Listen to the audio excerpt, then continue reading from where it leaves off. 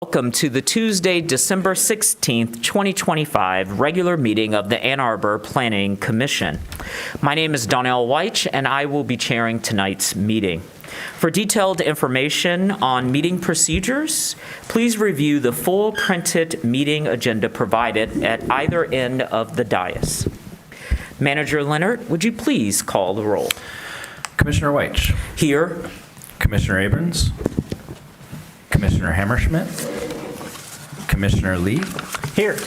Commissioner Dish. Here. Commissioner Mills. Here. Commissioner Weatherby. Here. Commissioner Adams. Here. Commissioner Norton. Here. We have quorum. Thank you, Mr. Leonard. May I have a motion to approve the agenda moved by Commissioner Mills, seconded by Commissioner Lee? All those in favor of the motion, please say aye. Aye. Any opposed, same sign. The motion carries. May I have a motion to approve the minutes of the December 2nd, 2025 meeting? Moved by Commissioner Lee, seconded by Commissioner Weatherby. Is there any discussion of the minutes? All those in favor say aye. Aye. Any opposed? The motion carries. Next up are reports to the Planning Commission and written communication. We'll start with Councilmember Dish. Thank you very much, Chair Weich. There was nothing of immediate relevance to the Planning Commission, which I don't think means that we're slacking off, but there were two resolutions that will facilitate the development of 350 South Fifth, just to let you know, because that probably makes you happy. Okay? Thank you, Commissioner Dish. Manager Leonard, do you have a report for us tonight? No report, just a thanks to the commission. You have covered a lot of ground this year. We've been through a couple drafts of the comprehensive plan. To my count, 13 meetings that have been dedicated solely or partially to detailed review of the comprehensive plan. So thank you. Thank you for all your service to the city and to the community, and let's do it all again next year. Thank you, Mr. Leonard. We come to agenda item number 6. This is public comment. This is an opportunity for individuals to speak up to 3 minutes on any issue not listed as a public hearing or a dedicated public comment period. I am to note that item 10A, 715 and 717, East Huron, will have a dedicated public hearing. We will first hear from those present, then from remote participants. To speak remotely, press star 9 if on phone, or use the raise hand feature if on Zoom. For phone access, dial 877-853-5247 and enter meeting ID 977-6634-1226. City staff will identify callers by the last 3 digits of their phone number or by name if using Zoom. You'll hear an announcement when it's your turn to speak. Please move to a quiet area and mute any background noise. For all participants, whether in chambers or on Zoom, please state your name and address at the beginning of your comments. Is there anyone present in chambers who would like to speak at this time? Come right up. I always forget how long that spiel is. Adam Juskevich here. I live on Las Vegas Drive in the Dickin neighborhood of the 4th Ward. You've already received my comments supporting the comprehensive land use plan. I don't have anything to add beyond that general statement of support at this late stage. As I've stated before, I support this plan and believe it is the right direction for my hometown. I'd like to focus on next steps, which start with zoning. I'd like to see Planning Commission get started as soon as possible with implementing hub and transition zones. Maybe there are some parcels in the city where deciding whether those parcels will be transition or residential is a tougher decision. Fine. Leave them alone and move forward with transition and hub in the areas where you're already pretty clear, such as downtown, major corridors, current TC1 areas, and so forth. This seems like low-hanging fruit to me. Let's take an 80-20 approach with this and open up potential for a lot of new housing to be built in Ann Arbor. I agree with Will Leaf and other community members that you can and should do much of this work in-house. I think a lot of the ideas from TC1 can be recycled, which would take advantage of our circular economy. The more complicated work of unifying our various residential districts and determining transition versus residential in the fuzzier areas of the map is going to take a long time and involve a lot of feelings, rightfully so. We are going to see changes in our neighborhoods, and we need to ensure that those changes are for the better. Hammering out those details will be a lot more difficult. Another thing I think we need to focus on beyond the comprehensive land use plan is the issue of streetscapes. This came up a bit in the discussions around TC1, and I don't think we ever figured out a good way to address it. A lot of that is outside of the scope of zoning because it takes place in the public right-of-way, outside the purview of private developments. In the hub and transition areas, we're envisioning housing a lot of residents along what are currently busy and dangerous roads. Many of them are ugly, unpleasant places to exist outside of a car. As more housing is built along these corridors, we need to see them transformed into safe, comfortable, and pleasant spaces. Anyway, I have a lot more to say on that topic, but I'll save it for another night. Thank you. Thank you. Is there anyone else? Thank you. Hi, Tom Lyon, 2417 Londonderry Road. I was on leave. Hey, Sarah. Hey, Dick. I was on leave last year, so I'm boarding late on a train that is very eager to leave the station. However, I recently attended a listening session with Planning Manager Brent Leonard that was organized by my Ward 2 City Council members. Thank you to all of you for organizing the event. It was very informative. As you folks all well know, the plan proposes to eliminate single-family zoning, reduce minimum lot sizes, allow triplexes of up to 3 stories, which could be up to 40 feet in height, and allow commercial development in residential neighborhoods. I asked Mr. Leonard, could a developer buy my next-door neighbor's ranch house, tear it down, subdivide it into 3 lots, cut down the trees, and build 3 triplexes? I was shocked to find that the answer was yes. Do any of us want 3 40-foot triplexes towering over our homes? I don't think so, nor did the crowd that attended. One person asked, could a 7-Eleven be built next door to my house? Answer, yes. But maybe City Council will institute zoning rules that limit the square footage of commercial establishments so that we'd be more likely to get a Jefferson Market instead of a 7-Eleven, but there's no guarantee.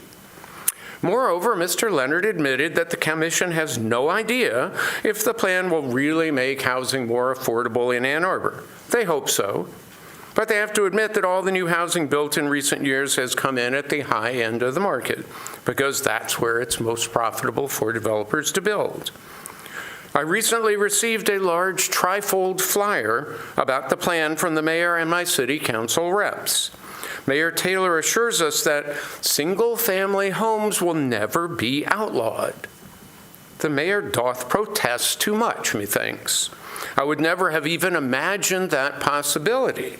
So the very fact that he felt the need to address it is deeply disturbing. The goals of the plan are great: affordability, equity, sustainability, dynamism for all. Who could question those noble goals? But as always, the devil is in the details.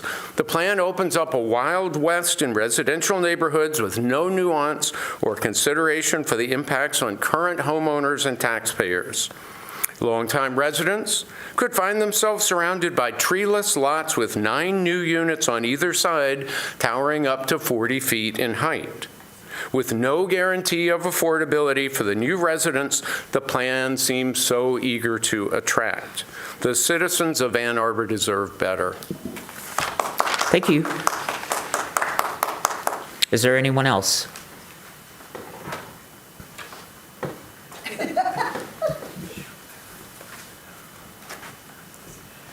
Good evening, Peter Jackson at 10 Geddes Heights in Ann Arbor. I do agree with the prior speaker's comments, and including the laudable goals of the so-called comprehensive land use plan.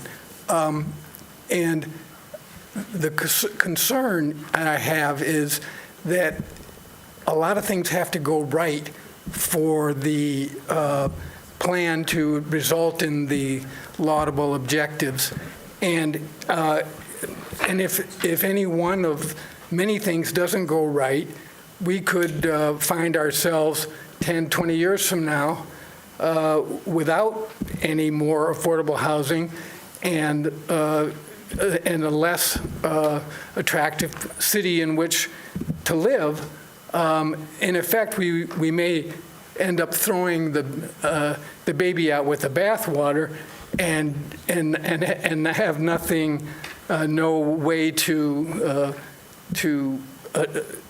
improve the situation because of all the decisions that we made based on those assumptions. So that's my largest concern. But more specifically, I was walking in several open spaces around that part of town and in campus. One's a little park on the corner of Walnut and South U. The Forest Hill Cemetery is another open space where people use that anybody can use, although it's privately owned. And then, of course, there's the Arboretum. All of those places have residential streets bordering some part of their space. And it occurred to me that one of the nice things about walking there is that the borders are open, the fence line's open, and because they're backyards of the houses that are located there. And my reading of the plan is gives me pause or concern that what we could end up doing is building 40-foot high structures close to the backs of these lots, and therefore within view of the open space that people are using to walk or otherwise recreate. So I don't know if the plan has a provision to try and address that, avoid that, but I think that it should. Thanks. Thank you.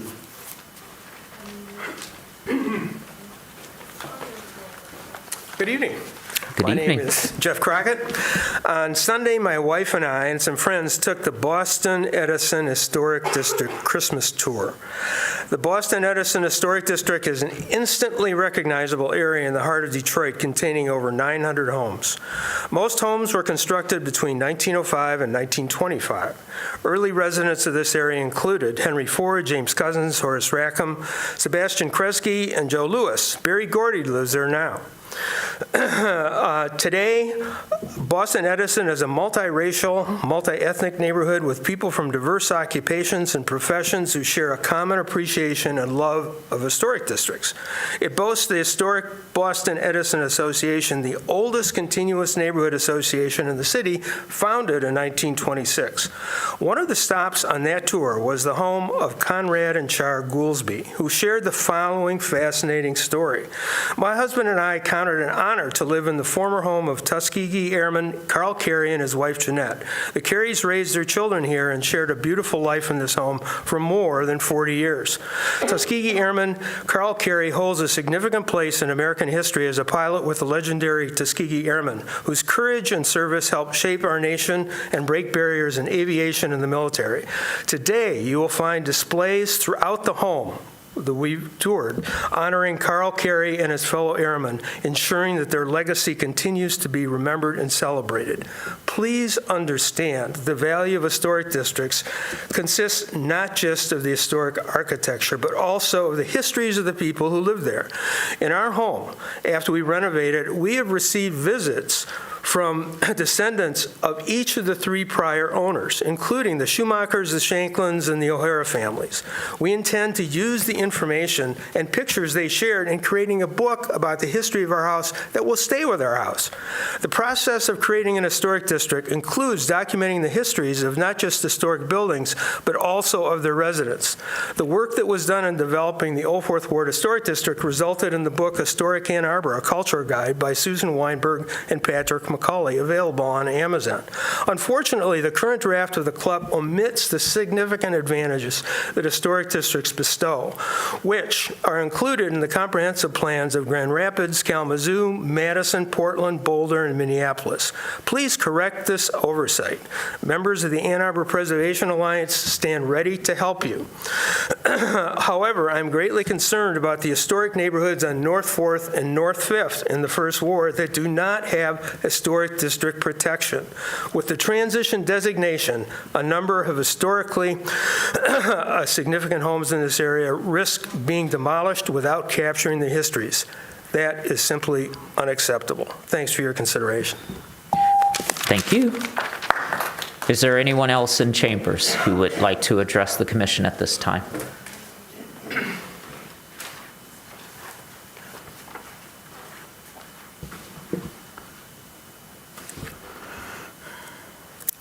Hello, Commissioners. Julie Ritter, Old Fourth Ward. Color me distressed by the Comprehensive Land Use Plan.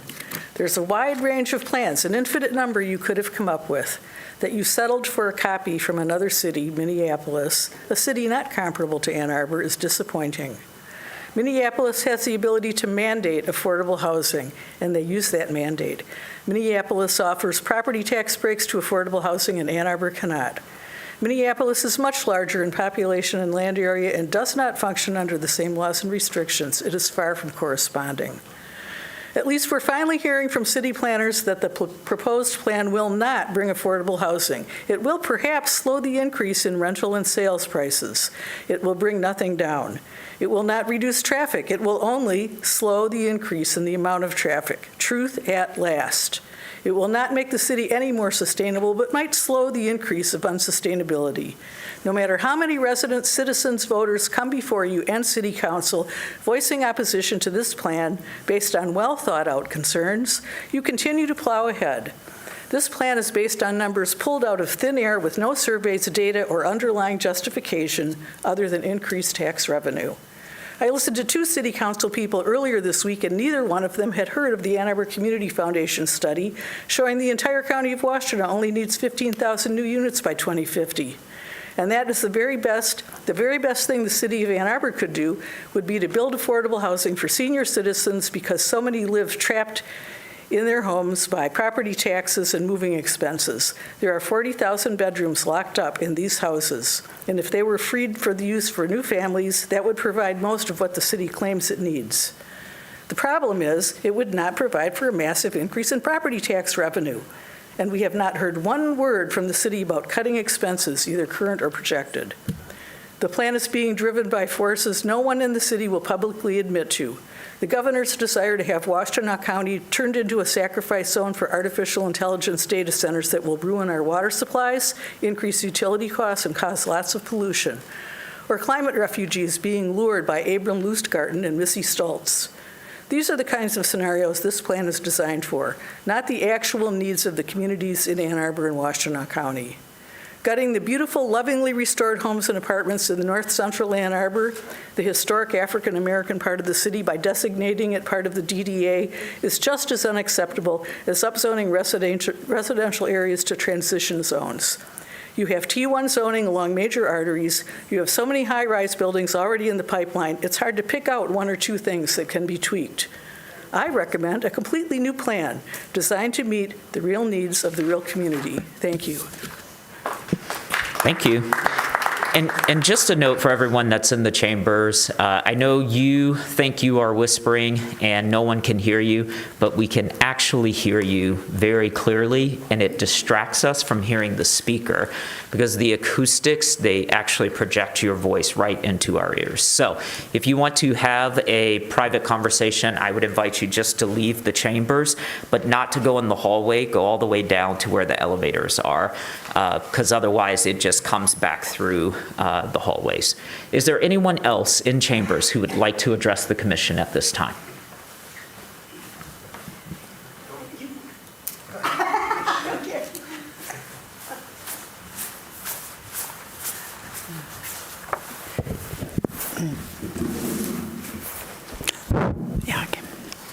My name is Tricia Hackney, and I own and have lived at my condo for 25 years at the Crossings.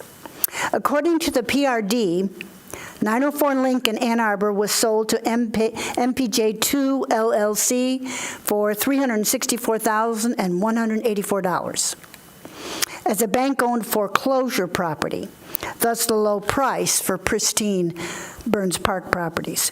MPJ2 secured a $1.6 million loan, mortgage on the property dated 12/21/23, dismantled the house, and built 2 buildings with 7 apartments, some renting for $5,000 a month. The property taxes increased over 500%. 904 Lincoln is the canary in the coal mine. It is the blueprint for future YIMBY, yes in my backyard properties, eliminating existing affordable housing and replacing it with high-rent, high-tax properties.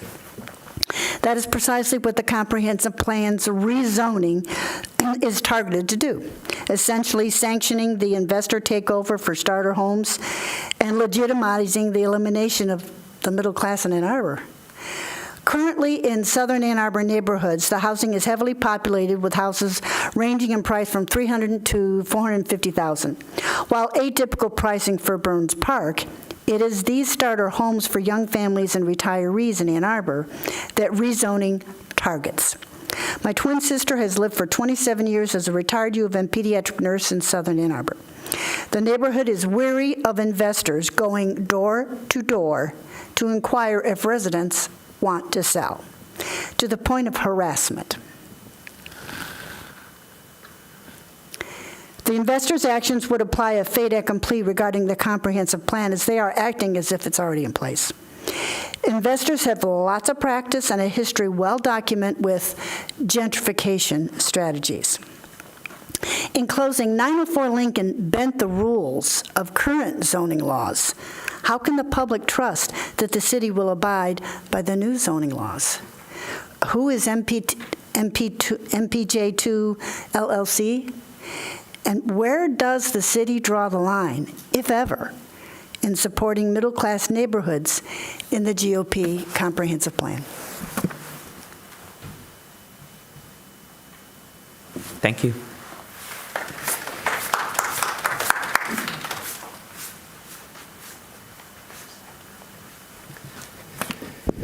Good evening, Greg Monroe, Ward 5. I'd like to thank all of you who took time to organize and read public comments.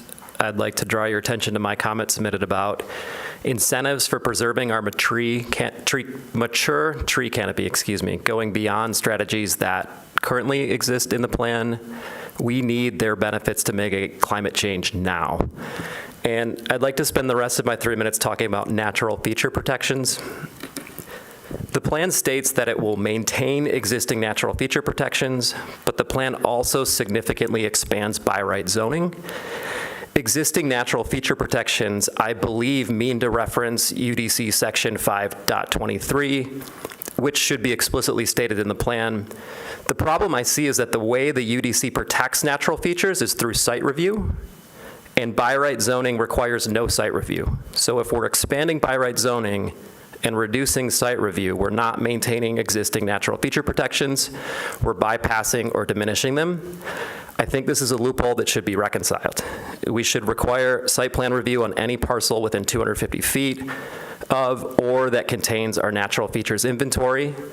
The plan communicates the importance of natural feature protection, stating it as a core community value and vital resource for climate resilience. The UDC states the importance of natural features protections, indicating that protecting them is critical to public health, safety, and general welfare. We know that there is precedence where by right zoning has already contributed to significant loss of natural feature inventory. The acreage of woodland and steep slope on Longshore near Argo, destroyed by development, met the UDC's highest concern priority criteria for both categories of features. This loss not only increases local flooding risk, but also degrades water quality as it occurred within 200 feet of the Huron River, our primary source of drinking water. Some have previously stated that it is hard to legally protect natural features on private property. We have the legal authority to require site review per the statutes referenced in the UDC and to protect our natural features. In the Longshore example, building atop the excavated hill, which no longer exists, where the original house stood that was demolished, would have not stopped the developer from capitalizing the land. Natural features provide multiple essential services: flood control, carbon sequestration, erosion prevention, and water purification. and no engineered system can replace them at comparable cost or effectiveness. So I respectfully urge you to include in the plan a requirement for site review on any parcel within 250 feet of or that contains our natural features inventory. We have the inventory mapped. We have the legal authority to require this, and to protect our natural features, this really should be a no-brainer. Thank you. Thank you.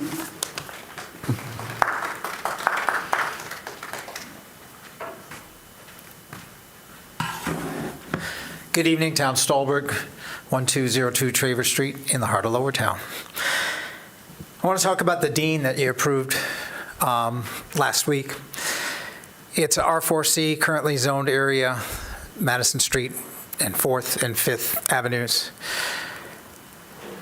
The area is surrounded by a lot of D2 type of housing, newer. A new dorm's going to come in. That'll be around D2 height as well. This one's asking for D1 rezoning. A big part of the justification is that it's going to be part of the hub land use category as designated in the current draft of the plan. So it's coming. Let's do it now instead of waiting until the comprehensive land use plan is complete. The problem with that is if the comprehensive land use plan is supposed to be the vision of the community for the future of our city, and we still have the comment period open for us to tell you what our vision is, and some people haven't even commented yet, maybe. You haven't heard them. We're presupposing the outcome of the comprehensive land use plan. You haven't even voted on the final draft of the plan that's going to come to you, and that's going to happen in February. Council's going to vote to adopt it in March at the soonest. Yet we're making decisions based on this property being designated hub on the future land use map that's in your current draft. As a developer of subdivisions, I had a rezoning request in a community in Oakland County where the community wanted what I proposed. The neighbors were even happy with it, but we had to wait till the end of a comprehensive land use plan revision before we could get our rezoning approved. We waited, we did. The landowner sold and made some money. I, the developer, made some money, and it was pretty good development and people were happy. We waited. You are presupposing the outcome. That's an insult to every citizen who's participating in this process, who's being told, please, look at the banners. Get your comment in before January 5th. But you've presupposed this. The other thing I don't like about that project, D1 in that area, you could do a PUD instead. That'd be a way. You've done that on Forest and on Church where the comprehensive plan didn't support it currently, but you gave them more upzoning and they did a PUD and there was contributions to the Affordable Housing Fund. In this case, it'd be over 30 units or whatever the cash equivalent is. Zoning it to D1, you get rid of that affordable housing. So we have this comprehensive land use plan that's supposed to be about affordability, and right here we're watching this body vote down affordability right there. The other thing that can happen there is those R4C cannot have short-term rentals, non-owner-occupied short-term rentals now. This project will be able to have it after it's D1 by right. They don't have to build a building they showed you. They could do whatever they want to do. They could use existing housing as long-term, take it away from long-term and make it short-term. That was a really bad decision and an insult to the people of this city. Thank you. Thank you.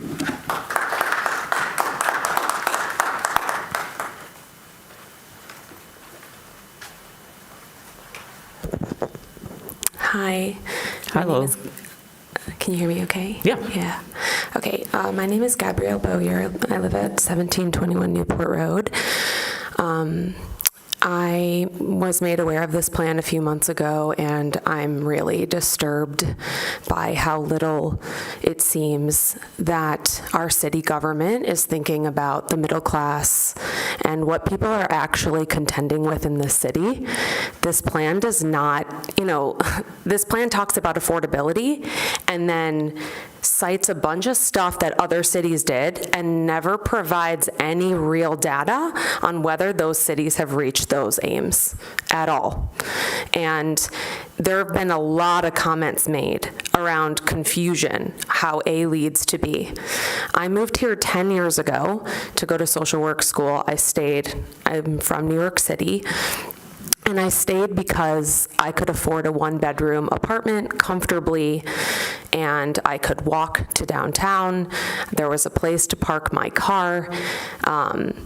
I had access to natural spaces that weren't overly crowded. As I'm sure you can imagine, working as a social worker, I need that kind of space to decompress.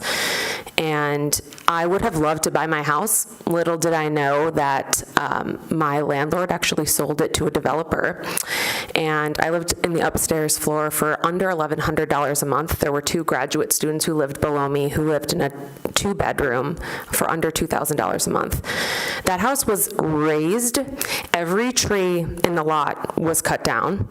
And I believe that there are 4 houses going up there. And that same developer on Spring Street did the same thing with a property, destroyed it, replaced it with 2 properties, doubled each in value.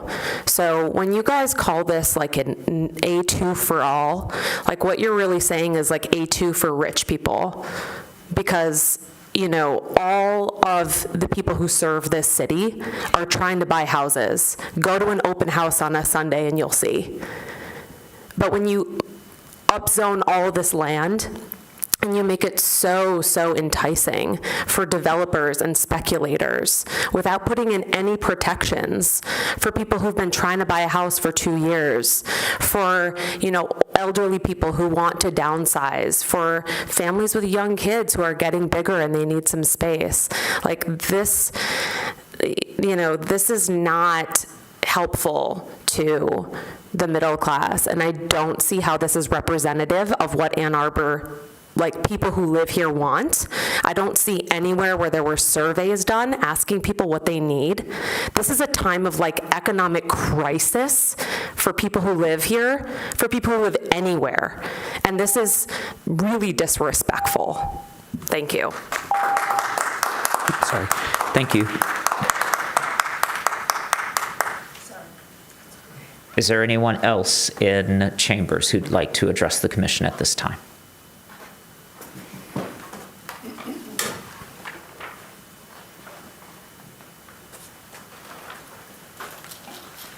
Thank you, Chair Weiss. Ken Garber, 28 Haverhill Court. First of all, I'd like to thank all of you for the enormous amount of personal time that you've committed over the past year to this process.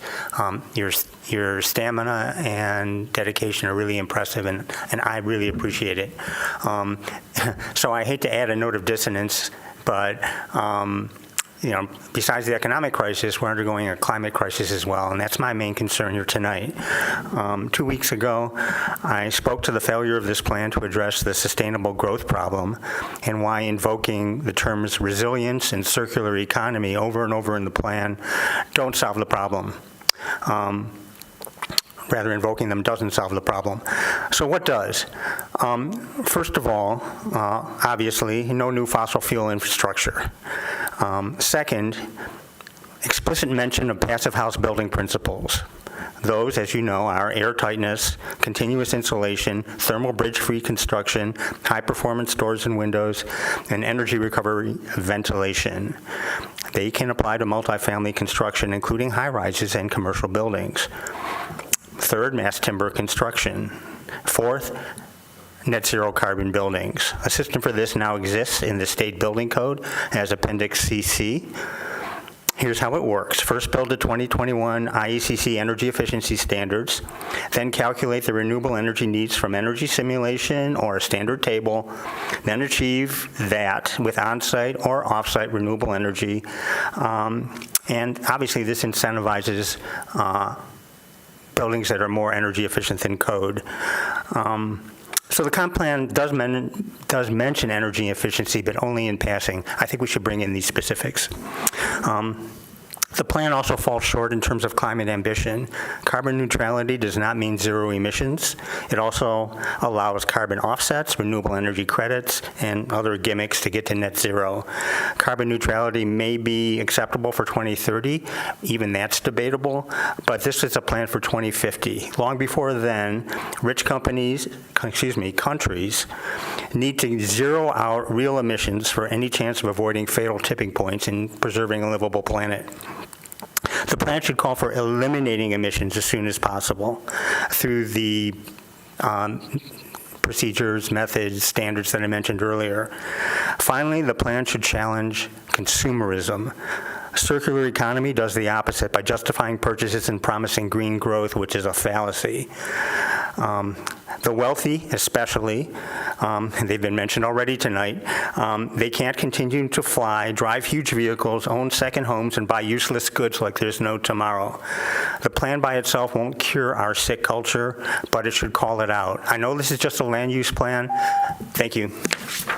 Thank you, Mr. Garber. Is there anyone else in chambers who'd like to address the commission at this time? Manager Leonard, do we have any remote participants who would wish to address the commission? We do. Thank you. Kirk Westfall, you can unmute and address the Planning Commission for up to 3 minutes. Hi, Commission. Good evening. Kirk Westfall, 3505 Charter Place. Live in a 50-year-old house built by a developer, and I welcome more neighbors, just for the record. So I just wanted to quickly respond to some of the assertions about new housing not helping affordability, if it helps. For example, I've never bought a new car because used cars are much more affordable. And as an example, like during the pandemic with the chip shortage, new car production pretty much stopped. And we know what happened to the prices of used cars. They went up, 20, 30%. This is what we've been doing with housing for the past 50 years or so, up until recently, is stifling new supply. And this is creating the affordability crisis that we see. We're definitely making some progress, which is great. If the market cycles down again, who knows? It could slow down. But new homes are never affordable unless they're subsidized directly, and that's something that Ann Arbor is proud to do. More so than the vast majority of cities. We have a dedicated affordable housing tax, and that's leveraged by the city to build dedicated permanent affordable units, which is fantastic.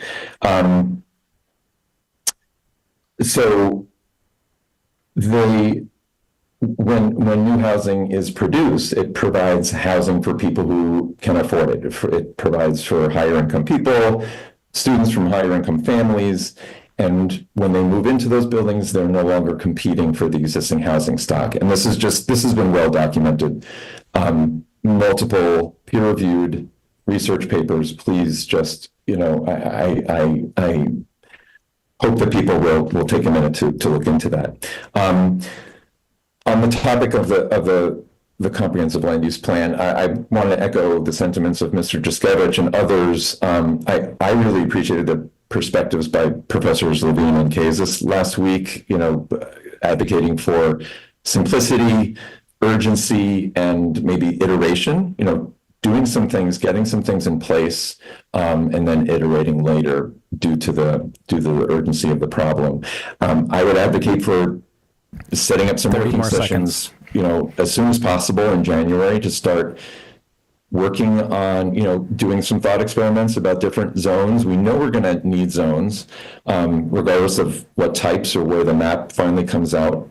I would advocate for creating a zone, whether it's a brand new one or expanding D1 and TC1 to cover hub and transition. But please just, I urge you to do this in-house and do it with all due speed. Thanks. Thank you. Dennis Burke, you can unmute and address the Planning Commission for up to 3 minutes. Yes, hello. My name is Dennis Burke. I live on South 4th Avenue in Ann Arbor. Appreciate the time. I wanted to comment briefly on the 414 South Main Street, Ashley Muse request to alter their PUD. Mr. Burke, I think, no, we won't. Is that off the agenda? No. I'm being corrected. You are free to speak about it right now. Please forgive my interruption, and Mr. Leonard, can you restore his time? Done. Go ahead, Mr. Burke. Okay. Yep. In regards to the 414 South Main Street, Ashley Muse PUD request, I think to primarily remodel what is now an office building and transition it into housing. I know that the Planning Commission in the city is trying to improve the supply of housing, primarily in the city center. I can appreciate that. I'm not against higher density housing, but I would caution two things. Number one, an all-out pursuit of housing for housing's sake is basically attempting to do supply-side economics. Many administrations in this country have sold the public on supply-side economics, and it doesn't really work. I would like to know how much rents have declined in the city of Ann Arbor since all the high-rises have gone up, and how much the commercial real estate space has been occupied, and what those rents are going for now on Main Street and other business areas of town, given the new storefronts that were added with some of these high-rises. I think also you need to consider that if we convert everything in the downtown area to housing, where will people work? All of a sudden, they're living here, but they won't be working here. They'll be commuting out to go to work and commuting back in the evening. So you need to look at a balanced approach here. How much housing, how much business and office space, how much retail space, and so on and so forth. So again, thank you for letting me talk. I'm opposed to converting what is now currently office space into housing space because we already have multiple high-rises that are getting ready to go up, and I don't think we need to let a little bit of office space that we have in the downtown area be converted to housing. Thank you very much. Thank you.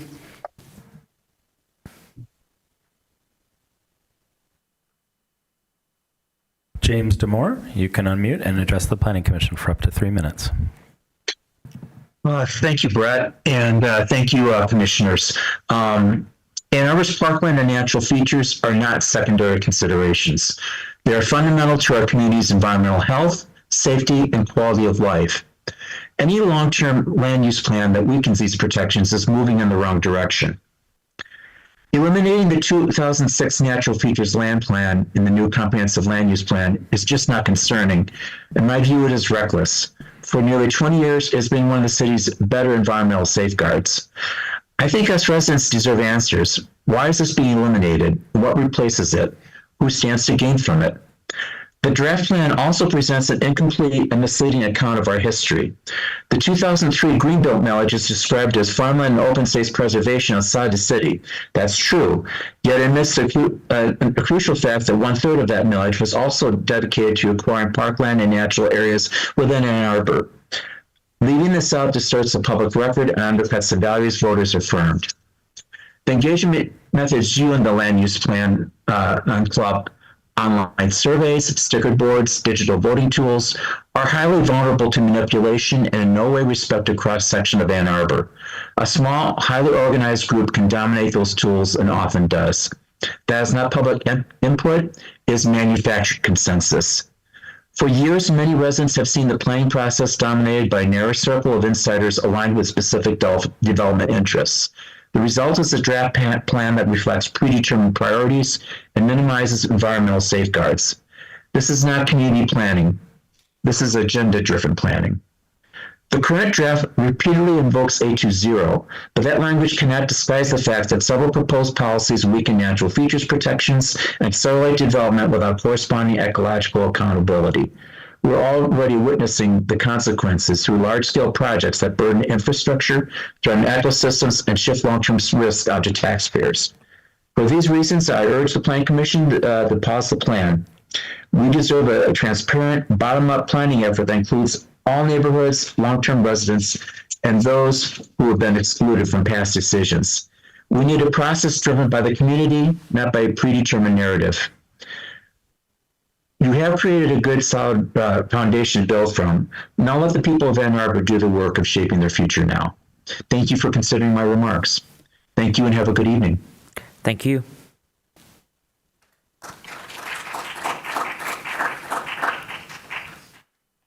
Curtis Davis, you can unmute and address the Planning Commission for up to 3 minutes.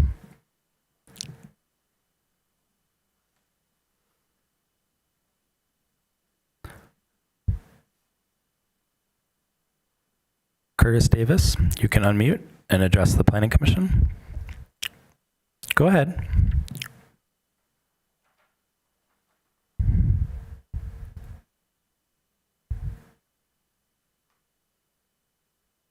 Curtis Davis?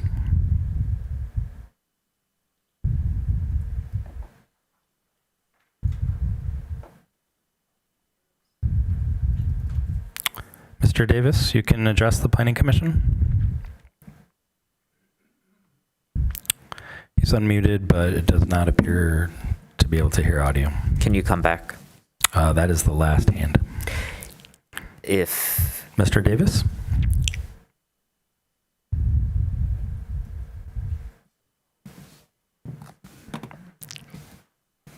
Mr. Davis, if you are able to either rejoin or get your audio working, could you just re-raise your hand? But for now, I will close the public comment and move us to agenda item number 7, which is communications from commissioners. Are there any? We'll start with Commissioner Adams. So a couple things. Just to clarify the record on the dean, we heard from one public commenter tonight who characterized our rezoning decision in connection with that project as premised on or materially grounded in the plan that we are still very much considering and revising. That's not true. And I would encourage anyone troubled by those comments to go back and watch the discussion on that project. The standard for rezoning under the UDC, we're looking for facts that indicate we need to correct an error, there's been a change to municipal policy, or a change or changing conditions in a particular area or in the municipality generally. We took notice of a lot of facts during that discussion. Among them, the fact that whole neighborhood, that whole area has been changing pretty dramatically since the last land use plan was approved in 2009. For me, it was also the economic development resolutions, which are final and approved city policy changes, which were passed last year. So there were grounds for approving that project that had nothing to do with a draft plan.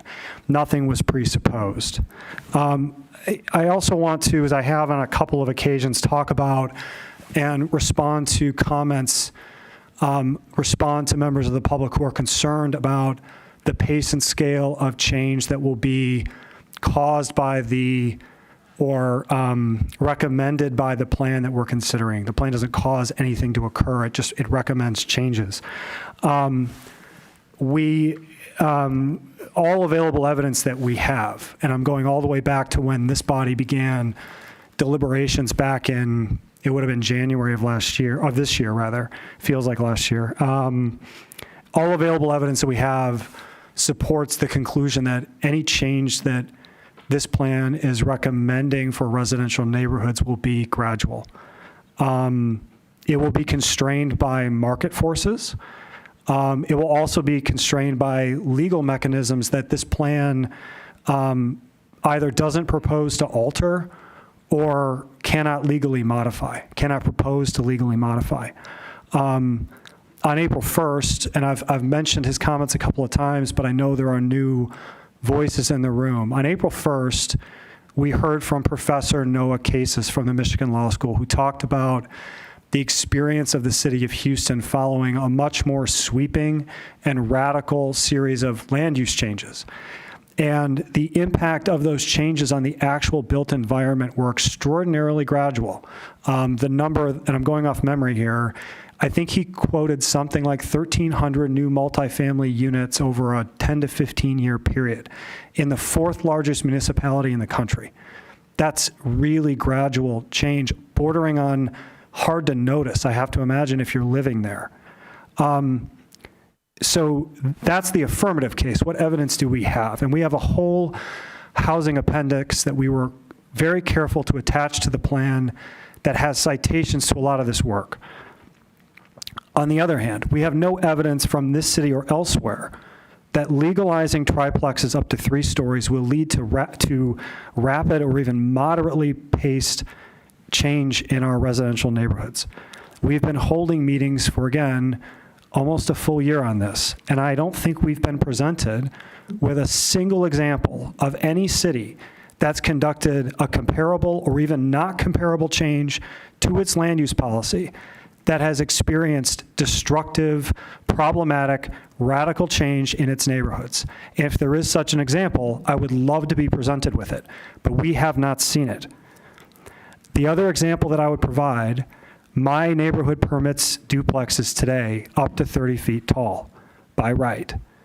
We have enormous housing pressure in this community, and there has been enough turnover in my neighborhood that once we make triplexes, if we recommend triplexes to be permitted by right, my neighborhood would theoretically be an example of this radical destructive change today because we permit duplexes in my neighborhood to be built by right. They are vanishingly rare. They are built from time to time, but what I see more often than that are houses being knocked down and the largest possible single-family home built in its place. So we're not seeing evidence of this in the test cases we have locally. So I'm not persuaded by it, and I don't think there's any evidence for it. And I think that ought to give a lot of comfort to the individuals in this room and who have commented about concerns about fears that they have, that we don't have any evidence of that. Thank you, Commissioner Adams. Do we have other commissioners? Commissioner Mills, and then followed by Commissioner Dish. I want to again thank folks for coming out and participating tonight.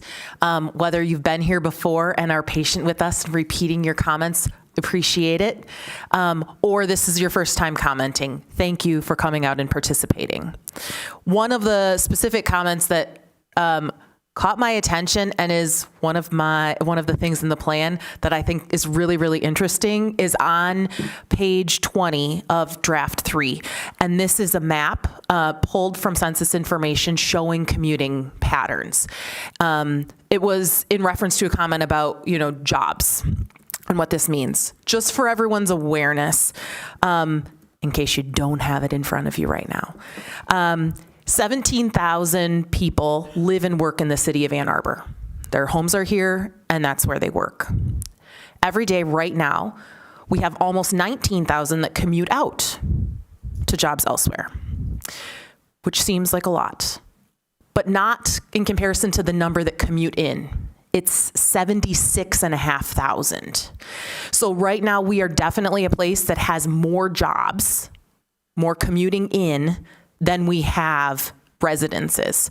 So this information you can pull up for any municipality, township too, and I find it really interesting to help ground, just because people live here doesn't mean they will necessarily work here, and we are a place that does have a whole lot more jobs already than we have housing, and so, and that's not necessarily the case in all of our neighboring municipalities.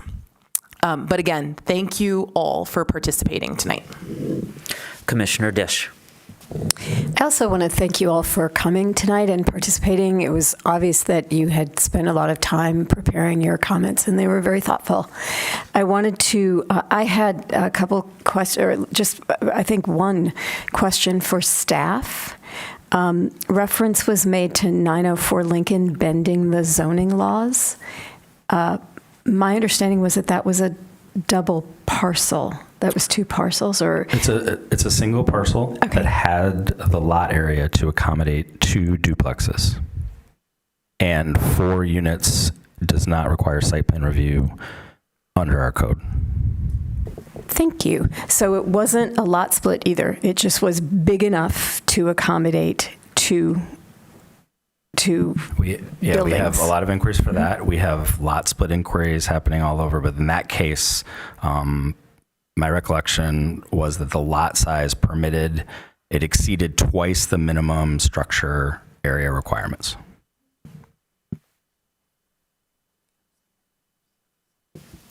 Any other commissioners? Commissioner Norton. I want to, one of the commenters tonight made a comment about we're engaging in supply-side economics and making that statement in a very pejorative way. And we've heard that comment a number of times, and I want to push back on that a little bit. Supply-side economics was an economic theory promoted by the Reagan administration that basically argued we should reduce taxes and regulations for the wealthiest of the wealthy, because then they'll get wealthier and they will pass down that wealth and it'll crank up the economy and we'll all be better off. And it's true that I think, pretty arguably doesn't work. It hasn't worked very well. What folks are doing is arguing that because developers building homes in Ann Arbor make a profit, they're greedy. We've been hearing that a lot too. And they're taking advantage of us to generate profits and move on. Everybody who lives in this city in a home that was not built by Avalon Housing or the city's publicly subsidized housing funds was built by a developer who made money making the home. You can't do private development without making a profit. It's not the case that every developer who can find a way to make money on building homes is greedy or taking advantage of the city or abusing us because of that. And it's not supply-side economics to recognize that private developers are going to need to make a profit on building to be able to make that happen. So I want to push back on the idea that just because developers make money building homes, they're necessarily greedy and we're all going to crash and burn. And I think Planning Commissioner Weatherby pointed out, people have been making that same claim since Ann Arbor started as a city. It's always the evil developers who are destroying the city. When you combine that concern about greedy developers with supply-side economics, you're left with the conclusion that we're just trying to help the developers make money on supply-side economics and that we'll all be better off. But that's not what's going on here. As people have been pointing out, one of the drivers, not the only driver, there's so many things going on, but one of the drivers leading to our lack of affordable and market force housing is that we have constrained the ability to build new market force housing. It's a supply constraint problem.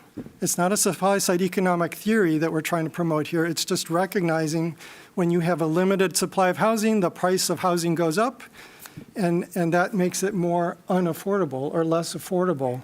So I recognize people's concerns. I'm personally myself worried about private equity firms coming in looking for a way to make money. That, to my mind, that's a real concern that we ought to be worried about. But the fact that developers need to make money to build homes is not in itself evil, and it's not a problem.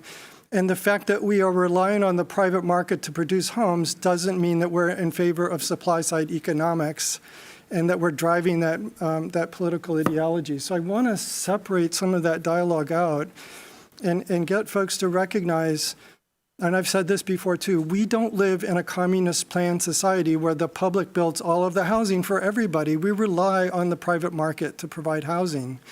And we're only going to get housing relying on the private market if private developers can make money building homes. So that's the process that we're living in. There's a whole lot of other stuff going on here too with demographics and other things that we need to worry about, and we can only do what we can work on. And it is the case that Ann Arbor has a millage. We are providing affordable housing in a way that a lot of other cities aren't. We're taking so many other steps to try and deal with affordable housing. It's not just low-income affordable housing that we're worried about. It's the whole market force, the whole array of housing types and market force housing that we're really struggling with. So the plan is trying to tackle a whole lot of problems simultaneously and work together. So I recognize folks' concerns. I get the concern about neighborhoods. I live in a neighborhood. I live in a home. I understand where folks are coming from. But I think it's also the case that it doesn't help when there's a whole lot of pejorative thrown at us that you're just helping greedy developers take over the city of Ann Arbor and you're promoting a supply-side economics ideology. That's not what's going on here, please. So kind of step back a little bit and think. And the other point I'll just make is everybody who comes in here and says, you're not listening to the citizens of Ann Arbor because you're not listening to me, I don't think are listening to the other folks who are coming up and saying, you're not listening to the citizens of Ann Arbor because you're not listening to me, because everybody's hitting us with opposite comments, and we're in the position of having to reconcile them. So just because we can't do everything that everybody wants us to do doesn't mean we're not listening to anybody. We're trying to do our best to reconcile the competing needs that are coming down on top of the city. So I'll say again, I will repeat the thank you for folks to come out and come to spend your evening coming out and talk to us. It's really important for that dialogue, but I want folks to recognize the difficulty. If this stuff were easy, it wouldn't be hard. That was a really kind of dumb statement to make. This is a really hard process to work through. It's not an easy solution. We really are trying to reconcile competing positions. So I'll say again, too, a little bit of grace, please. We're trying to figure out how to reconcile all of these competing demands and kind of think through carefully the assertions that are being made and what the real connections are. That was a little bit professorial. Thank you for letting me be a professor a little bit. Thank you. Absolutely. Any other commissioners? So just a couple notes from me, and I'm going to take the privilege of the chair to talk to the audience directly for a moment. Mr. Garber, are you staying until we get to the comprehensive land use? Okay. Mr. Monroe, are you staying until we get to the comprehensive land use? All right. I'll reserve my comments based on things you said to that time so that we can keep going. All right. That was one and two. Oh, Mr. Leonard. Is it true that today my neighbor could tear down their house and build up to the permitted house and the permitted setbacks on their property? Yes. Is it true that the city has a citywide, correct me if the phrasing is incorrect, whether it's citywide or zoning-wide, height bonus for sustainable or all-electric developments where over 60% of the site has renewable energy on it? Did I get all of that right? Currently across the city, 100%, we have a height bonus of up to 30% that for sustainability, 60% of the roof area or an equivalent amount of solar renewable energy is provided, and the building is fully electric unless there is documentation that it is impossible to provide that level of electricity. So putting those two things together, if R1C has a height limit of 30 feet, and they are able to obtain a 30% height bonus. Oh, don't make me do this math. It's only 9 feet. So they can't go to 40, but they could go to 39, and that could happen next door in R1C today. Correct. Okay, thank you. The other piece that I wanted to highlight was about the comments. So because the second this third draft of the comprehensive land use, we are using our Engage website to receive it. We've been able to chronicle the comments a little bit easier because they come to us in a spreadsheet. And by my count, we've received 648 comments. The first round, we received 125 before the deadline in November, and before tonight's deadline, we received 523. I'm probably plus or minus 5, so if you're holding me, give me a little bit of grace there. Which means we received a little over 640 comments. Many of us at this table have read every single one of those comments or have scanned through them to try to understand what we are hearing. By my count, there are a significant number of people who support the plan that have commented. I ran some numbers against it. In November, the support was over 40%. There were only 15% that had comments directly against the plan. And by my count in December, it was 30% in favor and only 19% against the plan, with 51%, sort of sitting in somewhere in between those numbers in December and about 45% sitting somewhere between in November. So I say that and give you those statistics, which are helpful for me to understand that we are receiving a lot of comment and we are synthesizing a lot of comment. And often that comment results in changes. At the last conversation that we had in November, we made changes to the plan.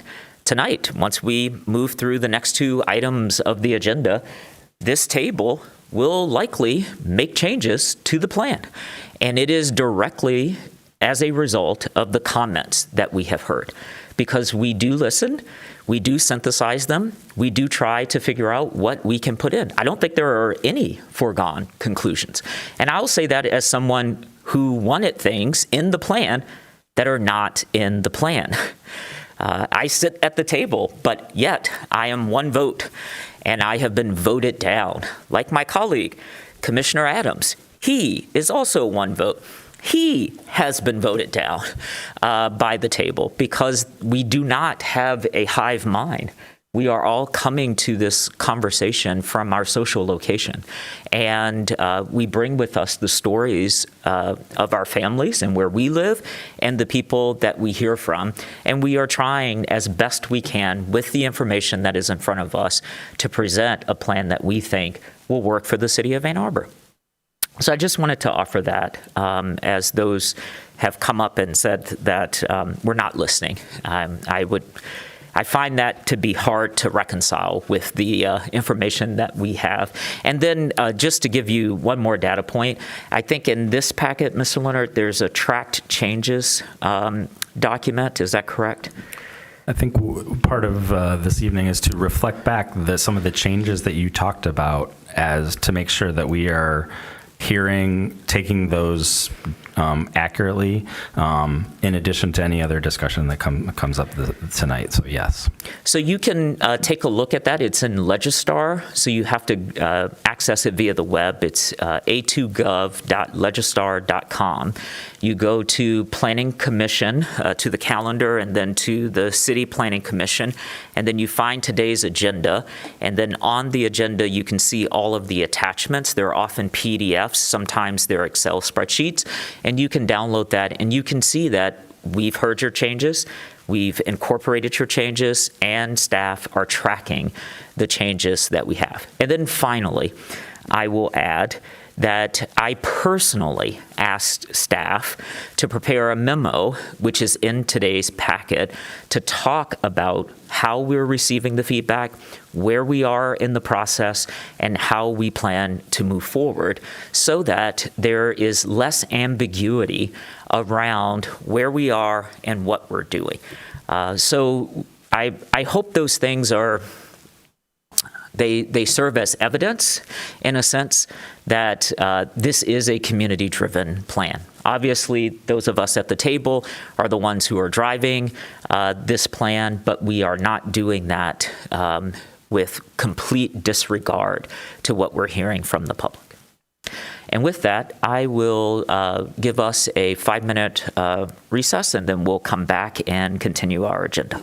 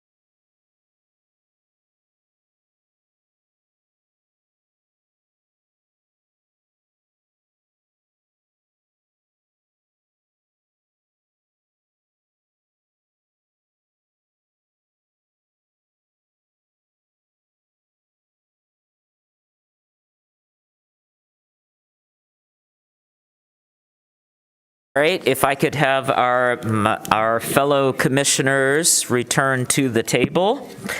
1, 2, 3, 4, and 5. All right, so we can start. All right, Commissioner Norton. Nope, that's all right.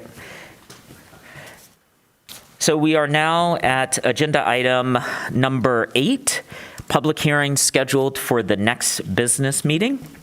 It says there are none. Is that correct, Manager Leonard? 100%. Thank you, Manager Leonard. That takes us to agenda item number 9, new business. There is none. On to 10A, regular business. This is 715-717 East Huron rezoning with area plan waiver requests, REZ 25-0003. A petition to rezone 715 and 717 East Huron Street from PUD Plan Unit Development to R4C Multifamily Dwelling District to permit the building to be converted from office to residential use. No development has been proposed and an area plan waiver is requested. We will start with the petitioner presentation, which will be 10 minutes, up to 10 minutes, and then we will have a staff presentation followed by a public hearing, and then the commission will consider the motion. We'll start with the petitioners if you all are ready.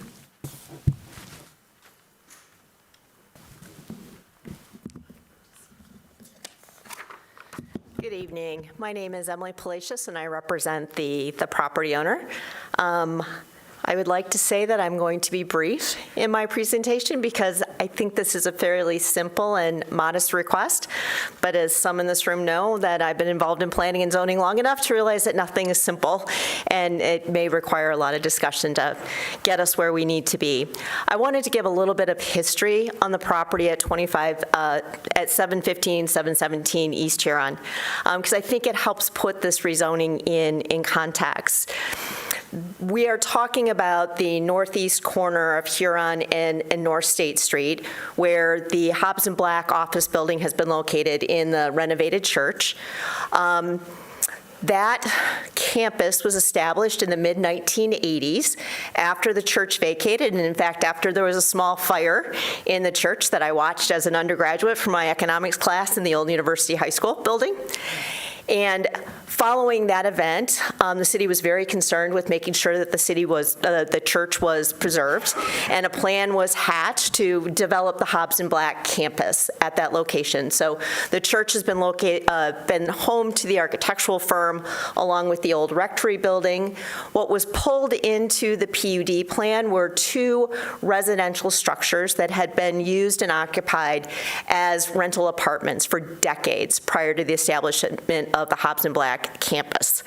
As part of that redevelopment project, a reciprocal easement was granted to the property owner of 715, 717, which provides an access easement off of North State Street and allows for the parking of 6 vehicles behind the 2 residential structures.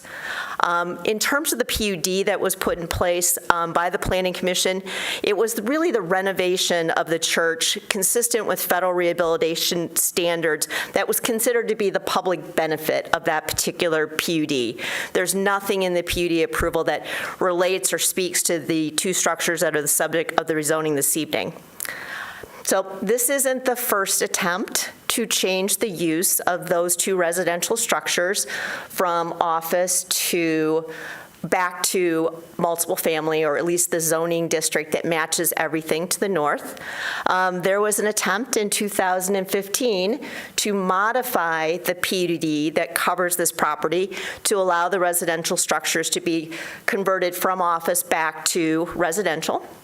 The property owner at the time went through the city's public participation process, sent out approximately 1,500 postcards to addresses within 1,000 feet, and had 3 interested persons show up at the public participation meeting. And according to the staff report from the time, all 3 interested persons supported the modification of the PUD to allow the structures to be returned to residential use. That rezoning was not able to move forward. The Planning Commission, like tonight, held a public hearing and entertained a motion to approve the PUD modification, though that motion became stymied when it was recognized that one of the property owners within the PUD did not support the rezoning and therefore was effectively blocking it. And the Planning Commission eventually passes a motion to postpone action on the PUD modification until staff has an opportunity to figure out how you make a change to a PUD. Fast forward 10 years later, we've got it figured out. How we can make a change to a PUD without the unanimous consent of the property owners, which is why we are here tonight. My client actually applied to rezone this property in this manner back a year ago in 2024, and the application was rejected by staff because of the then text of the UDC. And so we are back here tonight with a live application. I thank Jill for her help in getting us through the public participation process. We sent out to over 2,000 postcards to addresses within 1,000 feet and had 2 interested persons show up, both who at the meeting indicated their support for this rezoning. Really, the purpose of the rezoning is to restore the zoning to be consistent with the zoning to the north. It's a very modest change. We would like to be removed from the PUD, have the property rezoned to R4C, matching everything that surrounds it, so that the buildings can be converted back to residential use. The plan would be at most 4 apartments, 2 per each house, so really flats. But there is the potential that one of the buildings would be restored to a single-use situation rather than being divided into 2 apartments. We've talked with the staff, and they've shared their desire that the property owner incorporate some bike storage as part of the project moving forward, which of course we're happy to do. And it will be a part of the overall redevelopment of the project should we be successful in moving the zoning back to multiple family residential.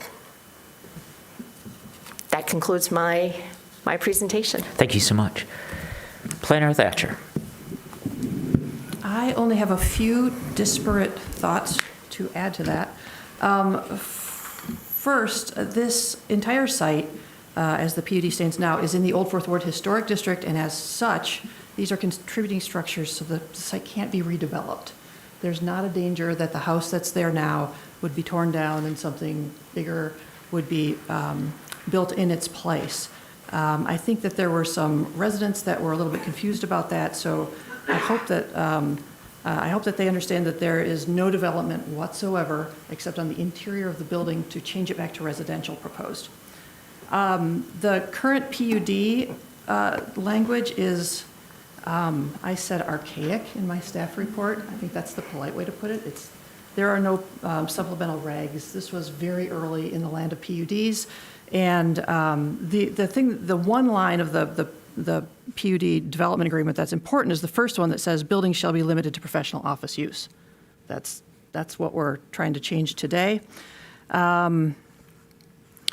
If this building is rezoned, the site will still be part of a site plan project, but it will not be part of the PUD zoning district. So there is an approved site plan that would have 2 different zoning districts on it, which is not unheard of.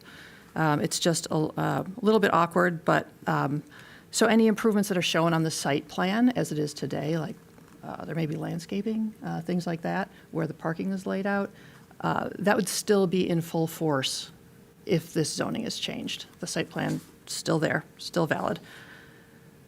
Also, if it's rezoned to R4C, the site will become non-conforming because it won't meet the side setback requirement of 12 feet. Really not concerned about that. There are a lot of non-conforming setbacks in the R4C district in this neighborhood. I mean, the neighborhood was built and then the R4C was imposed upon it, and the houses were already there. And like these houses were built in the 1880s. So let's see, I said it's not visually interrupting the historic pattern of houses by changing the zoning.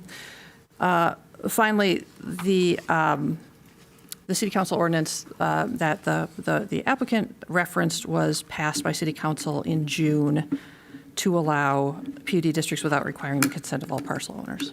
It's just one sentence that was thrown in there that most of you are probably well aware of. So that's it. This is the first petition that is applying under that new PUD language to try to change a portion of a site to a new zoning district. Thank you. Thank you, Planner Thatcher.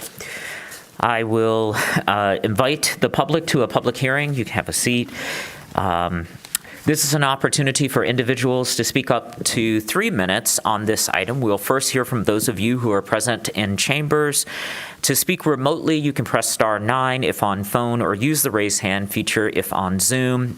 For phone access, dial 877-853-5247 and enter meeting ID 977-6634-1226. City staff will identify callers by the last 3 digits of their phone number or by name if on Zoom. You will hear an announcement when it's your turn to speak. Please ensure you're in a quiet area and mute any background noise. For all participants, whether in chambers or on Zoom, please state your name and address at the beginning of your comments. I see that you are here, Mr. Crockett, so why don't we start with you? Jeff Crockett, 506 East Kingsley. Interestingly, it was Chris and me, my wife and I, who were the 2 people who attended the meeting at the public hearing. And Chris is the president of the 04th Ward, and I'm the communications officer of the and we strongly support this project for a number of reasons. Not long ago, interestingly, we were here in favor of the conversion of the mail shop over to housing.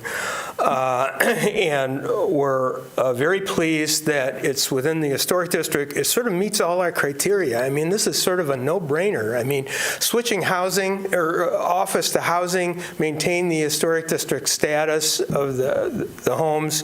We're just very, very pleased. But I do also want to spend a few minutes commenting on the larger task of converting office space downtown, because a group of us recently talked to a proper office building owner and who said that he would like to convert office space to residential, but the red tape and the building department made it very difficult. And I don't know if there's a way of the building department coming up with some guidelines to help office space downtown get converted to residential to make it a little easier.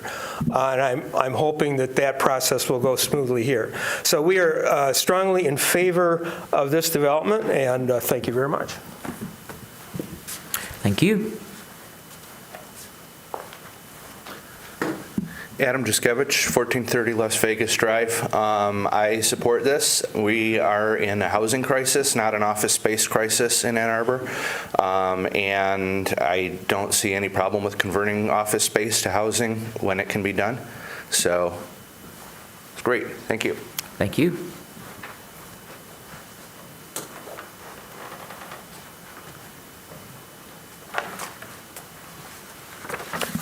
Thanks, Chair White. Ken Garber again, 28 Haverhill Court. Like Mr. Crockett and Mr. Juszkiewicz, I was prepared earlier to fully support this project. But then I did a routine check of the property owner online, Zaki Alawi. I think he's here tonight, and his company, Michigan Rental. Let's just say there are multiple U of M subreddit threads dedicated solely to Mr. Alawi and Michigan Rental and their management of their properties, and that he has achieved a certain level of fame among the city's renters for said management practices. Now, malcontents tend to be the ones who post online, so I went to 15th District Court records and I found pages and pages and pages of city citations for various code violations and thousands of dollars in fines levied against Michigan Rental and Mr. Alawi. Yeah, they continue. There's recently the city charged Mr. Alawi or cited him for violating the city's early leasing ordinance, and that case is scheduled for a hearing in January. Ms. Palacios, I think, is the defense attorney. I guess, I don't know how relevant this is to rezoning this property, but I personally don't feel comfortable, having reviewed the record, even superficially, adding to the rental portfolio of this particular local landlord, just based on what I've seen. I know that this will probably sail through, but it's just regrettable that, what I've seen in the records to date. And I just wanted to bring the commission's attention to that. Thank you, Mr. Garber. Is there anyone else in chambers who'd like to speak on this matter?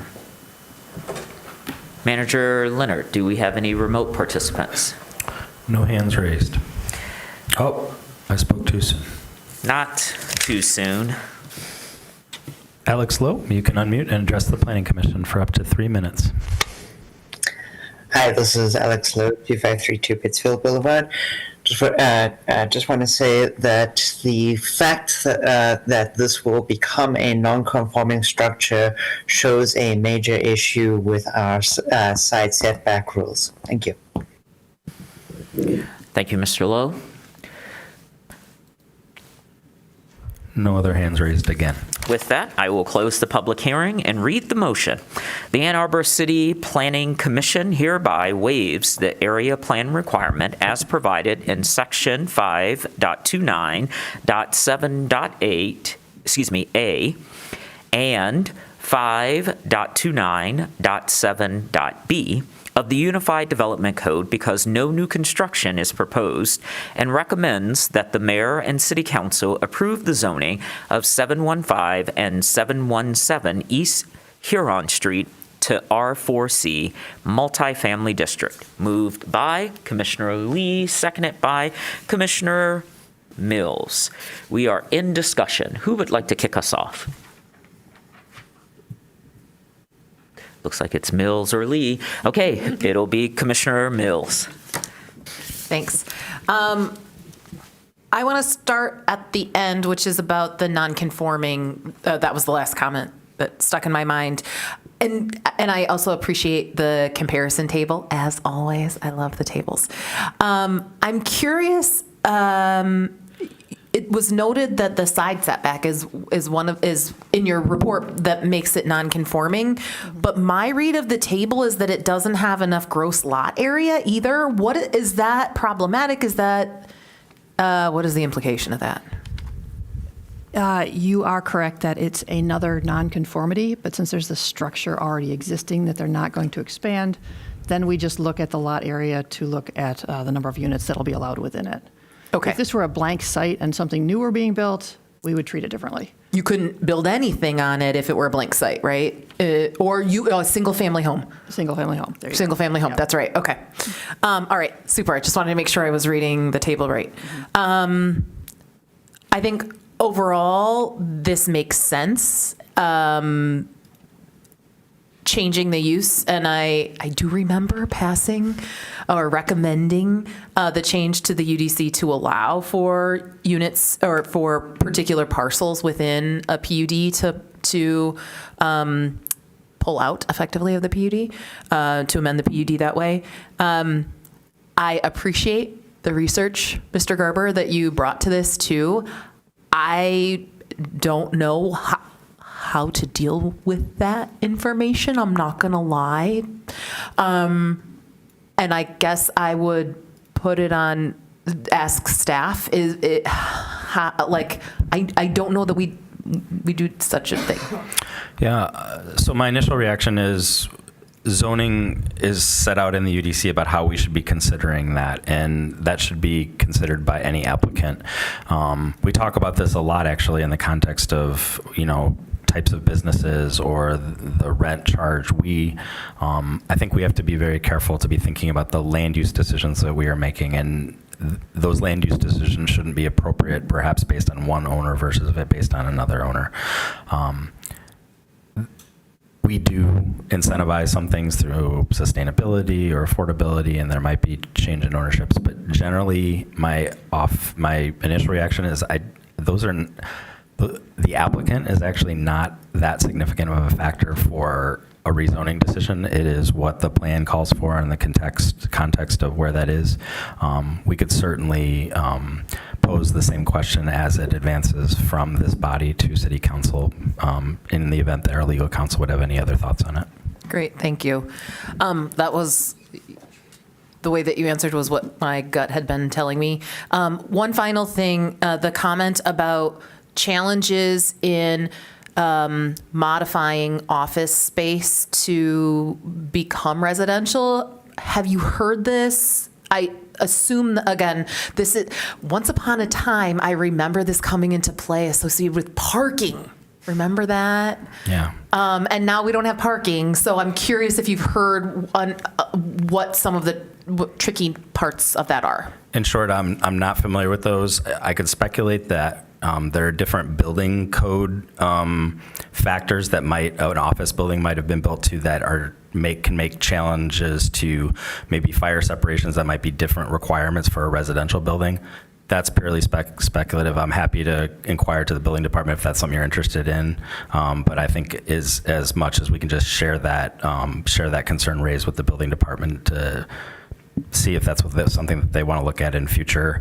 And I don't know if any of the new building codes is trying to address this as well. Okay.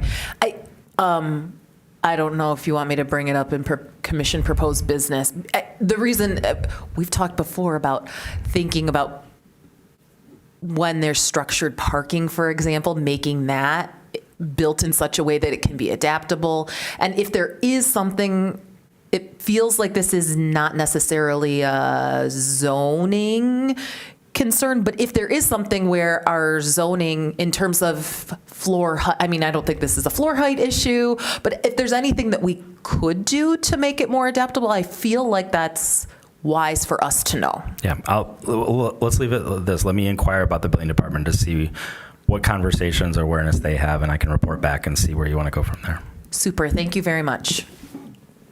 Thank you, Commissioner Mills. Commissioner Norden. This request makes great good sense to me for the reasons that Mr. Crockett stood up. It puts this piece of property back into the larger district that it's surrounded by, or at least to the north of, and it makes sense to have it be housing.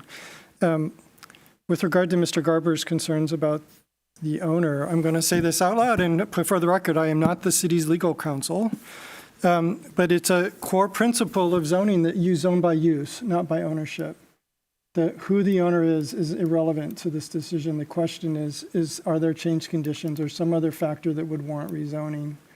I think there are in this case. It's troubling what Mr. Garber is telling us, and hopefully that's something that will be resolved appropriately in other manners, but it should not influence the decision we're making here. The question is this the appropriate use for this property? So given that, I'm going to vote for it. I think it's an appropriate rezoning request to make. Commissioner Lee. Sure. I'll also second that. Yeah, the question really of the rezoning is there a changing condition in the particular area or the municipality generally? And I think the answer to that is yes. So it was articulated well in the application, and I agree that the land use decision should be independent. So for that reason, I will be supporting this. Thank you. Are we ready to vote? Oh, Commissioner Adams. The only thing I would add to Commissioner Norton's comments about Mr. Garber's comments is it normally, as a practicing administrative lawyer, if this kind of stuff comes up in one context and it's relevant to another organization, we'd see some type of referral, right, for enforcement and investigation. It sounds like that's already underway. So I'm not inclined to chase it, but that's kind of how I think it should be dispositioned. But the rezoning is appropriate. Did you want to take any formal action that this body would recommend to planning staff for enforcement, since does this fit inside of the enforcement area of planning? Honestly, from what Mr. Garber said, it sounds like a lot of enforcement is already underway. But for our edification and knowledge, I could seek to find a summary of what that is. Sure. I think what I was asking was slightly different, and I'm sorry I didn't correctly state my question, which is often when we are concerned about something at the table, the question is who is the appropriate body within the city who does that enforcement. Sure. And often it's staff, but it comes through a complaint, and that it's a complaint initiation that then creates the enforcement. And so what I think I was asking, to piggyback a little bit off of Commissioner Mills and Commissioner Adams' comment, is would this, if there wasn't already a legal proceeding happening and a member of the public made these concerns to us, what would be the normal course of action for us? Would you recommend that we take up a formal note and refer it to planning staff for referral, or would you just hear it and then take it and then report back to us, just for our edification? I think that's where I was going with the edification part, so that we would understand what to do in the future. Sure. So much of our enforcement is complaint-driven. Those complaints come from a variety of sources. The Planning Commission could seek us to investigate something. Okay. To be clear, that the Planning Department would investigate zoning violations. The city enforces a wide variety. You heard reference to early leasing. We have a rental inspection requirement. We have a building department. So there, depending on what the nature of that, there might be a variety of sources. But absolutely, whether it's the Planning Commission or public, we have a wide variety of ways that the city receives such information, and they're followed up with appropriately. And so for this specific case, can I request what I think you've already agreed to, which is to find out where this is and then just report back Are you to talking us? about this specific property? I think so. Okay. Just if give there's it any outstanding enforcement with this property. Yes, Okay. just so that this body knows. We Yes. don't make the final decision in with regard to this. We're forwarding it to City Council, but it would just be helpful since it was raised here. And if you could just, and that could be an email or just a quick notice. Sure. Thank you so much. If I may, there are no outstanding complaints with respect to this property. So the part where you started, if I may, I have to, So I think we're okay. Thank you. Okay. So we're going to go to a vote, unless there are any other commissioners who want to clarify anything. Okay. Motion as presented. Commissioner White. Yes. Commissioner Lee. Yes. Commissioner Dish. Yes. Commissioner Mills. Yes. Commissioner Weatherby. Yes. Commissioner Adams. Yes. Commissioner Norton. Yes. Motion carries. Recommendation goes on to City Council. Thank you so much. That takes us to, let's see, 11A, other business. Here we have 414 South Main Street, Ashley Muse, PUD, pre-petition conference. A proposed amendment to the supplemental regulations of the Ashley Muse PUD. Proposed changes would allow all permitted uses in the D1 downtown core district in the high-rise portion of the site. No changes are proposed to the site plan. The PUD and the site plan were originally approved in 1999. We will have a petitioner petition followed by a staff presentation by Planner Malene Cochran.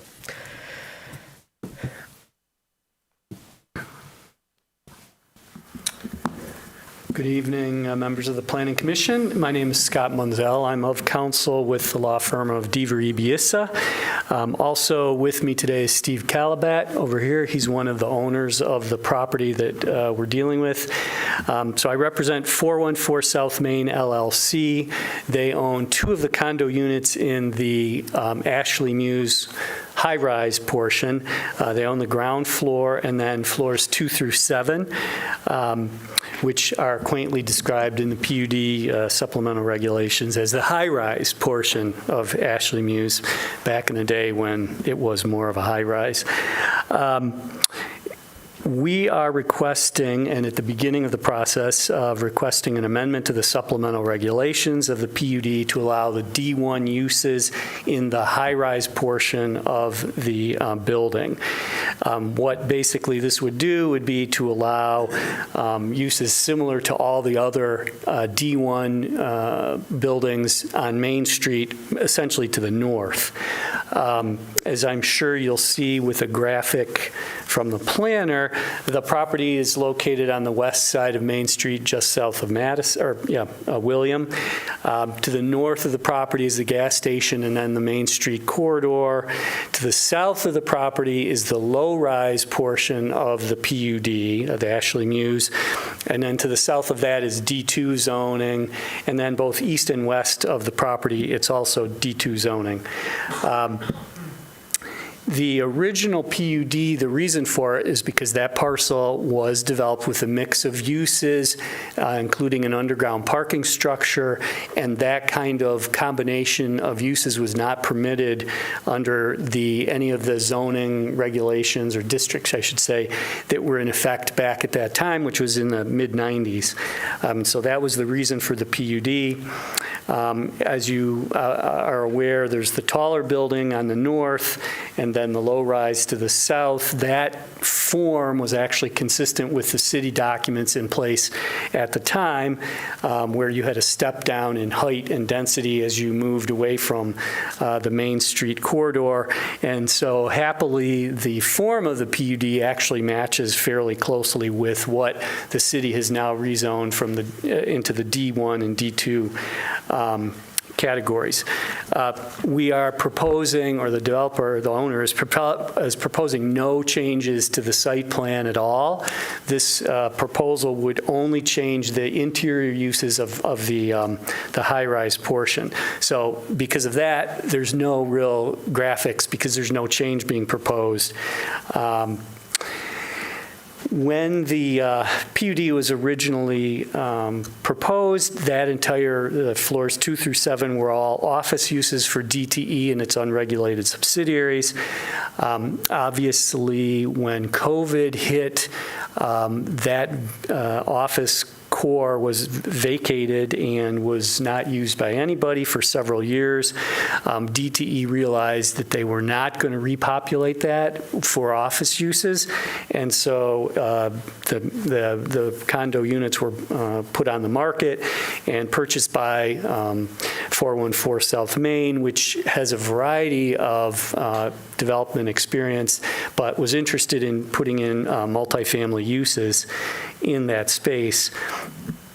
The PUD terms for the high-rise did allow for multifamily, but, back in 1999, when this was finalized, we didn't realize or foresee the very dramatic drop in demand for office uses or the increase in demand for residential uses or the variety of residential uses that we see now in town.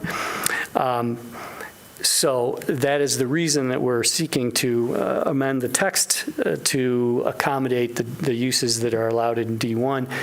Just for funsies, Ms. Palacios was talking about the restart of the PUD. We were the second one in the queue of starting this process, and it was actually 3 years ago, almost to the day that I was here making the same pre-petition presentation discussion to the Planning Commission.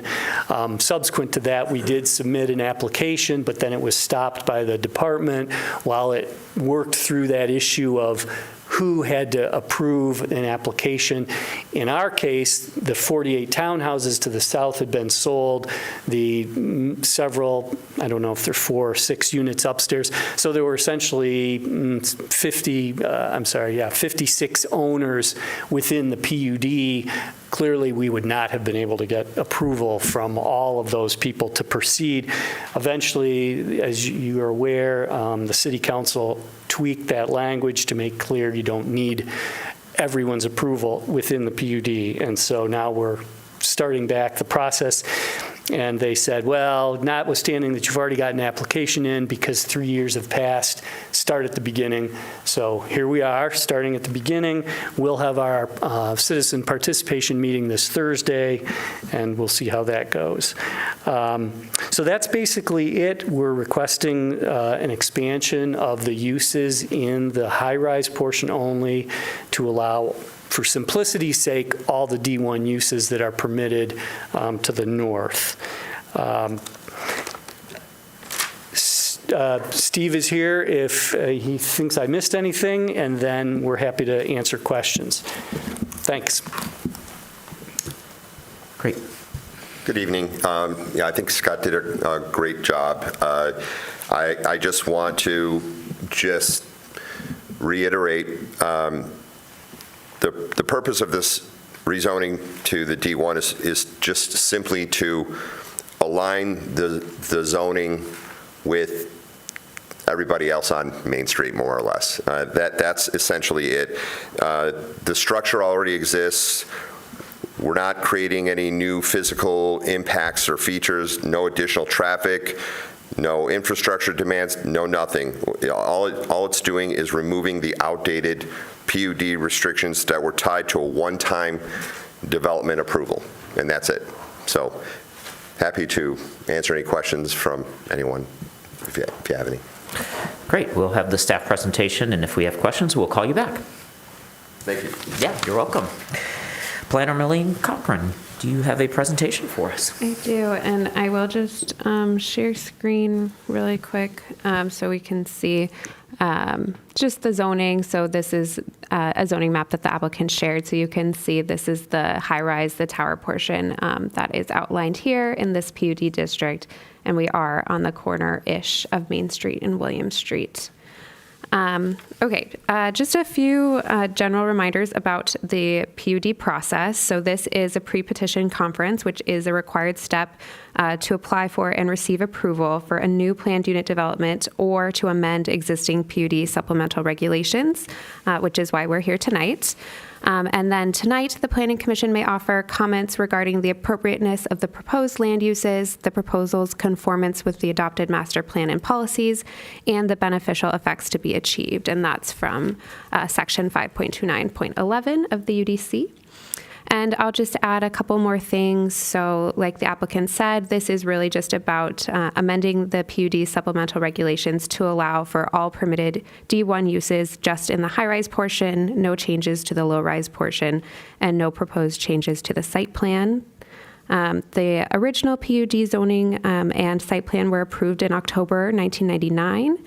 And since then, there have been 3 changes to the supplemental regulations.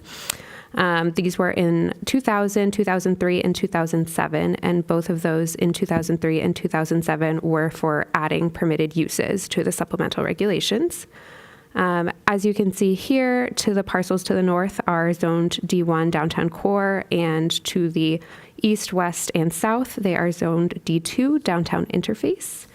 The applicant mentioned that this was first proposed a few years ago and did not move forward because of the requirements at the time for all owners to approve any modifications to a PUD, so that has now changed.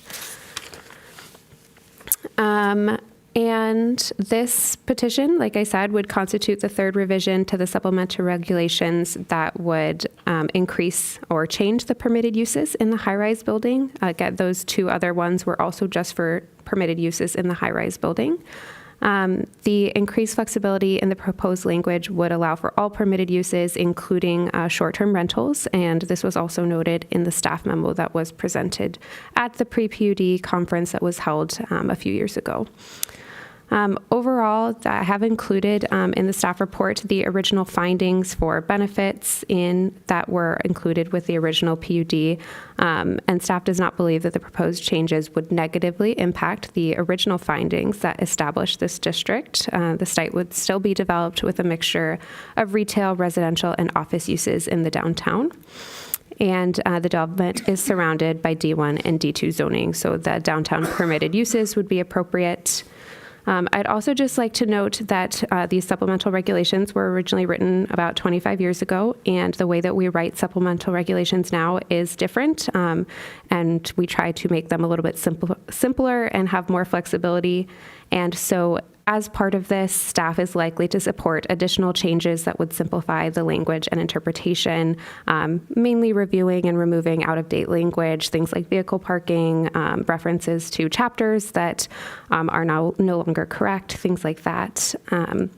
And I'll also note that the City Attorney's Office is also considering proposing changes to Section L, affordable housing, and they are working with ownership of the low-rise, the townhouses, to propose updated language that would clarify that the affordable units can be rented rather than just owned.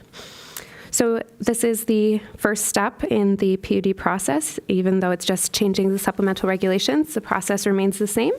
And that's all I have for right now. Thanks. Thank you, Planner Elaine Cochran. Appreciate your presentation. There is no public comment or public hearing, so, and there is no vote. So we will start our discussion from here. Which planning commissioner would like to kick it off? Okay, Commissioner Mills, then Commissioner Dish. Maybe this is a theme. I'm going to start off where you just left off, which is about the affordable housing. I think this makes tons of sense. And I mean, the question in my mind was, at what point can we just take PUDs and say, we're just going to rezone it? Because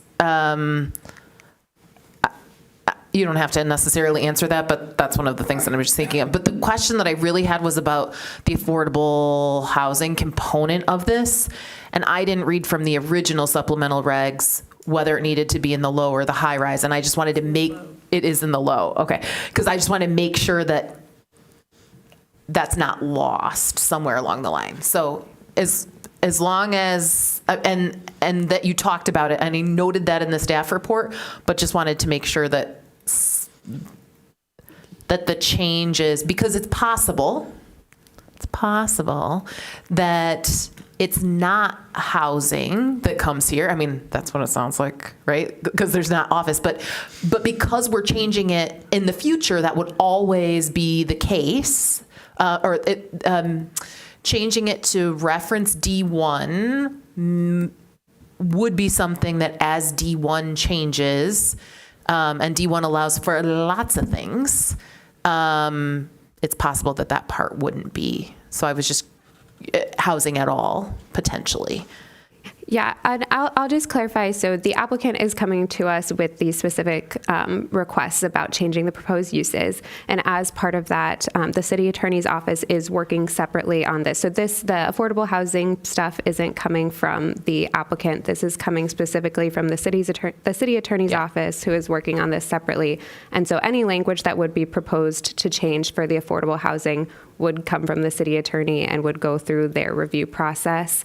And they're still working on it, which is why I don't have too many details. But my understanding is that they're having some issues with the rental versus ownership aspect in the language, and that's what they'd like to just clarify. Yeah. If I could just add a little bit to that. Recently, actually, the city council has taken action to acquire, I think, one or two potentially, or at least one of these units,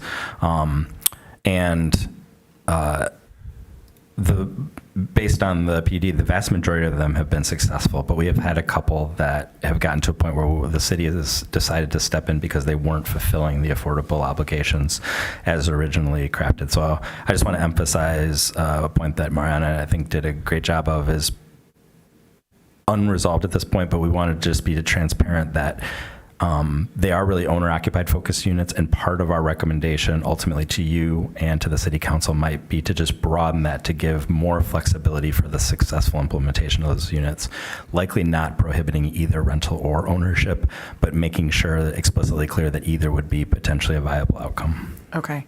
The only other thing that I would suggest is I think it made a lot of sense to allow for some flexibility where there are multiple owners. And this change is not the thing that the petitioners before us are asking for. And it doesn't necessarily apply to their particular portion of it. And so I don't know how you think about that. Well, to be clear, the changes to the UDC allow changes to the PUD district. But what's important is we still require all property owners to seek a PUD. So nobody can seek a PUD designation for a property that property owner is not in support of it, or a part of that application at least. But what this does is it enables an individual property owner to consider modifications. It is ultimately the city's discretion whether or not to grant those, whether it's only specific to an applicant initiating it or other changes to it. So that is it's an 100% clear observation, but it's sort of an opportunity for us to look at that language, just as you said, for sort of a different portion of the PUD. Okay, thank you. Commissioner Dish. Thank you. I just want to clarify that I heard you entirely correctly, Mr. Leonard, that, yes, I am aware that that city has acquired one and probably has another pending to acquire because there were issues of compliance with affordability, and that it sounds like you're saying that the option to make the affordable units available as rental or owned may make it easier to enforce compliance with affordability.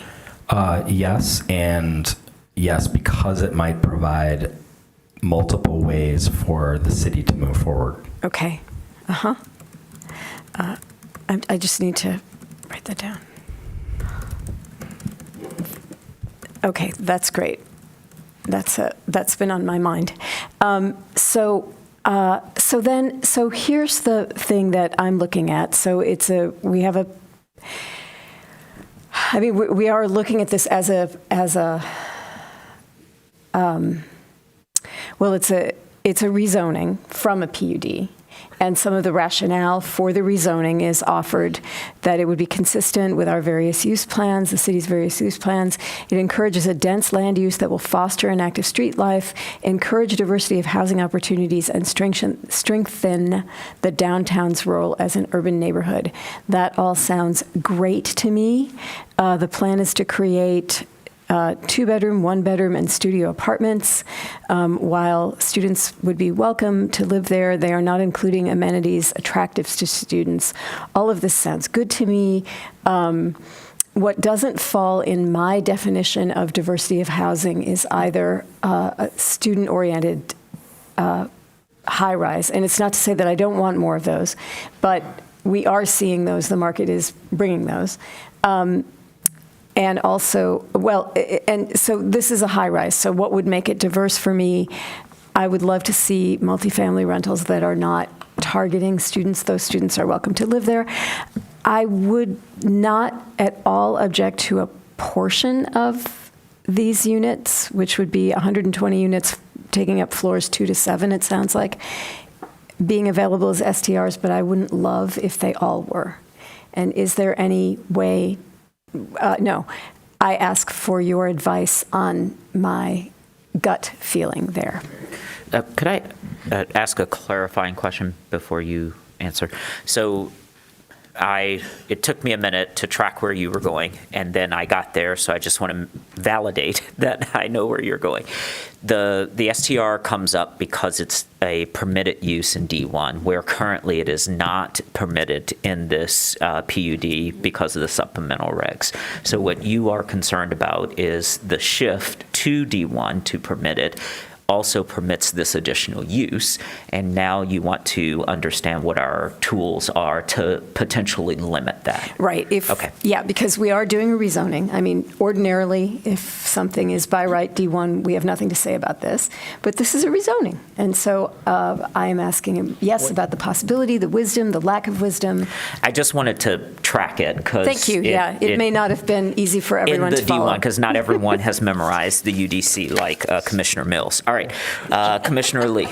Just a really quick clarification question. Is this a rezoning, or is this a amendment of the permitted uses within the PUD itself? Who's the question to? The petitioner or staff? Actually, let me ask staff, and then I'll actually also and then yield we'll some come time to your question. I haven't lost it. Sorry, can you repeat the question? Oh, so is this a rezoning from PUD to D1 on this condo site, or is it the PUD? Right, so it's not exactly. So actually, it is the application of the PUD requirements that I think is more apt and applicable rather than the rezoning that we just talked about. So this is a PUD amendment, expanding the permitted uses to things that are permitted within D1.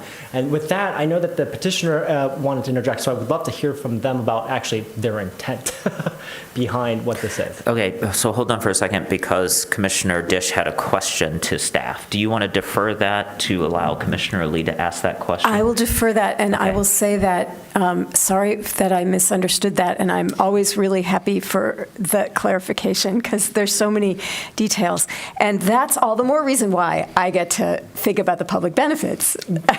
Yeah, okay. It's PUD. All right, go ahead, Commissioner Lee. Thank you. If I could ask the petitioner just what their thoughts about their intent for the building And then also, if you wanted to comment on the PUD relative to rezoning versus the expansion of permitted uses. Right. So first, something that I guess I didn't make clear enough is Steve and his group have already begun the process of converting the office. We completed. That's been done. Okay. Been operating as multifamily for over a year now. So I just wanted to clarify, it just seemed a little disingenuous that everybody was having this conversation about what it would be and the new use, and it's already been converted, just for the record. And it was allowed. Can you speak into the microphone? Oh, I'm sorry. That's okay. It was an allowed use under the PUD anyway, but we want this, just for consistency with the downtown, we want it to be D1. That's the clarification that we were sort of, sitting here thinking, okay, I don't know if we communicated that properly. So Got it. Thank you. Because I had actually thought, I was like, I'm pretty sure I saw 4 lease signs in the front, and that. Mr. Leonard, if you could. And I just want to clarify, the use is permitted. That was my understanding as well, that they've actually already taken a lot of steps to convert some office to residential successfully in this. What are the uses besides, right now you have the ability to do commercial and restaurant entertainment on the ground floor, residential above. What are the uses that are in the D1 that you desire for the building that you're not using now? Well, right now it is multifamily, but we just simply want it to be consistent with the rest of the Main Street, for long-term resiliency and compatibility with the Main Street. That's all we're seeking right now. But we already have studios, 1 bedrooms, 2 bedrooms. And then the first floor has, we've got the restaurant, we've got a coffee shop coming, and, the office remains kind of dead in the back, unfortunately, still to this day. Councilmember Dish, go ahead. I would love to have the question that you exactly asked, which is not why do you want this? You want it because it's consistent with the rest of the D1 uses. I would like to understand better what are the uses that you do not currently have. Nothing has prevented you from converting your building and renting it or whatever it is that you're doing with residential housing, but you must be seeking an additional use or you wouldn't be in front of us. Currently, we're satisfied with the current use as is, but again, I think it's more for the long-term viability of the building. We want to have the flexibility down the road, just like everybody else has on Main Street. Whatever that flexibility may be, we want this. This is for long-term viability, long-term resilience. But right now, we have a successful multifamily. It is nearly, we're in the 90s in terms of rental rates, and so far so good. We're very satisfied as it is. And specifically, the flexibility that you don't have that you want to have is? We don't have anything specific. It's D1. Whatever D1 is, we want to have what everybody else has in the district. I just feel like I'm not getting a direct answer. Yeah. I mean, he's answering you. He's just not giving you the answer. What answer are you seeking, I guess? I don't mean to be... Could I maybe address that, Chair Weich? Well, hold on for a second. Okay. So do you want the petitioner to... I'm totally happy. Okay, all right, so we'll go to you, Manager Leonard, and then we'll let you come back again. Well, I want to just sort of remind the commission, this is a pre-petition, so this is a great opportunity, I think, for this dialogue and this feedback. I think I'm jumping off of Commissioner Dish's comments, and so I don't want to attribute these to the bulk of the commission, but what I'm hearing from Commissioner Dish, and has come up in the past, is a concern about short-term rentals as they impact our housing stock and supply. And so if it doesn't sound like this petitioner, like a couple years ago, as Mr. Munzel indicated, their conversations with us was very explicit about short-term rentals, and they had asked, and that was one of the reasons why they started the conversation at that time. This is different. They're not asking for that specific use, they're asking for a broader use. But I would just move back to the Planning Commission that if you are concerned about short-term rentals or a hotel or any other use in the D1, this would be a great opportunity for you to communicate to them that as they finalize their PUD petition, what portions of that you would be comfortable with or not comfortable with. That is the purpose of this, to give them some of that feedback, to know that when they ultimately submit that petition finally, it gives them a little opportunity to respond to some of the concerns you have here. So if that is a use concern, I would suggest that the commission sort of deliberate on that and give them the feedback that that might be something they want to address in their application as a limiter or prohibition. Okay, Thank you, so Ms. then Leonard. can we have my question that I addressed to staff, which is, could you counsel me on my concerns there? Do you advise? Do you not The way to advise? do it would be, like, for example, if the application was add all D1 uses, your modification to that might be D1 uses, however, no short-term rentals are permissible, or no hotels are permissible, or a percentage of short-term rentals are limited. So that's how I would recommend when that comes. Again, they can take this feedback. They might respond to that with the application itself, but that's once it's before you for action, that's how I would recommend you think about it. Okay, and I wouldn't want to say no. That seems pretty inflexible, but I would love your counsel as to what might be a reasonable percentage, just to, and then, there may be others on this body who do not share my concern, in which case this won't happen. But I thought we would get advice from you rather than me picking something out of the air. Okay, thank you, Councilmember Dish. Other commissioners? Commissioner Mills. Sorry, I posed this sort of as a hypothetical, and now I'm really legitimately wondering why this why we can't. Have you thought about the approach that the petitioner just before you took, which is not amending the PUD, but pulling this out and having it rezoned to D1 entirely? Because that's not what this is. Actually, that's what I'm not. The change that I'm seeing is saying we want things that match D1, but the problem is in the future, it's still going to be zoned on the map as a PUD, and now its supplemental regulations reference D1. And in the future, there might not be something that is called D1, which then makes it really complicated. And so that is the reason that I did originally ask, oddly, well, should we just take PUDs and make them, especially ones that want to be, in this case, something that is in an existing zoning district, just make them that. Then I think we have to think about the other things that are required for this particular PUD, and just like we did just prior to, which is fun that this is the agenda for tonight, the conversations about what were the public benefits that were there, does such a change still make sense? But sorry, that's the long lead up. I'm going to ask again. I think that there's a difference between amending. I know that both of them are amendments to the PUD, but this is actually instead the block on the map. It no longer says PUD. It says D1. Isn't land use fun? Uh-huh. I would say that what the applicant wants to do is to get from here to there in the simplest way possible. And at the beginning of this, we thought the simplest way was just amend a minor tweak to the text, the supplemental regulations would be the easiest thing. It is entirely possible that just rezoning the high rise to D1 would be simpler. It also would theoretically change the test, although from our standpoint, the PUD benefits that were there originally are still there under the proposed text amendment. So I think that we would meet the standard for a text amendment. I also think given the change in the market and the land use plans of the city, it might be an easier lift to rezone it to D1. But to be, hashed out, listening to everybody's comments.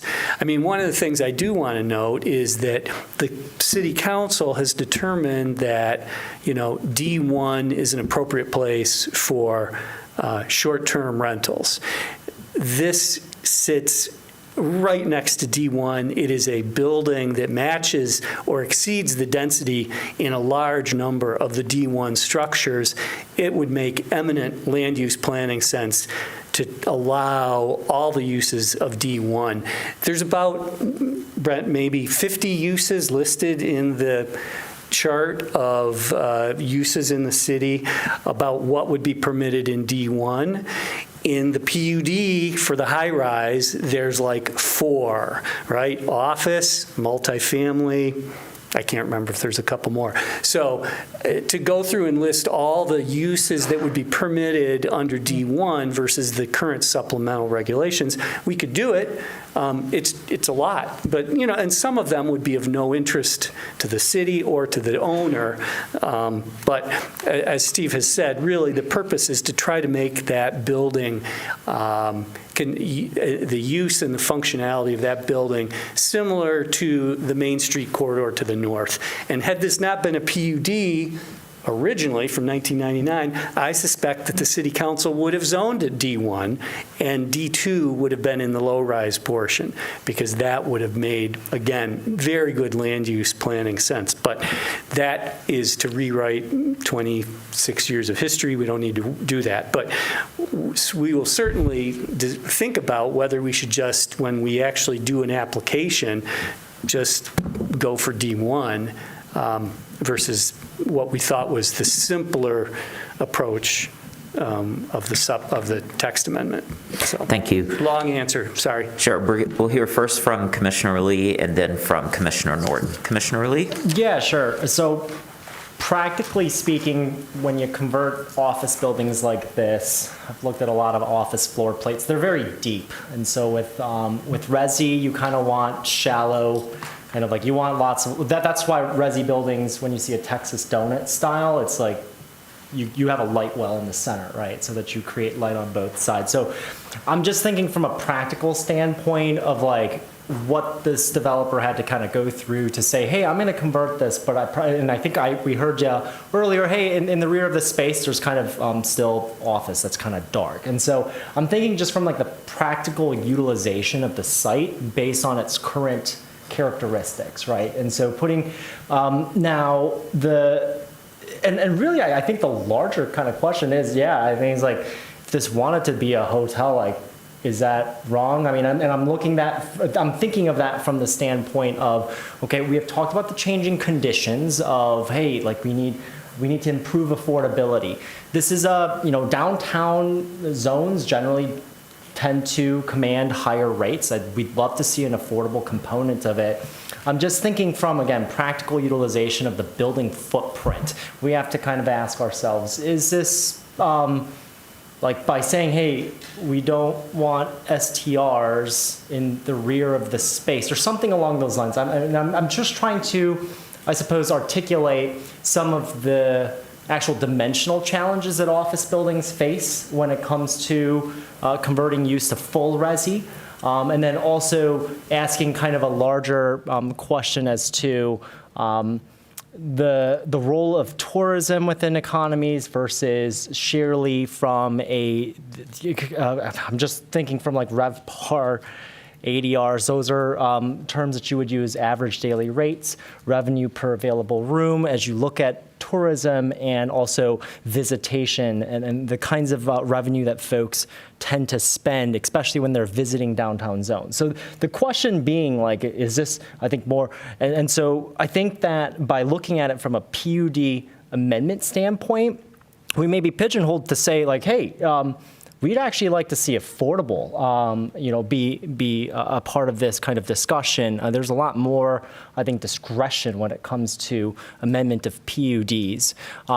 Whereas I think the question of like consistency, we heard about resiliency. You kind of have to ask yourself, like, the downtown core, does this fit the overall kind of like pathway of land use patterns that we have talked about? And but I just also, mostly I wanted to talk about the challenges of creating full utilization when there is office buildings that have like a huge depth to it. And so that is just one of the challenges, again, geometrically, folks will face.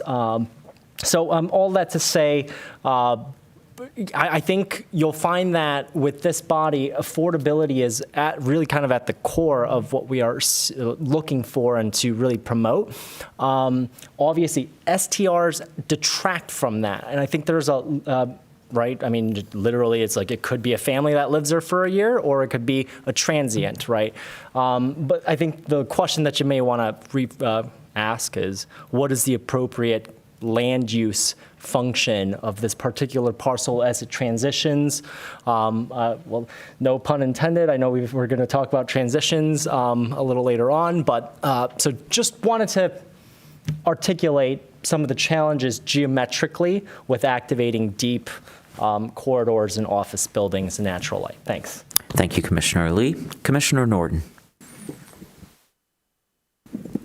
Could I ask the petitioner? I'm trying to figure out what were the special benefits of the PUD that justified, what were the public benefits that justified having it be a PUD way back when? How would you characterize the core benefits that it provided? Right. It was, there were a variety of them, but part of it was the difficulty of constructing the site under an existing zoning. So the PUD, I would say that City Council was aware of the difficulty of putting that whole package together. But the benefits were, downtown diversity, contribution to the, the benefit, the activity of downtown, pedestrian activity on Main Street. There was the affordability issue. You guys talked about the 8 units. That was a huge factor back in 1999. It was very difficult to figure out how to do.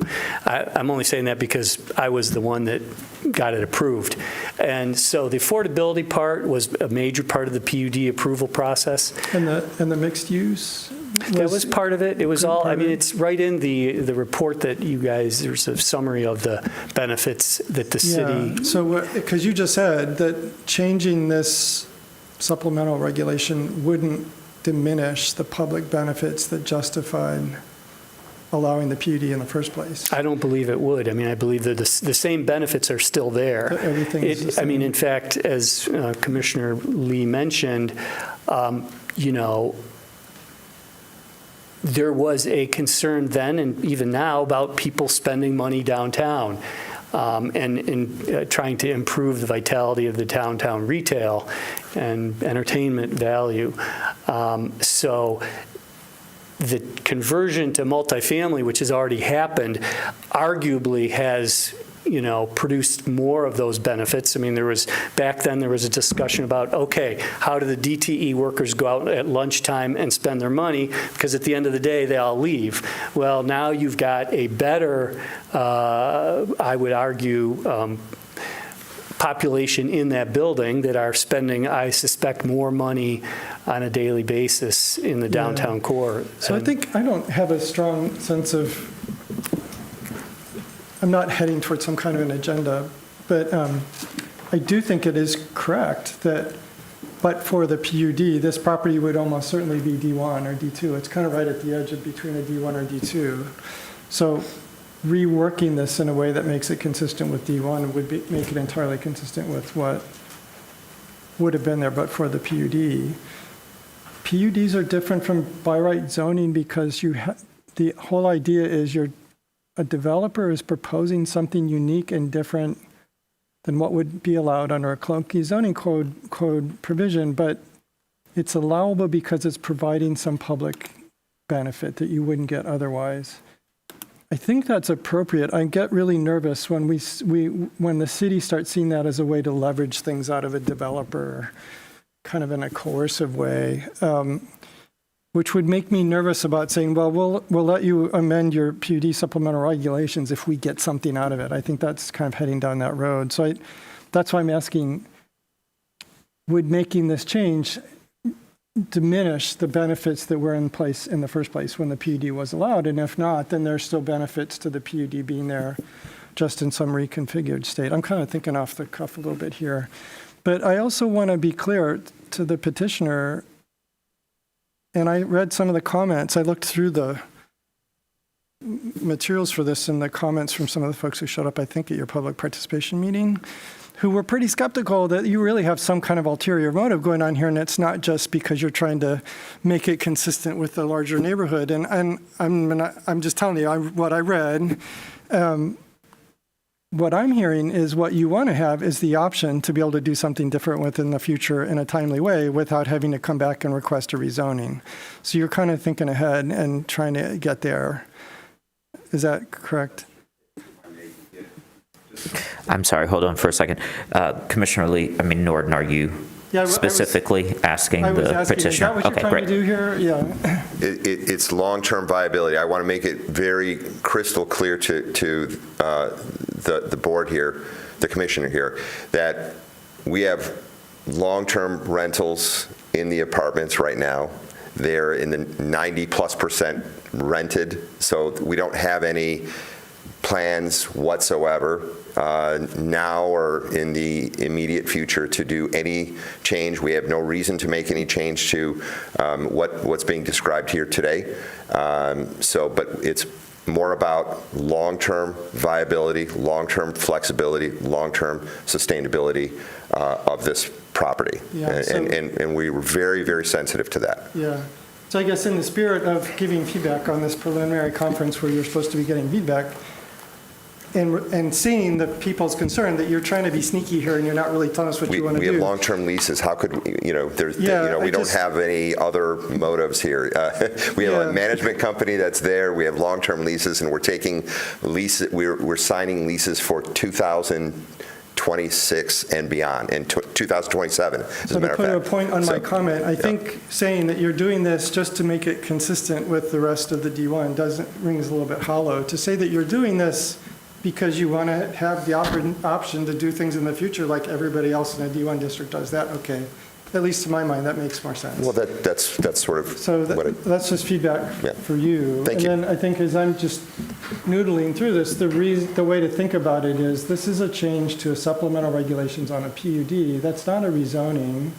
It's more akin to a text amendment. And you would approve it if it makes sense, given the conditions in the neighborhood and the things that have changed. And for a PUD, it would make sense, especially if it doesn't diminish the special public benefits that justify doing the PUD in the first place. So those are the things I'm thinking through. Now, we also are going to head into, this will open the door to allowing anything that could be in a D1 district, which is a lot. There's a lot of stuff that could happen. But that's not any different than what could go on across the street or next door. So I'm just kind of putting this on the table as we think it through. Thank you. Councilmember Dish. Yeah, and that's why I read the list of benefits that I think this was meaning to be a current list. Encourage a dense land use that will foster an active street life, encourage diversity of housing opportunities, and strengthen downtown's role as an urban neighborhood. Those were listed in their memo. And in my view, the conversion to residential in no way harms those. I think it advances them. But if in future, let's say, more than 20% of this building were converted to STR, I'd have a problem with that because I don't think that's consistent with those benefits. But I understand that I may be a minority view on the board, but I do want to state that because it is, I agree with Commissioner Lee that STRs are not, STRs, buildings that are largely STR, we are hearing feedback from residents that I take seriously, that the buildings can be empty a lot of the time. It does not contribute to a feeling of neighborhood. It contributes to something else. I don't know what it is exactly. But for me, it is a matter of proportion. It's not a moral, none of this, none of that.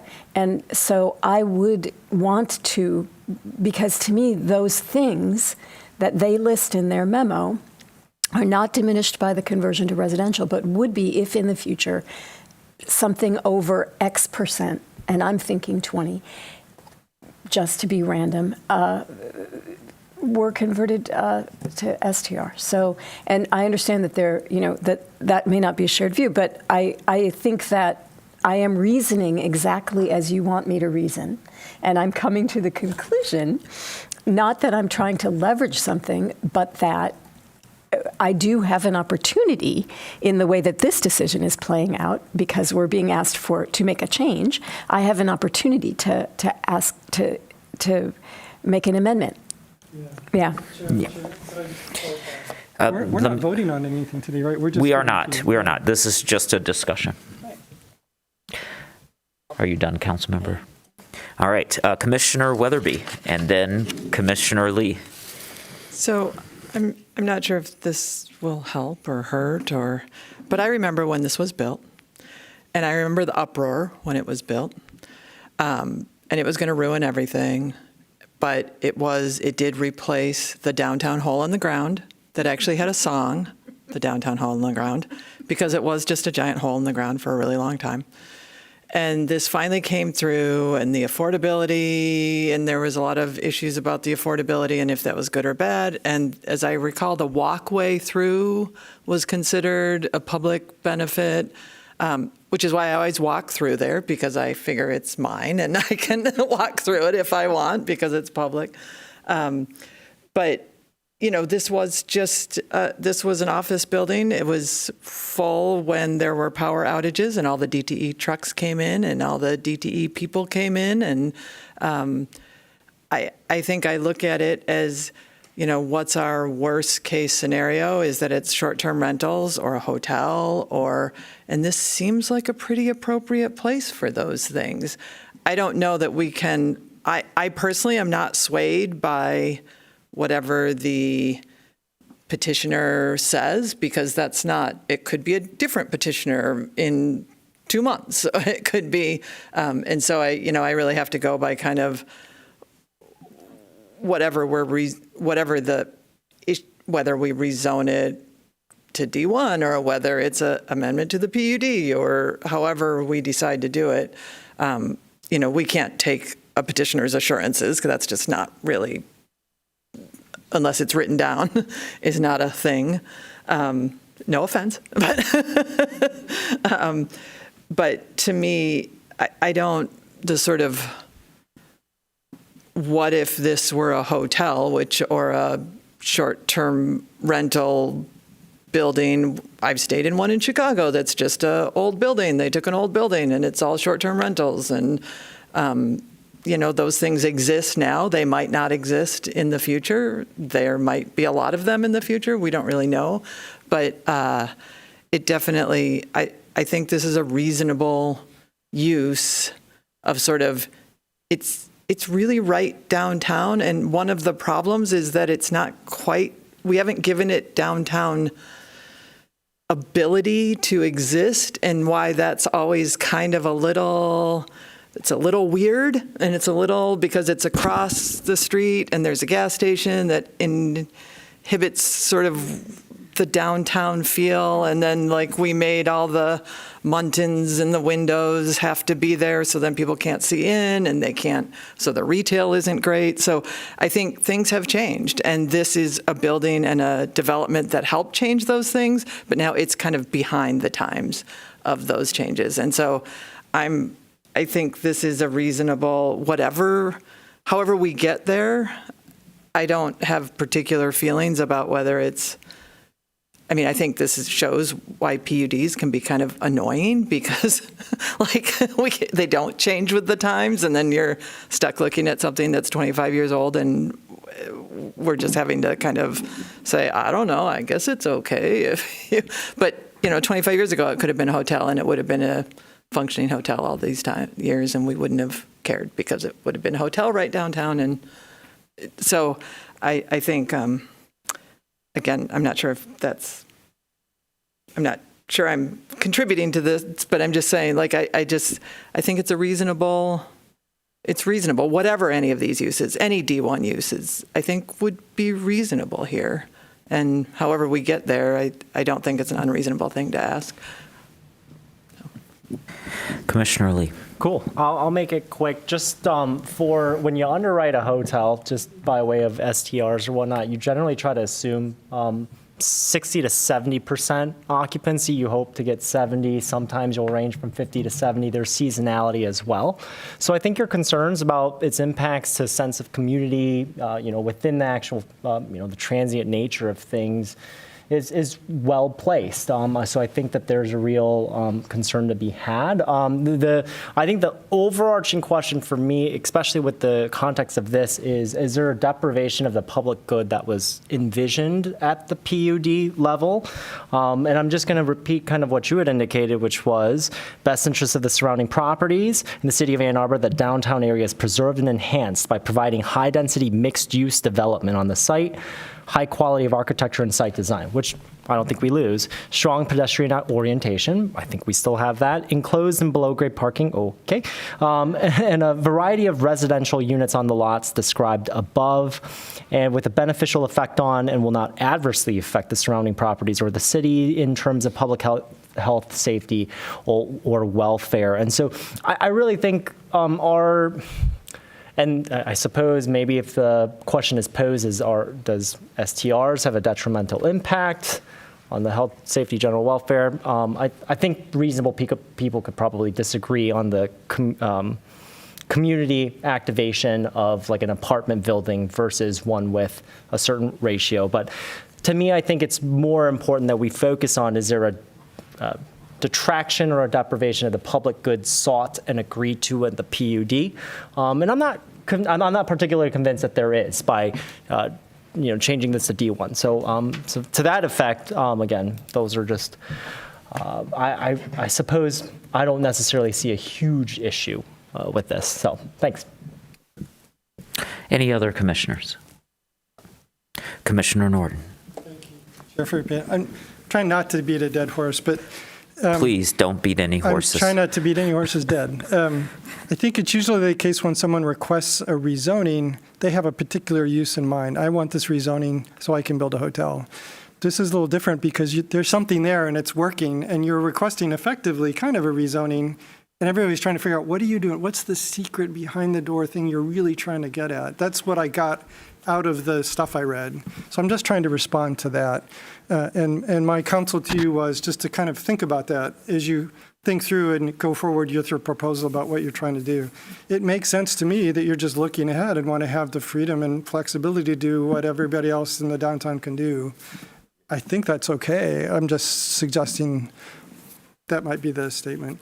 Have you asked a question? No, that was just friendly. I could clarify something for you, though. But he hasn't asked a question. Thanks. I could ask you, could you clarify it quickly? Just really quickly. What you're asking, there was a case for, there was a company that approached us 4 years ago when we first bought this thing to do short-term rentals. That's why that subject came up then. Right now, we're doing just fine as multifamily. We're doing great, actually, and we're very pleased with what it is, but we want to keep the options open should something arise. As developers, we just want to make sure that we have all options available to us for the long-term viability of this project. That's it. Nothing else. There's no agenda. Like I said, we have leases into 26 and 27 right now. So we'd be foolish to stop what we're doing right now at this point. Okay. All right, thank you. Any other feedback from commissioners? Planner Malene Cochran, do you have any feedback or clarification for us or the petitioner at this time? No, just that if you got all of your recommendations and if you feel good, then that's all we need. Great. So it sounds like, if I were to do a quick summary, I'm not going to take up former Chair Lee's summarizing abilities, which were so great, to say you may want to come back just as a clean D1. It seems like that might make a lot of this easier. And we look forward to your petition should it arrive. Yeah, have a great evening. Thanks for joining us. All right, Thank you. That brings us to 11B, other business. And I believe we are going to be joined by Principal Planner Michelle Bennett. I know, it changes a lot. I hear it change like at City Council and other places, so I'm trying to keep up with the times.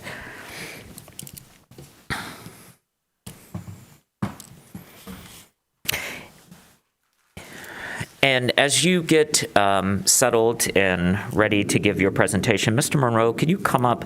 I'm going to use the privilege of the chair to understand something that you said that I did not quite get.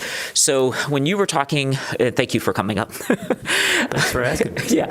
When you were talking about the 250-foot buffer from our natural features inventory, let's assume no one knows what you're speaking of, even though it's in the record and it is accessible. Just give me a sentence or two of what you have in mind as you are making this recommendation to us. Yeah, so what I have in mind is what I told Brett on Saturday is kind of my gateway drug to the whole comprehensive plan, right? And it is this... Boy, that's an entrance. Place, yeah, it's a place that's been near and dear to my heart, and I can honestly say for my entire life, right? I grew up by Argo. Even when I didn't live in Ann Arbor, when I came back to Ann Arbor, that is the place where I went, right? And if you all are familiar, Longshore Drive, right, it's this lovely dirt road that kind of curves away from the city park, right? And historically, there has been steep slope, right, and woodland, which are in the natural features inventory, which are pictured right there in a picture that is actually outdated and probably should be updated to reflect the devastation of the woodlands and that steep slope, right? And so what I have in mind is that my understanding is that development occurred without a site review. That's my understanding. And so if we're saying that we're going to protect our natural features, and yet there's this loophole that allows our natural features to be destructed without site review, and the UDC says the way that we protect our natural features are through site review, I think that's a hole.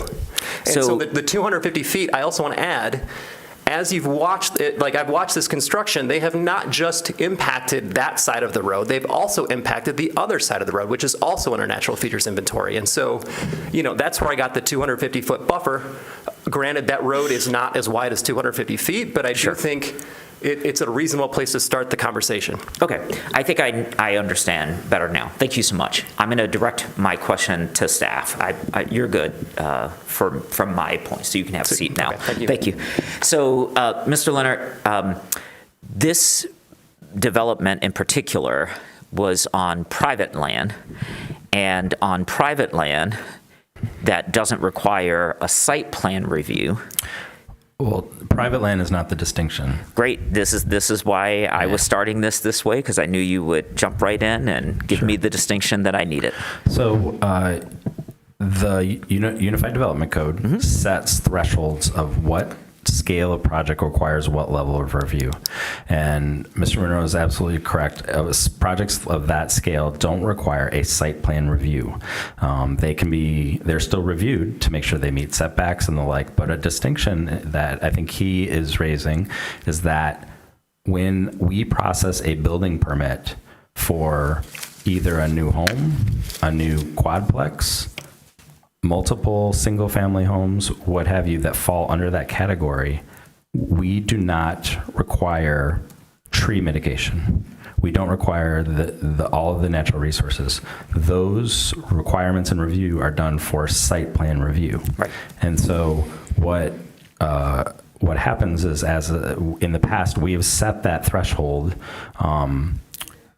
partially to frankly control the cost and impact of different scales of development.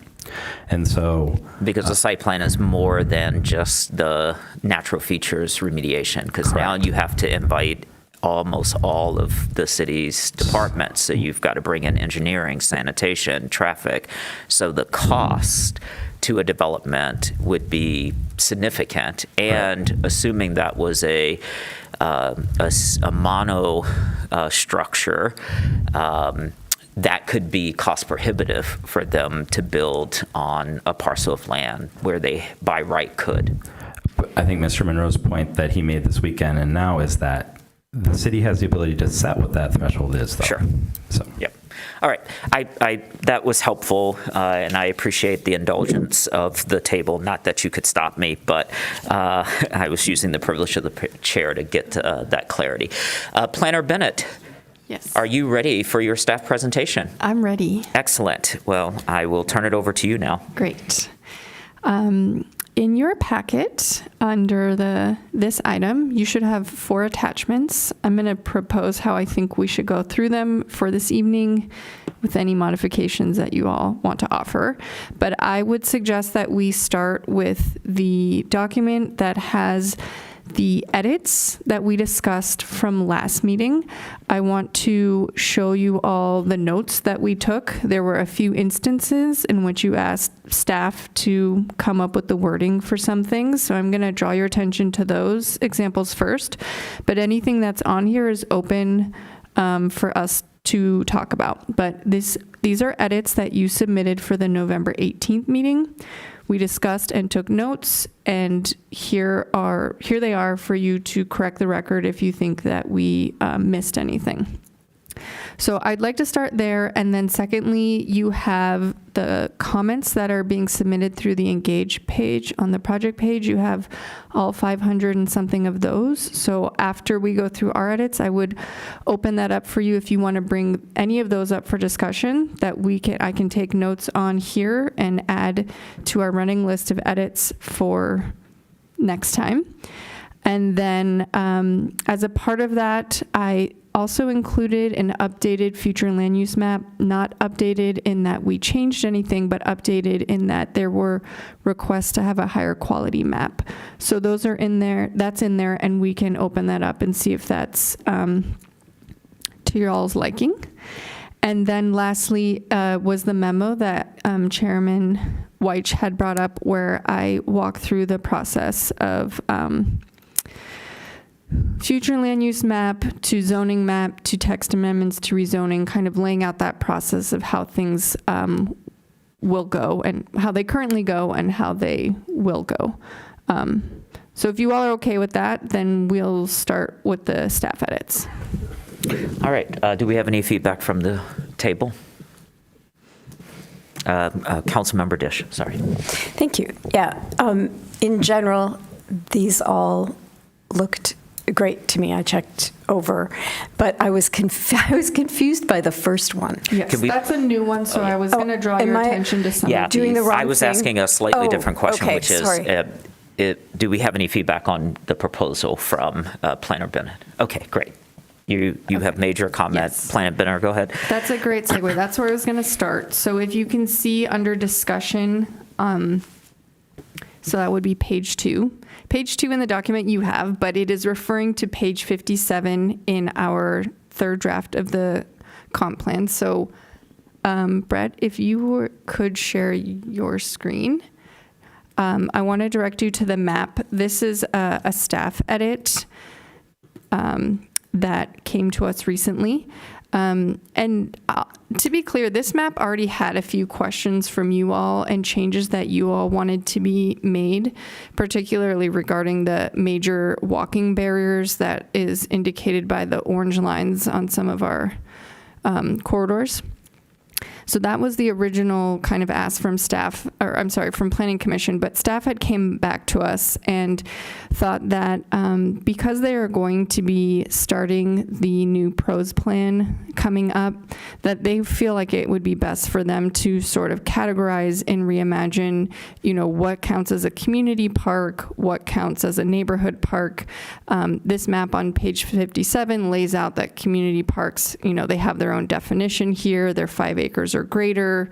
And so they had asked, could you remove that for now and replace that second bullet point with the text that you see here? So on top of that, there's another option. We could completely remove the map if you all are okay with that. That would give us more room for formatting, or if you feel strongly that there should be some reference to parks, there are other maps of just our park system, for example, that we could add. Sure. Councilmember Dish. Okay, so I don't necessarily, I don't feel a pressing need for a parks map. I'm fine with removing this map. I like the language that says replace the second bullet point with the following, and so if that's going to go in, that would be great, because I'm hearing this a lot about the lack of parks, so I like this language. Any other commissioners? Great. Oh, Commissioner Norton. I didn't mean to say, I was just reacting to the fact that I was moving on and you interrupted. Please don't hear anything else. That's fine. I'm thinking, though, that we make it clear. I'm trying to remember, up at front, at the start of this comprehensive plan, we say this plan is replacing yada, yada, yada, but it will work in conjunction with. Was the PROS Park Plan one of those that it will work in conjunction with? So we're not like getting rid of this. We're just saying that's the place to go to get the more detailed information. Correct. Okay. Great, thank you. I think it would be better if commissioners have concerns about anything that's in here instead of us going one by one. I 'Cause I don't wasn't feel like planning to go one by one. I Great. had like Nope, three or four that I was going to show you where we actually wrote something new. Okay. But which direction do we want to go? Are there table comments, or do you want to go with the 4 new ones? Okay. All right. Go. Well, so We'll do start I with your have 4. clarification that this is a supported change from? Yes, it doesn't look like there's any opposition to the So we'll staff remove edit. the map and replace the language. Yes. Okay. Just if for everything in the spirit of clarity, when you, I don't even know how to say this. I think what I want to say is there has been a lot of controversy around the parks. And removing the map, I think, will feed into a narrative that there is something untoward happening here. So out of an abundance of communication and clarity, we should note that this change was requested by the Parks Commission. And once that process is finished, a new map will be created and a future version will include that, just so it doesn't feel like it's underhanded in a sense. Go ahead, Commissioner Norton. I'm right in line with you, but maybe a little friendly amendment. I would kind of add both of the text, right, to remind folks, do the replacement that's proposed, but also add the rationale. To remind folks that the PROS Park Plan is one of the plans that's done parallel with this plan, and it's currently being updated and revised, and that's the place to go for that information, so that we don't, so it's clear we're not No, trying to be I like that. sneaky That's a good one, and it's just an overabundance of communication. Does that make Go sense? ahead, Manager Leonard. And just to the rationale question, I just want to be clear. Part of the feedback we got from our park staff was this sets like a floor at 5 acres, and they thought that was overgeneralizing and not perhaps giving enough nuance to our wide variety of parks. So just to further the rationale that this is nothing, by no means insidious, it's actually the opposite, that this might be too much of a generalization. Okay, so I have that there's support to remove the map, but that we should add in the text that we will continue to refer to our much more detailed PROS plan now and forever. Yes. Okay. Thank you. Okay. The next one here is just about page 58. We went back and forth on where this text should go. This is an addition that was proposed to just give a bit more context about our historic districts. So I made the recommendation to put it on 52 as a key consideration. And I gave a backup that if that causes a formatting nightmare, that it could also go on page 51. But this would become a bullet point here on page 52, if we're okay with that. Yep. That was, I think, my original, because I tried to craft it as a key consideration for the, so I would support that. I don't think there's any objection at the table.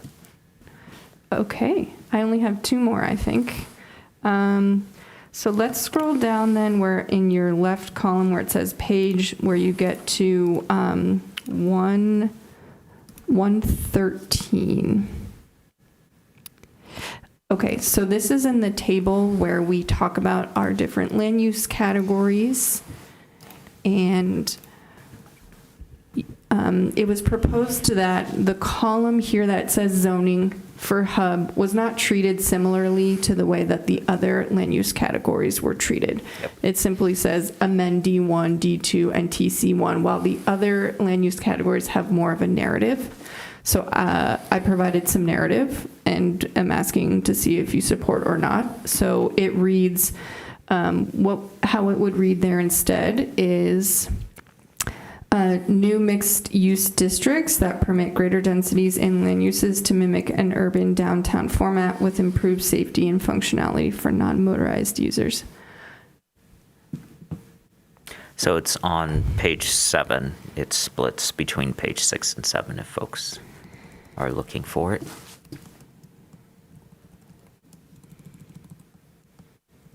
That's fine with me. Any commissioners? All right. Okay. And then lastly, if we scroll down to where it says page 118, this is at the bottom of page 7 in your document. There was a request to talk a little bit more about short-term rentals, and we had thought about putting it under new and diverse housing options. Oh, I'm sorry, Brett. Actually, it says supported changes on 108 and 109. It was originally on 118, yes. So right here where it says new and diverse housing options, to add a paragraph beneath that about short-term rentals. So I just wrote a brief kind of history of when they were allowed and the process we've gone through, and that we are looking for tools to help monitor and identify short-term rentals, and that the findings can be used to help determine how policy can be improved to meet our goals, our affordability goals. It's factual, correct? According to Brett, who reviewed it, yes. As long as it's factual. Okay. I don't see any objections or changes. Okay. So those are the ones I just wanted to draw your attention to, but please note on all of these, I noted supported or not supported. This is what we are going to take to our consultants to make the next changes. So if we scroll down a little bit to things that came up in the November 18th meeting, I just want to go through some of those. I didn't receive any comments, any edits, so that's why we're going over old edits. There are no new edits from the Planning Commission. There was a suggestion for us to make data more available, like a dashboard and or have some annual progress report to share, how we're advancing these goals. So I suggested to add that to the implementation matrix. You can see where. There was a request for us to reference homelessness. And so I found on the pages where I think that would be suitable. And there we would add, we already have references to working with the county to address homelessness, and there it would be added to also work with our nonprofits. Mm-hmm. So we'll just be adding them. Lastly, there was a brief mention of adopting more flexible ADU regulations. I'm sorry, Planner Bennett. Yes. So under the part where we're saying it's suggested to add the nonprofits, what are the thoughts around the specificity of our nonprofit affordable housing builders? Is that what you mean by that, or were you just how are you and Brett thinking about that? I believe that's the context in which it was brought up with nonprofits that help end homelessness. Okay. Combat homelessness. Yeah, that could be both housing providers, service providers. Right. So I think it was just trying to broaden the partnership beyond just the county as sort of like our continuum of care agency to other actors in that space. Great, thank you. Okay, there was a suggestion for adopting more flexible ADU regulations. So I have looked through the plan. When we talk about missing middle, ADU is included in there. So I feel like that has been covered. If you all want that specifically called out, we can discuss that. But I think that that is included in what is already written in the plan. And then for the last two, you can see in your packet the new future land use map. If you all feel like that's high enough quality, then that's what we will replace the current one with. And then lastly, you asked me to outline how things will go in January and February. And this is on the first page of the memo, but I'll just walk through that quickly. The comment period ends on January 5th at 9 a.m. So I want to add that because a time has been added. It is 9 a.m. Any comments that were received after December 11th at noon will be placed on the January 6th agenda packet. At the January 6th meeting, the planning commissioners will be looking at their last round of comments that are submitted through the Engage page, and any last edits that you all would like to make to the plan. We will then bundle them, organize them, and send them over to our consultants. They will determine how long they think it will take to make those edits, but the way we have them all in front of us now. So unless there's a major change, we feel like this could probably be ready for public hearing in the second half of February, one of your later meetings in February. So then it would go through the first public hearing with you all, and then after that, we have to notice all of these things, so we need the right amount of time in between meetings, but we would look then for the city council meeting, likely in one of their March meetings.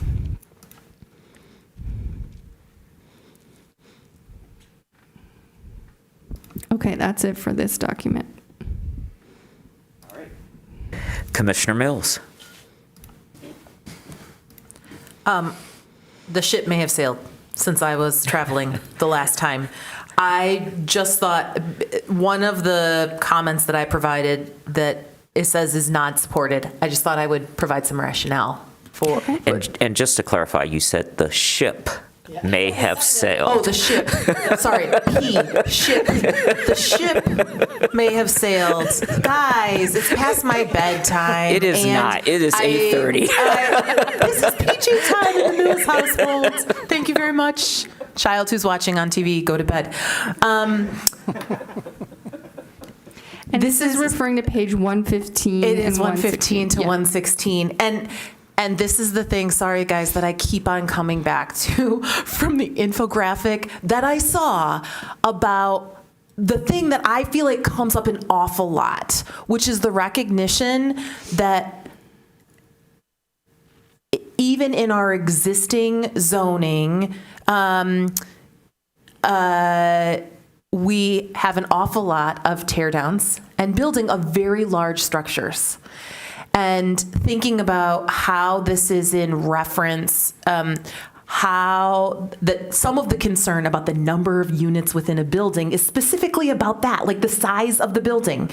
And legitimately the infographic that was sent out through an Grand Rapids pro-housing group was thinking about ways to get the missing middle and also do it in a way that is not just about lot combinations. And so one of the suggestions was including maximum building sizes that are tailored based on the number of units. And so you would both potentially have a maximum building size for a single unit building, as well as a maximum building size for a multifamily building that scales appropriately so that you are, again, both limiting mansions and taking care of the reaction to the same thing that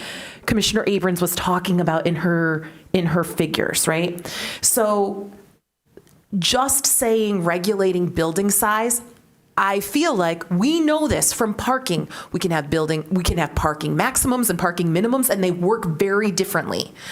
My sense is, I read into this that particular language on 116 where we talk about the ways that we're effectively using form-based codes, I interpreted the reference to building size as thinking about maximum building sizes.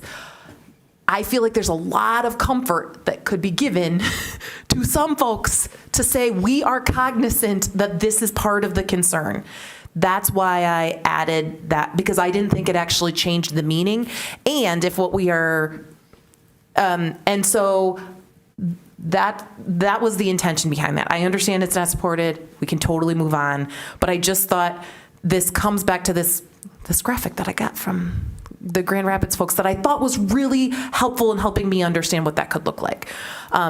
So in case that is back, a possibility to vote that back onto the island to make that ship, not to call it back to Harbor. I don't know. So it's just literally adding maximum within where we say the final bullet point. Yep. So this is the second bullet point under form and site considerations? Yep. And you want to add maximum? Maximum building size. Because building size is not currently there. So you want to... Building size is there. It's on the fourth line. It's between the third and the fourth line. Okay. Okay. And it just says, and may address building size. And I think I don't know what we would mean other than maximum building size. I mean, I can't imagine you're meaning minimum building size, but maybe, and that's exactly why, I mean, I think it's better to be clear what we mean. Is there support? I don't really recall discussing this before. I think because you weren't here to push it. I don't have any problem with that. I think it's fine to add that. Was there some reason staff didn't want to add it? No, I don't have any objections. I think that it is the intention there. However, I just want to be clear, there might be other aspects there. The thing that I would say is part of this plan, it doesn't have the answers to all those things. There might be lot size regulations as well that we might look at from a maximum perspective. There might be density calculations. So I don't have an objection because I think that is the intention, but I just want to be clear that there's going to be a lot of decisions to be made in that regard. And by including maximum for only that one, I don't think it hurts anything, but I just want to be clear, we're going to have to be wrestling with some of those other issues as well. Commissioner Adams. I don't have any problem with the change. My recollection is that because nobody raised their hand, we dropped it.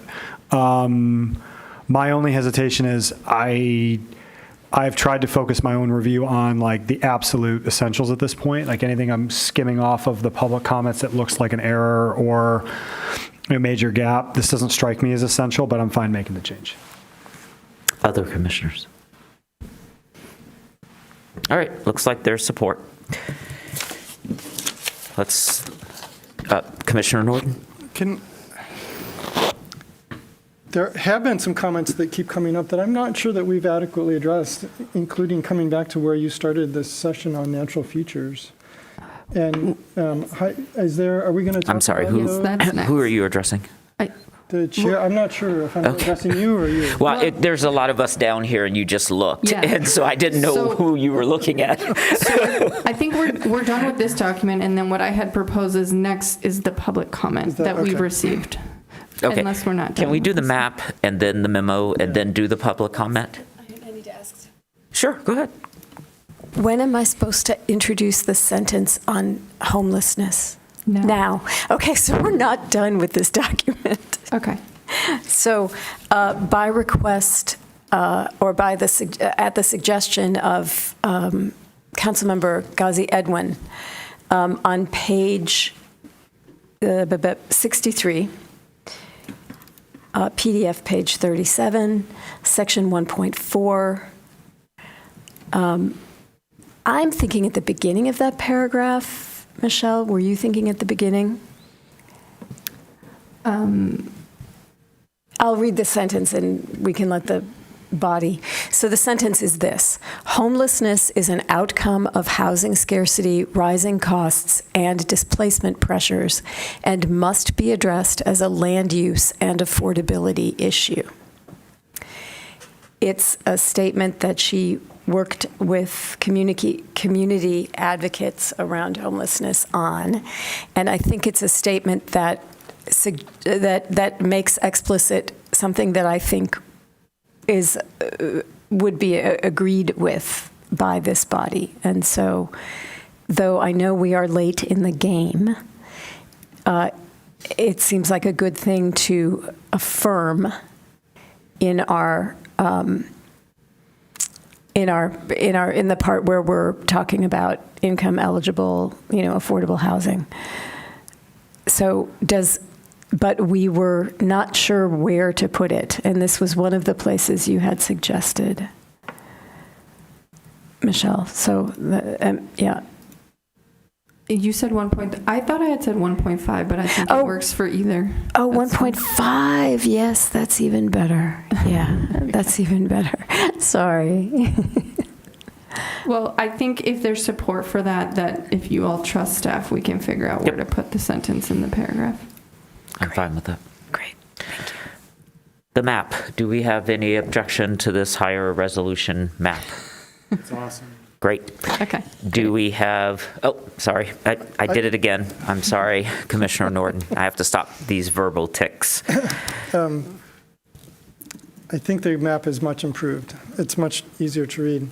I would just ask, I think it's stated in the text, but I would ask that you add a little bit of text at the bottom of the map.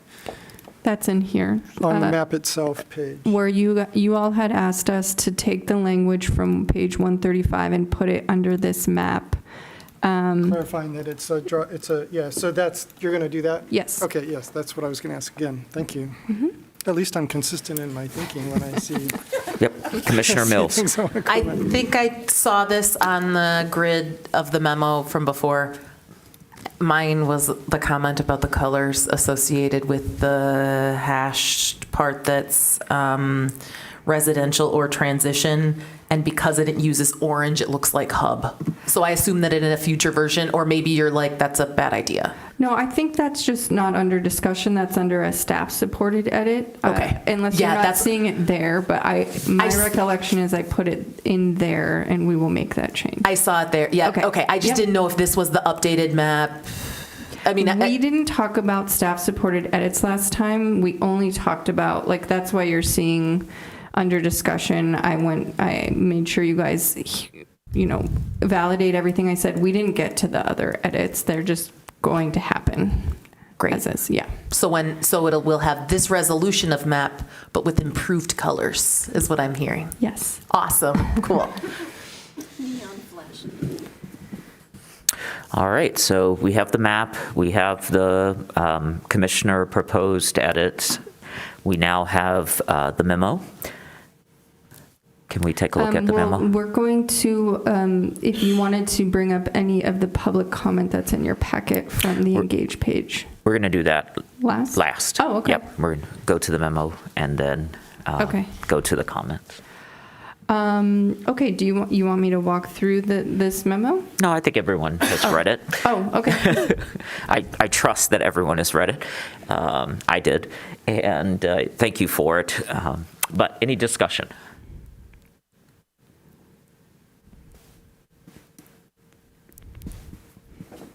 You include petitioner-initiated rezonings? Mm-hmm. You don't talk about council-initiated rezonings, or did I miss it?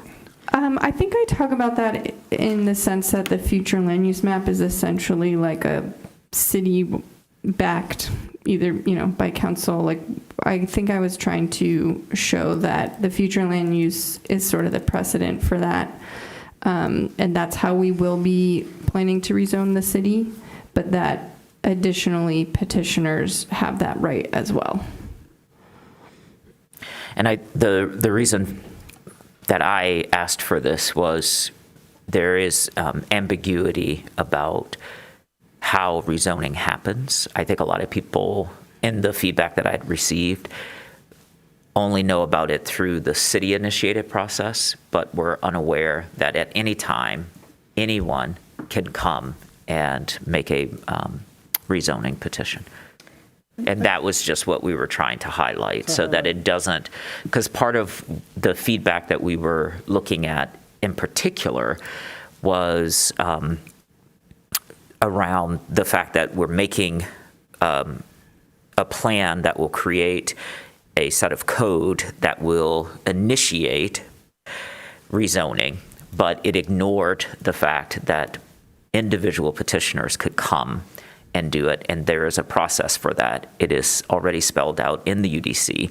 And what was helpful for me when I met with Planner DeLeo is she gave me a helpful insight to this. She says, once the plan is approved, even before the UDC gets changed and new zones are created, petitioners will come and ask for a rezoning because they're seeing, to use a biblical term, which is really just a Greek term, the telos. They see where this is all going, and so they want to be there right on time.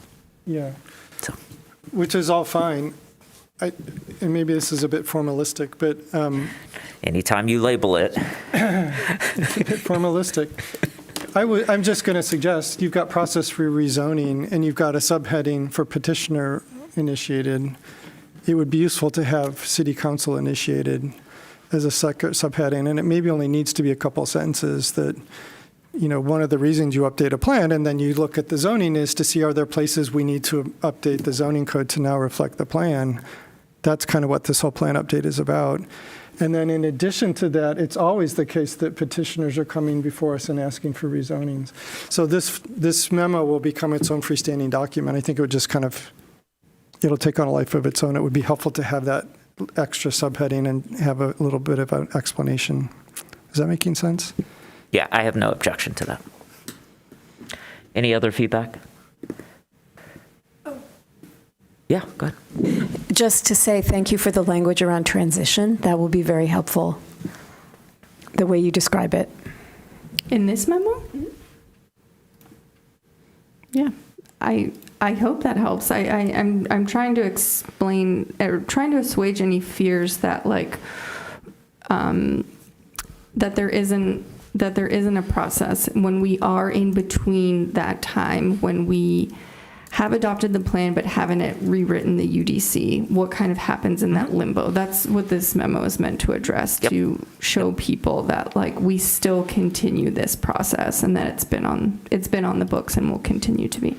And then I think I put it in my comments to you, Planner Bennett, but I think we would benefit in the new year, maybe between the period of the plan being approved by this body and it being approved by the next body, that if we could have a presentation on just Planning 101, could just go back and just sort of help people understand how the UDC gets activated, the idea that there are plans that get reviewed by staff but don't have site plan, therefore they don't come to this table.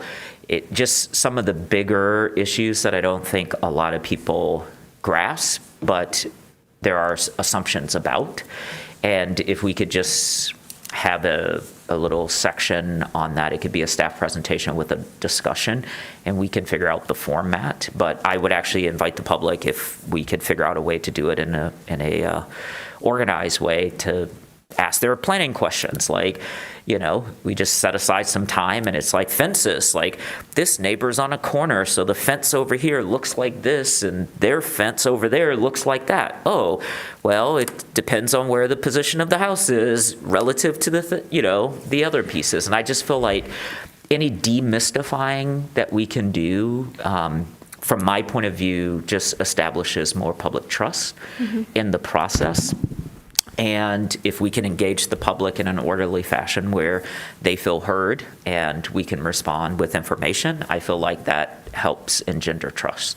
So I would just propose that. Go ahead, Manager Leonard. 100% agree with that. And just to put another plug in, we don't have any more at the end of this year, but next year we will be rescheduling a couple of our what we call A2DU. Just to put a plug in for that, that's where we send our planning team out to different places in the city for basically an open office hours, and that's a great opportunity for people to also come and want to understand the nuances of a fence or how to do this or that. So that's I totally agree. I think it's a great opportunity for this board, but it's not the last opportunity. Yeah, and I think the reason why I'm proposing it here is the number one criticism that we receive is we're not in a dialogue, because the nature of public comment is it's your time and then it's our time.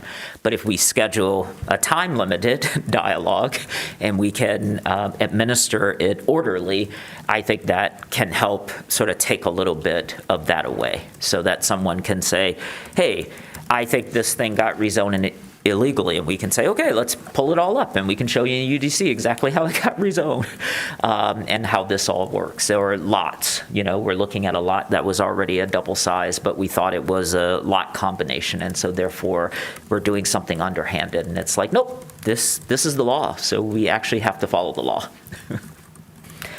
And that could be an hour. On an agenda where we just have an initial presentation and then we have a bit of a forum, if there's a way for us to facilitate it that fits all the legal statutes. I would love any feedback or discussion or objection to that, if you have it. Okay. Fantastic. All right, so I think we're done. Oh, no, we have 523 comments to review. So how would you propose to do this? I just have a couple things out of the public comments that I wanted to raise from my review. Did you have an orderly way you wanted to receive these, Planner Bennett, or are you just open for us to share with you? I'm open for you all to share. Excellent. The chair can't go first, so who would like to go to kick us off? Commissioner Adams. Got a quick one. Thank you. John Hilton wrote in suggesting that our discussion of the history of we have a discussion that's lengthy regarding the placement of the plan in history that refers to how the city became segregated and how that segregation was enforced informally and formally, which he argues to be inaccurate fundamentally. I reviewed his arguments, and I don't know that I agree, but at the same time, I didn't write that section, and I'm not a historian, and some of it is cited to, and some of it is not.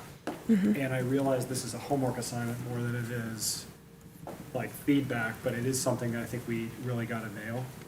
It's a pretty serious discussion within the overall document, and he's alleging that it's just false.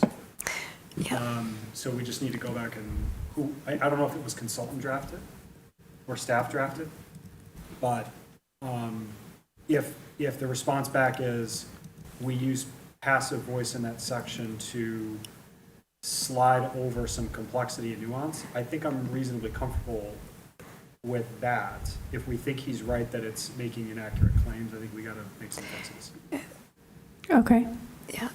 Commissioner Dish. Yeah, I flagged the same thing, and I read it carefully, and I have taught some of this history. And so what I took away from, I did not fully agree with him. I do not agree with the statement that segregation was not based on city law. I think large minimum lot sizes was quite clearly something in city law that created racial segregation. So I just think that, and I'm sure that if he and I had a conversation, we might come to see that similarly. But he did mention that we do not mention Ann Arbor passing the first open housing law in the nation in the timeline. And we might want to put that in because that did happen.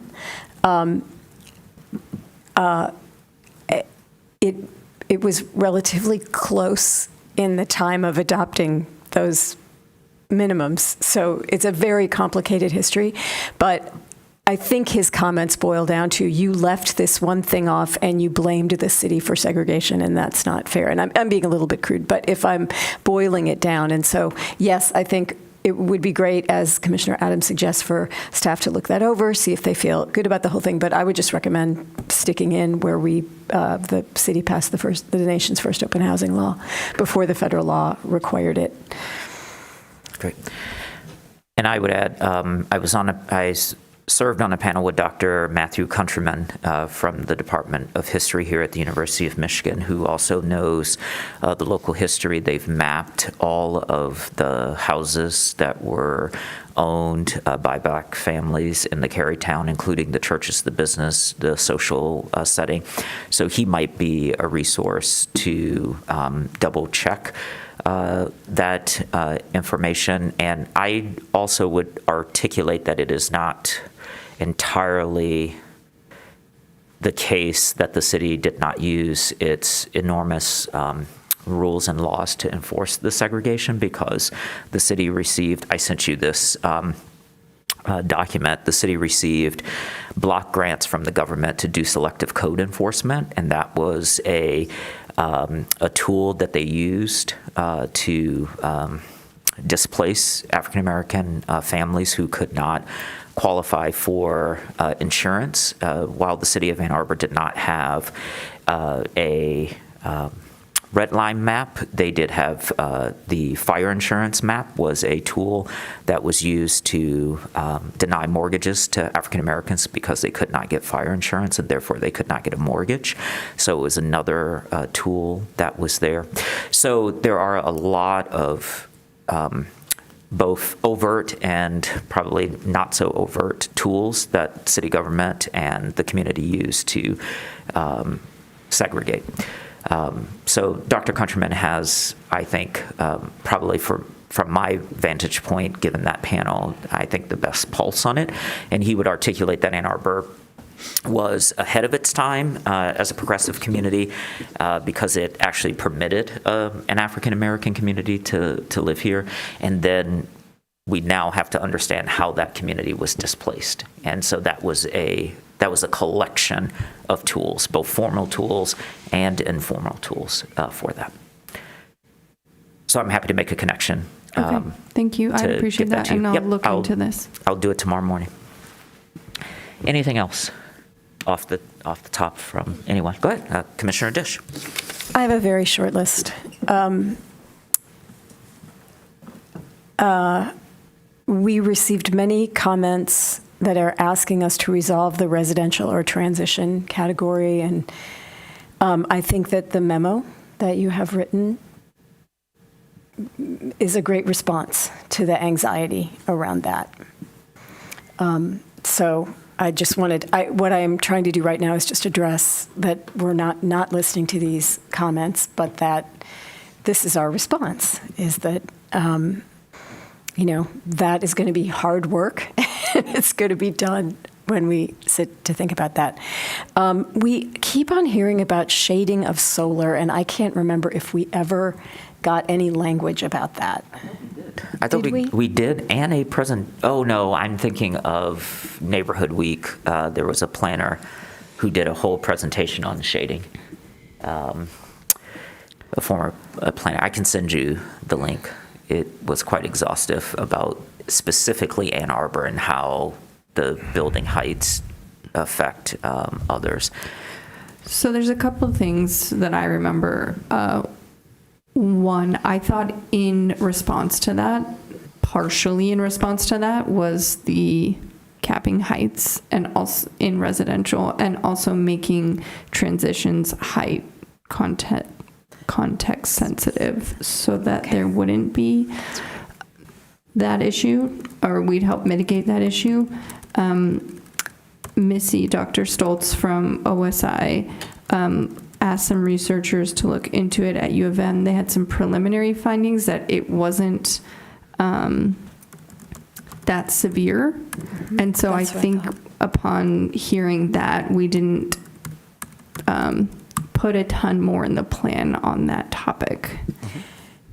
Yes, and so I'm glad that you reminded me that we can cite the two things that you're talking about that we did do in the plan.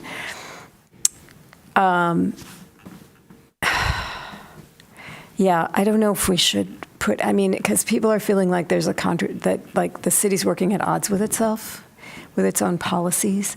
And if there were something we could cite to say, you know, it's not all day long unless you're, you know, in some kind of canyon in Manhattan, which is not really what we're going to create. But I don't really, yeah, sorry. Maybe we could follow up with OSI if it seems like we sort of heard the conclusion of that, but we don't really have the detail of it. Maybe there's some way we can take that to a referenceable finding in some way. I confess, I think that this came through either right before my summer vacation or right after, and so it got buried.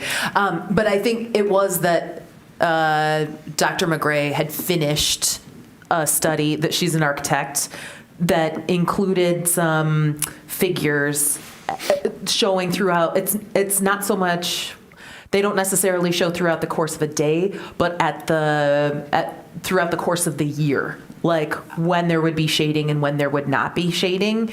And so I will figure out, I don't know where that is public, but I saw something that was finalized. So I'll put that on my back. I'll dig it out. Yeah, it was looking at like winter solstice, summer solstice, and then I think it was like 9 a.m., noon, 3 p.m., 6 p.m., and it was 3 stories. I think it didn't go higher than 4 or 5 stories next to a single family. So there were a few different scenarios, so we can dig that out and see where we can refer to that in the plan. And that might be something too that Taubman might be interested in putting online that then you could refer to. So that's what I will actually follow up with, because then you could reference it. It would be freely accessible. Actually, so just for what it's worth, part of the conversation was, I think it's a really cool analysis that other communities might have interest in, and one of the things that my center does is to try to share these kind of things. And the feedback was it is very specifically tailored to our latitude.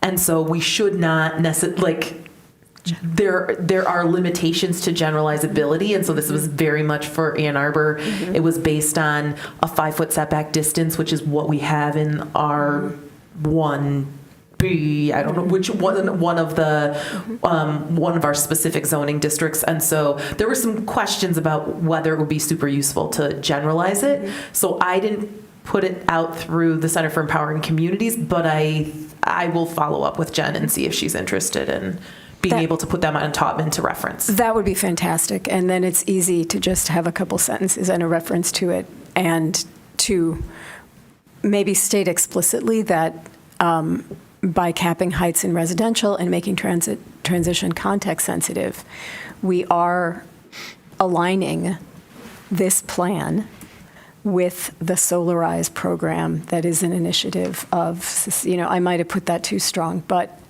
I'm asking only because I'm trying to be responsive.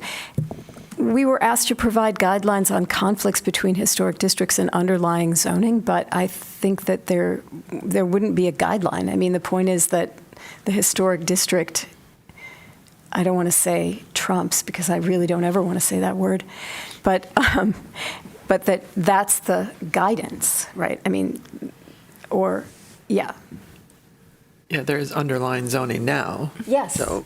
Right. And you can only do what the historic district allows, right? And what the district commission approves. And there are certain things that cannot be approved. And I think we've said that many times. So I think this request, I don't know the exact one you're referring to, but I have met with the Old West Side, and I think there is some fear around any mismatch between underlying zoning and what we're proposing. And there is some overlap in the Old West Side where we are saying that it can be transition. Mm-hmm. And so I think there's some question about what's the precedent behind that if the underlying zoning now says that it can be a certain height, what position does that put like the HDC in when they have final say, but they also have, the underlying zoning and their own guidelines? Like there just isn't a ton of precedent, I think, for that, and that worries some people in that area that live in that area. I don't know if I call it precedent, but an example is recently there was a large-scale development just north of the Michigan Theater. Literally the historic district boundary is basically along the back of the buildings that front Liberty. It doesn't include the properties along Washington. If you look closely in that development, there's actually two buildings as part of that development. There's a smaller building that is accessed basically only off of the alley, and then there's the larger building. I would say that is an example where that building in the historic district, despite similar zoning for both of them, happened at a different outcome because of the convergence of both zoning and historic district regulations. Which is always the case unless the historic district zoning is, or designation is removed. And so the land use imagines what that land would be if there wasn't a historic district there.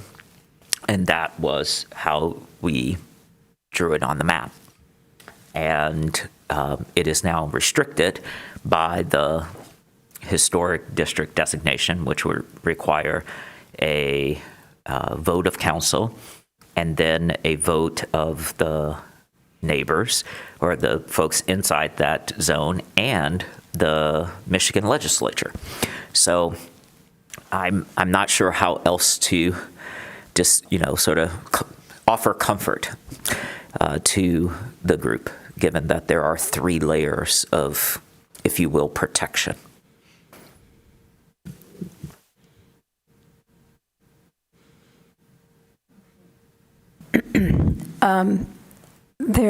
Since Commissioner Abrams is not here to say this, I do want to note that I do still find in the comments reference to proposals that are not in the plan, such as proposals to reduce or remove lot sizes, setbacks, and other regulations. So, yeah. So what's the edit? No edit. Okay. It's not an edit. I'm just making note because this is one thing that Commissioner Abrams did one time. It's just saying, I can't address this because it isn't a thing. Well, I mean, under 1.1, it says reduce or remove minimum lot sizes, adjust setbacks, and other regulations to allow more flexibility. Does it say minimum lot sizes in 1.1? Reduce or remove minimum lot sizes. Yep. I'm looking at the implementation matrix under 1.1. Yep, and it was quoted differently in the person's comment. So I believe that they are not understanding the intent of this because... But you're not proposing a change right now? Okay. No, because that's part of zoning, and it's not as if... It is not as if the proposal is that everything will be allowed to go from lot line to lot line. There's no Correct. idea. There is no proposal for It just says adjust full setbacks. coverage. Right. There's nothing like that. So, and then I think I have raised this before, what Mr. Monroe is raising, which is that because our natural features protections are right now triggered by site plan review, and this plan envisions more things being by right and bigger things being by right, there is, I wouldn't say a hole, but there may be a shift, and I would not reference the particular thing that went on Longshore because that's a different thing. That was a lot split and whatever. So we can consider having building permits trigger those, but we need trigger natural features protections. But we also need to consider the limits on what we can say that people can and cannot do on property that they own, which is where we are now. And so I do not suggest a change to the club. I think this is just something that we will wrestle with when we move forward. And that has been my understanding all along. It's not that we're unaware that we are making a change, right? Or so I put this out. Is there anything that we should say that anyone feels we should say? Go ahead, Commissioner Adams. One of the reactions I had reading the public comments was there's a lot of folks who are commenting as if this plan resolves all of the land. I'm chuckling because it's sort of a startling task to think about, but imagining that we're addressing every issue at this table. The length of the document would signal that. And I think that I didn't quite appreciate that in January. That by making a document so big and so all-encompassing, we have in fact signaled to people that we're doing everything here and that nothing can be done after the fact. I think that if there's a desire to do something on that level, I think separate and independent fact-finding needs to happen, and it needs to be done carefully, because I've already been in front of the ZBA 3 times, and just to do renovations on my house. That's a highly regulated house that I have. And I would hate to have I just cut down 2 trees to put a solar array in. I would have hated to have come a 4th time in front of some panel to get permission to add solar panels or cut down a tree. So it's not to say we don't want to do that or that the balance we're striking is right. It just feels late in the hour and outside of our scope. Commissioner Norton. So I'll point out, I've had people complain to me, and we've heard lots of comments that this plan isn't nearly detailed enough, and how much more detail we need to move. And then we get, but this plan is so long, I can't wade through it all. There's just too much here. So we're definitely trying to and need to strike a balance.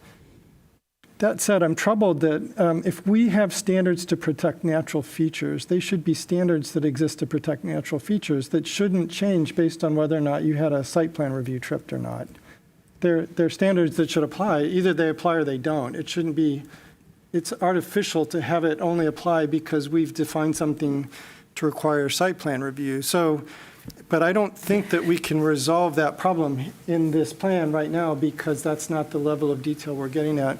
So I'm looking on page 152 at the goals that are speaking to natural features. And I'm wondering, and maybe I'm kind of looking at staff, and maybe you can come up with the right verbiage, but it sounds like in the process of doing the things that we said we should be doing, which is to update regulations and processes to reflect current ecological understandings, part of what we should be doing is revisiting the code to make sure that important natural features aren't slipping through the cracks because of artificial requirements or something. So that in the process of updating the code, we need to be mindful that we don't want to create loopholes that actually defeat the purpose of having natural features protection. Can we just add that sentiment somewhere in that text so that it doesn't slip through the cracks? Is that goal 10? It's goal 10.1. Can you suggest, so you want it to say? I can noodle on, I keep use the word noodle. I can think about this more, and I can send you suggested, if that's okay with folks. I think generally it's okay. I just want to highlight that this is the current code currently. So the plan doesn't change it. This is how it currently is. The way it's currently working. It sounds like something's wrong with the way it's currently working. Which is different. From one point of view, the plan is not making this change. This is something that already exists. And I started to look at the map around 250 feet from that inventory. I think that it would prevent a lot of development. It would actually change almost everything. So in order to look at a buffer from Mr. Monroe's suggestion, we'd have to see it in a GSI map like we see TC1 to see what it would actually prohibit. And if every tree is fitting inside that criterion, which it currently is not because it's by site plan review, then almost nothing can be built. because of the fact that we have 1.5 million trees. So it's trying, like, I hear and wanted to clarify what I was hearing, and I think it is potentially worth us revisiting the UDC, but that is coming. So once the plan is approved, if it's approved, the next phase is the UDC amendments. And that is the appropriate place to say, how are we handling natural features? And what is inside review and what is outside review? And I think we should do that in light of, we also need to do that in light of potential downstream burdens that we would put on landowners that we have not considered. I mean, we have petitioners that come who are frustrated with our waste management because they have very strict rules for that. As I talk to planners, I hear very clearly, whatever the fire marshal wants, the fire marshal gets. Like, that's a rule, but it's not written in the UDC. So those things they have implications on the development environment. And I think it is also slightly at odds with the economic development memo that the city administrator sent and has been instructing some of the work that we've been doing to try to simplify development in the city. So we have a lot of things that are at odds with each other. Not to say, I have 5 landmark trees in my backyard, so none of those trees would be able to be cut down and no additions can be added, for the same purposes that Commissioner Adams just noted. So I just want to make sure that we recognize that what we're actually discussing is in the current UDC. I can appreciate that we may want to strengthen what we say in the comp plan, and if that's what your proposed language is, I have full support of that. Totally understand that. What's going on. But I don't want to get ahead of the UDC process, because that's where it'll be managed. If the language we have in the plan is signaling strongly enough that we should revisit natural features protection to make sure things don't slip out because they're in loopholes or whatever. But see, that's the part. I'm probably not. It's been a day. We've had 2 ill kids at home, and I've been at home with them. So navigating all of that. I'm not currently sick, but I'm wearing a mask, even if I was. Let me step back and say, I don't know. I haven't studied the UDC to know if what's going on there could be characterized as a loophole or if that was a policy choice that was made or something. Sure. And so that's the part that I'm. That we would only apply standards because we've defined some things to go through site plan review and others not. Right. So you're at a. I guess what I'm trying to say is the scope of what we are talking about. I feel like the thing that you are questioning, which is valid and should be debated and discussed, is out of scope because this current plan is not proposing to change that. So we're not saying. The current plan is signaling that we should be revisiting the whole UDC to advance our new goals. And when we get there, that's where we could directly address it. I just want to make sure the plan is signaling strong enough that we recognize that that's something that we need to, and maybe it's already there. I mean, someone could convince me the language. No, I'm not trying to convince you. I'm just trying to make sure that it was the slipping through part, I think, was it. Like, I would be in a different position if the plan said, all these things are now going to no longer have this review. And I think that's the piece that Mr. Monroe is trying to get at, is that if more things are going to be by right, does the by right automatically mean no site plan review? And so how does that then fit inside that criterion? And I think that's maybe the thing we need to process, but let's hear from Commissioner Adams, and then we'll hear from staff. And I haven't turned to my left. I just wanted to say, I think the plan as a value expresses plenty of support for the preservation of natural features. I think that the specific claim that there's something about our current UDC that's arbitrary, I don't agree with. So to the extent that there's a desire to make a proposal, we need to do it some other time. I think the plan is adequate on the policy. It's not making a specific recommendation for changes, and I'm not in a position to support that. I don't I don't agree that site plan review as a trigger is arbitrary. I actually think it reflects a rough policy choice that certain types of larger projects need that type of review and merit that type of review, whereas my solar array does not. All right, Manager Leonard and Planner Bennett. So I don't get to vote on this plan, but I think goal 10, the high level goal there, I think gets to this point. It's to balance development with protection and integration of critical natural features. So I do think that the plan explicitly identifies the goal of finding that balance. Now, I fully agree that the 9 members of this commission, the members of my staff, let alone the members of this community, might have differing opinions on what success looks like in that regard.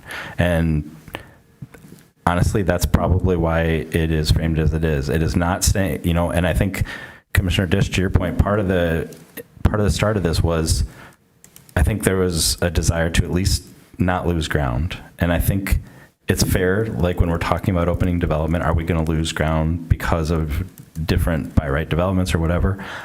That goal tasks you and the city and staff of finding that balance. And I think the ordinance development is the time to do that.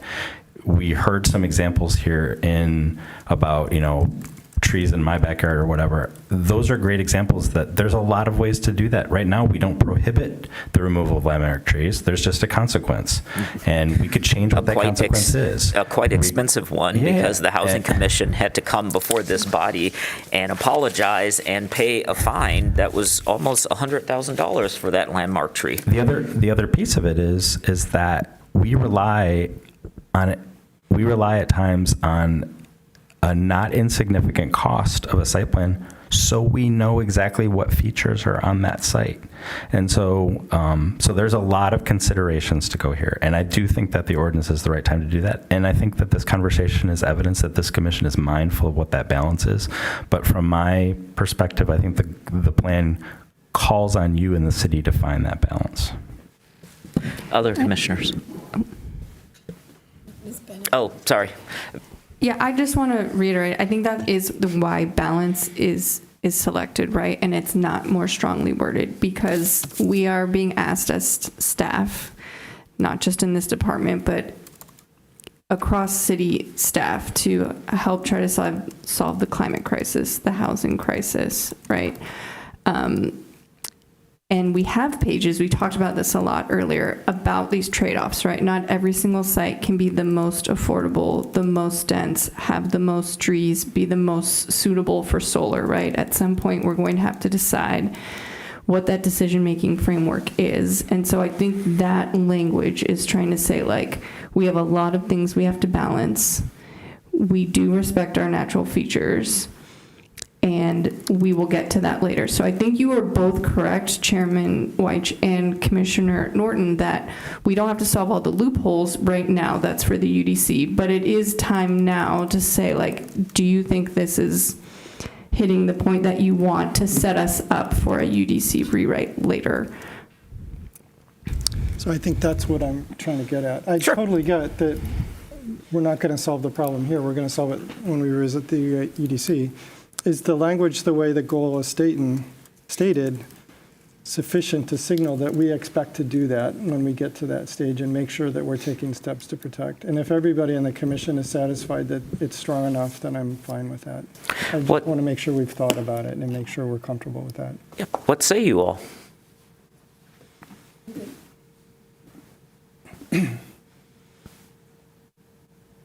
Commissioner Mills? Yeah. Sorry, you saw me thinking. So I am looking on page 152 because I flipped back to where we talk about goal 10 overall. I do think that this is the place. I actually think that the language on 152 has some. Here's my observations. The very first part, the very first non-bolded section under 10.1 says blah, blah, blah, maintain 2025 regulations. So that suggests to me that we shouldn't slip the maintain the regulations. Like, I think is the nod to let's not make it worse. But I also, and in my mind, I toyed around with like, do we change that maintain to evaluate? Because I think that gets into if there are things that are broken right now, but I actually think that could potentially make it worse. So like, I like the idea of maintain. There was some language earlier in the earlier chapter where goal 10 was actually introduced that said something about like site review. And that made me think like, oh, we're only talking about site plan review. But in the very first bullet point here, it talks about incentivizing quality rather than quantity in open space and space requirements within the zoning code. So it's not just within site plan review, which again, I think that can be interpreted a little bit more broadly. Now, this is only in the context of open space, but it's open space to protect critical natural features. So I think that actually, if somebody wanted to think about this in the future, when we take up this bullet point, that's the place to do it. Like, I think that gives us the flexibility in language.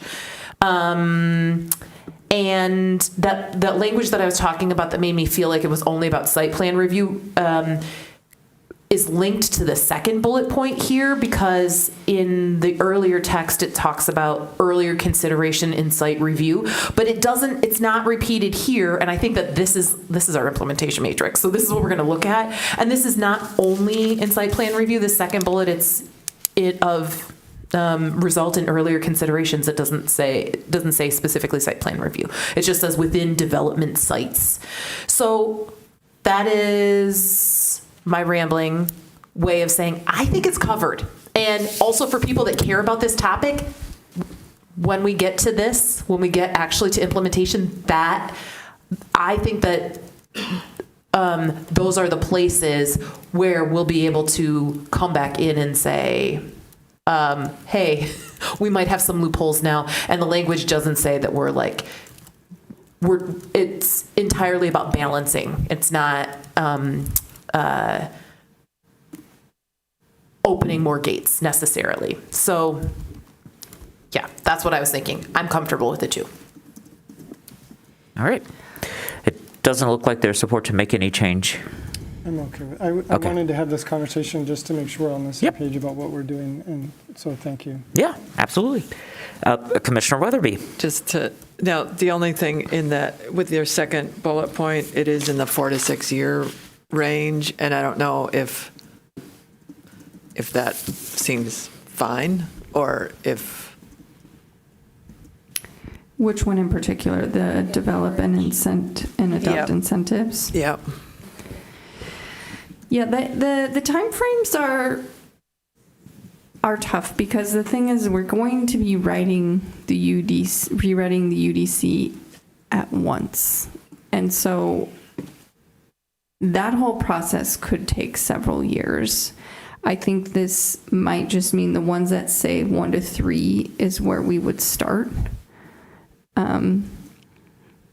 But that's all up to you if you all want to make that. Yeah, I'm not saying that's unreasonable, but it sort of signals maybe not as important, or as like a ongoing or 1 to 3, you know.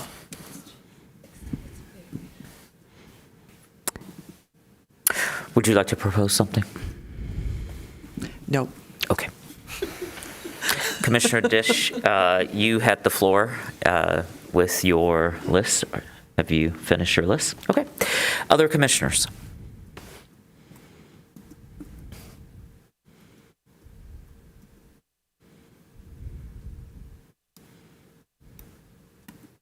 Oh, the chair. Oh, thank you.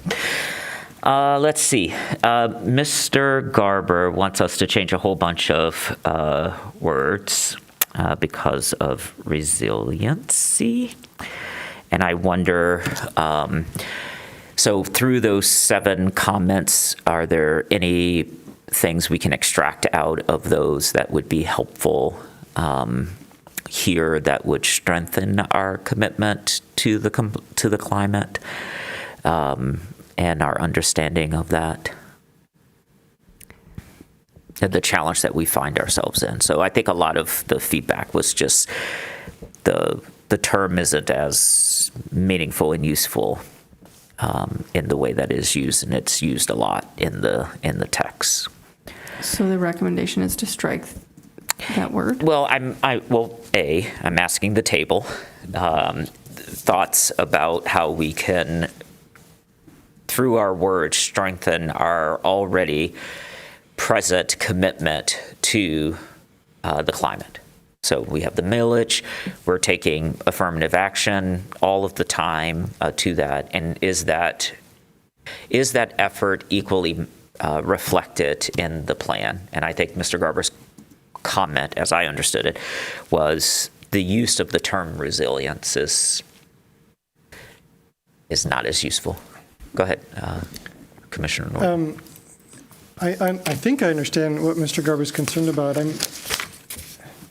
I'm thinking like an academic. The academics debate all the time over the use of terms, and they can always find out reasons for why this is a bad term and it doesn't, and you can kind of go in circles. So I'm a little less troubled that we're using the term resilience maybe too much. The thing that I struggle with is I understand, as we've had conversations in the past, some of the things that we're being asked to require through the plan, we can't actually require because of state law. Correct. And so what I'm trying to figure out is, does the plan make clear enough what we have agency to be able to address versus what we just can't do because it's state law and we're bound, and our only recourse is to go lobby the legislature. Mm-hmm.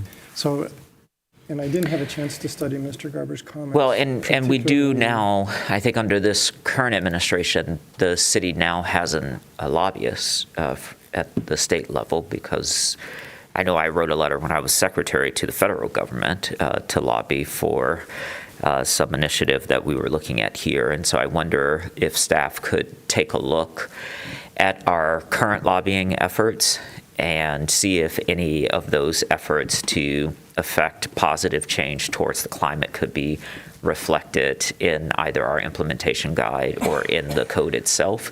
So just supportive language. So when we talk about X, that's followed by a climate millage that was passed by the city. It's followed by lobbying at the state level. It's followed by ongoing initiatives to address the climate and the crisis that we find ourselves in, something along those lines.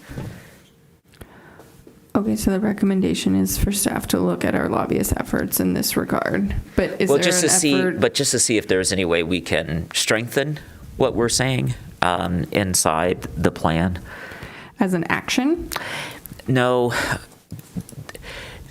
I guess a reflection of the efforts and work that we have already undertaken and are undertaking. So and forgive me, I've read it and I've read it again, but I haven't committed it to memory. So do we even talk about the climate millage that we've put in place? So that could be something that would be added, so like a for example, all I'm looking for is like maybe a parenthetical somewhere where we say, for example, our recently passed climate millage, our lobbying efforts at the state level, and our ongoing efforts to meet the current climate crisis. That would be the kind of. Mm-hmm. So OSI has reviewed this, every single draft, and they have added in many instances those kind of sentences of things I was unaware of. So there are several kind of for examples or for instances of where we connect and where they're already doing things. Would that be adequate? I think so. Okay. I mean, I can talk to you offline too. Okay. Well, if I can, I don't know if I can. Never know how that all works. But it's just towards this end. I don't think there's any objection from the table. So I don't have an actual edit at the moment. You do not. I think I did just check under millage, and there are many millages that we mentioned, but we do not mention the climate millage. There's an edit. Is it in the timeline? It should at least be in the timeline. I don't know. If it's missing, then we can add it. There's an edit. Okay. Yeah, there's an edit, right. Yeah, and this is what I made, Mr. Leonard. So the sustainability, climate, natural resources policy agenda. So if we just reference that, I think that that at least says that we're not paying lip service to it, we're actually taking affirmative action in the regulatory environment we find ourselves in. If we had a more permissible regulatory environment, we'd be able to do more. It is in the timeline. Okay. Okay. When I search under millage, it didn't. I think the other millages are referenced in boxes, and it says a little bit more about what they're doing. And so maybe, I mean, it'd be very easy. OSI is constantly generating factoids about things that that have, increase in solar and all that kind of thing, and using millage funds to do it, and that might be great. Do they mention the Bryant decarbonization? Yeah, I was going to mention that one too. Yeah, let me look under Bryant. In this plan? Yeah. We had an image of it, and it was removed along with the cartoons, I believe. But it just got here. scooped It's up here. in the cartoons. Is it? I thought we had removed it. No, not the image, but the project is. I hate laptops. 88, page 88. It does. It isn't. There isn't detail. Yep, and also, so 88, actually, we mentioned the shading thing, and it just could be augmented a little bit with the language about transition stepping down. There's a place like right in there to fix that. This is good, and maybe a little bit more specificity on what the climate millage has done would be helpful. But I don't really want to make this a homework assignment. It's very late in the game. Yeah, it's very late in the game. To me, it was just a parenthetical, so not a big edit. But that's supported as an edit for us to discuss more about the climate millage, what it does, and also Bryant community decarbonization efforts. I think given the magnitude of that project, and at this point now we do have the Department of Energy $10 million grant that's really coming through. Okay. It warrants a little bit, because it's a national, it'll be a first. Well, then we don't need to plan for it since it's already done. Maybe we plan for more communities. We've been out there drilling those geothermal holes. Thank you. As we speak. So there were 4 major areas that I saw in December. It was around the transition, which I think the memo addresses, the historic district, which I think we've already addressed.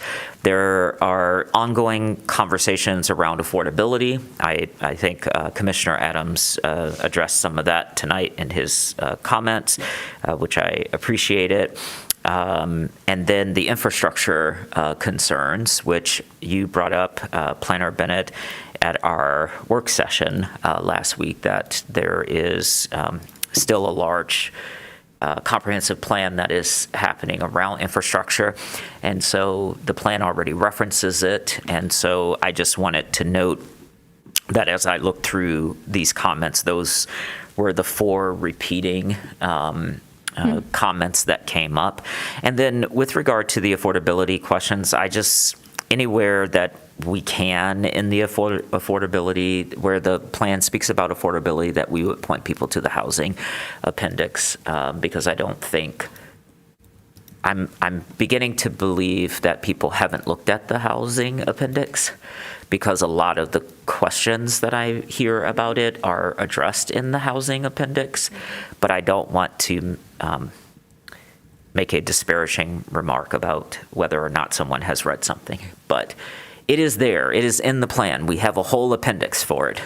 And so I just want to state that on the record again. And if you feel like there are places inside the plan where staff could just refer to it, see the housing appendix, I think that would be helpful for folks who might be scanning and not looking at the whole document. And given on Engage, they're in 2 separate links. Mm-hmm. I think a lot of people don't realize they're actually forming a single document. Other commissioners? Oh, can I go back? Oh, yeah, sorry. In terms of the word resilience, are we suggesting an edit there? I did not propose one. Okay. Commissioner Lee. I thought Mr. Garber's point was well taken in the sense that I advocate for clarity and simplicity wherever there can be. I do want to avoid jargon at any point we can. That said, I do also think there's actual value to the concept of resilience. So I guess this is actually one in which it's the ability to adapt, overcome, and come back stronger is the kind of concept when we talk about social resilience or physical resilience, things of that nature. So I don't have a proposed change, but I do want to acknowledge that I agree with his sentiments about simplifying or making it more plain. That said, that I actually do think there's still value in the concept of resilience. So I don't have a proposed change, but just want to acknowledge that I've given it thought and don't have a change to propose there. So thanks. Thank you. Any other commissioners? Commissioner Mills. As we were having the conversation about the changes, first of all, I really appreciate you putting in specific changes. Like, there's a lot to dive through, and a lot of the comments were really long. And being able to search for page, like what the specific changes are, was really, really helpful. So thank you. Many of these, I feel like, I really hate to punt, but I sort of want to know if OSI supports them. I mean, I think that a number of the changes are really strong. And some of them make me think like, ooh, I don't know. I know enough to know that it could also go sideways for some of these things. And so I'm curious about what that would be. And so if I were to do anything, before making these specific edits, I would love OSI to weigh in on them, which I don't think is part, like I don't know that was the plan. So, so that's and I kind of use that same lens for any of the others comments, which honestly, there weren't tons of comments that were specific page edits. And so that's the filter that I would have here. I don't know if that works in our our timing wise. And I confess that I can also go through them all 32, 31 separate edits to see if there's specific ones where I think I did not do my homework to come to this meeting having gone through all of them. I'll confess. So you're referring to, you're not referring to this discuss the climate millage and the Bryant community decarbonization. You're talking about there are more edits in the packet that you're looking at that you would like OSI to review? Yeah, so within the 520, what is it, 523? 565. Yeah, 523 lines. There are number that are from Mr. Garber, broken, like 31 comments broken down, specific edits broken down into multiple, and it's super easy to follow. I just confess there were 523 lines in the spreadsheet, and I didn't do it all. So I think that there are some elements, and I kind of want somebody else to weigh in, and I'm not prepared for that right now. So maybe that means that I missed my opportunity, and I'm sorry that I failed. But that I would suggest that would be something very specific rather than going through all 523. Like there's some that are extremely specific edits, and does this from a staff perspective make sense? I would love to know that, and I think OSI is well positioned to weigh in on some of the specific changes. Again, on the conversation about resilience, I completely agree with Commissioner Lee. There's pros and cons of using something that is like that. And I'm looking at the one right now about emergency response and shelter. Actually, that's what a lot of folks are thinking. I mean, that's how I think about resilience hubs. But I don't know the implications of changing the name of a resilience hub to emergency response and shelter. I think it takes out some of that jargon, which I think could be helpful, but I don't know if that loses something then. And I legitimately would need to phone a friend, ask. So, Can I respond? Yep. That term in particular is from OSI, and so we're using that word to align with their terminology. There's probably other references to resilience where maybe we could consider changing that one, but that one I feel strongly like we're trying to show support to their effort. I'm happy to show OSI these comments. I can't guarantee, given the holidays coming up, that they will review all of them and have responses by the January 6th meeting, but I will ask them to do so. Commissioner Lee. Thank you. Kind of going back to the thematic elements, like the four that you had kind of said, I wanted to talk about the infrastructure comment, as it was a fairly recurring theme. I'm going to specifically speak to Mrs. Durfee's comment just regarding, and for purpose of clarification, I'm thinking through this.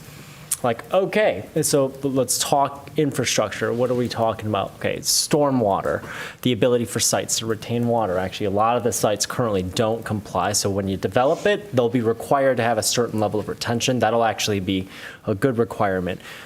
What else? Okay, tap fees for wastewater treatment. So that is a question I have. Generally, you're required to pay a tap fee, so when you tap into clean water, whether you size a 4-inch, 2-inch, 6-inch, 8-inch, you're going to pay a tap fee associated with the level of fire suppression, how much water you plan to consume, et cetera.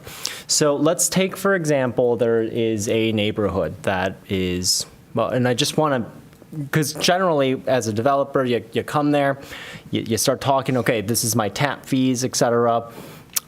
What happens at the point where that incremental developer comes and it's like, oh, shoot, hey, city, so I would like to build a triplex. It's by right. And you are telling me that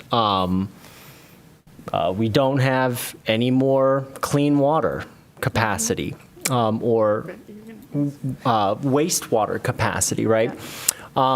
Generally, it's been on an incremental fee, like a water tap fee basis.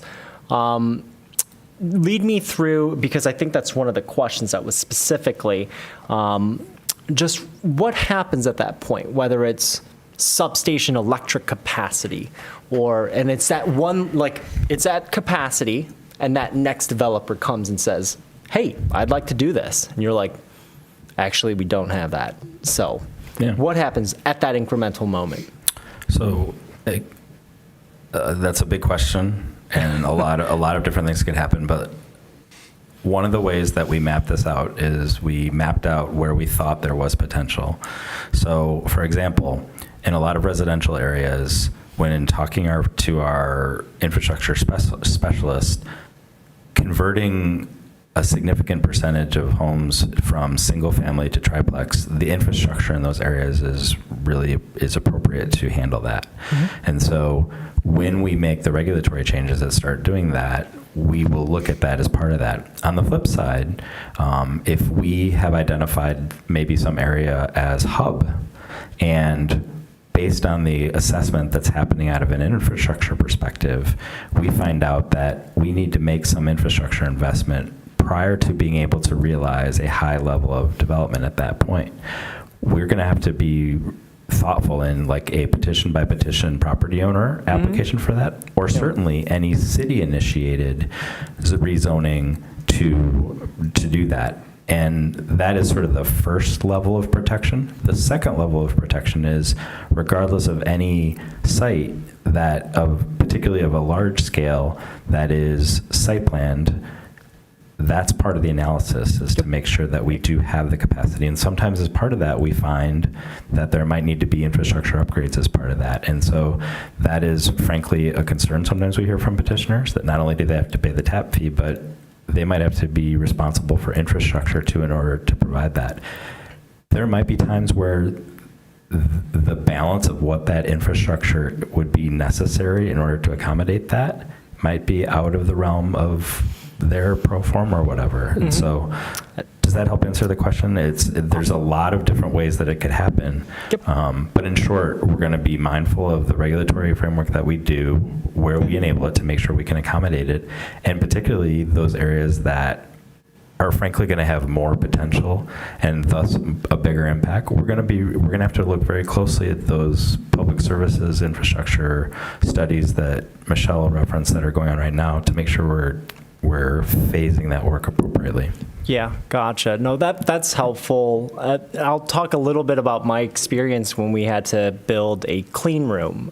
It's just a room that has a very, very no dust whatsoever, right? It's for analyzing semiconductors. DT said, actually, we need to upgrade this substation. We don't have enough electricity to actually serve that.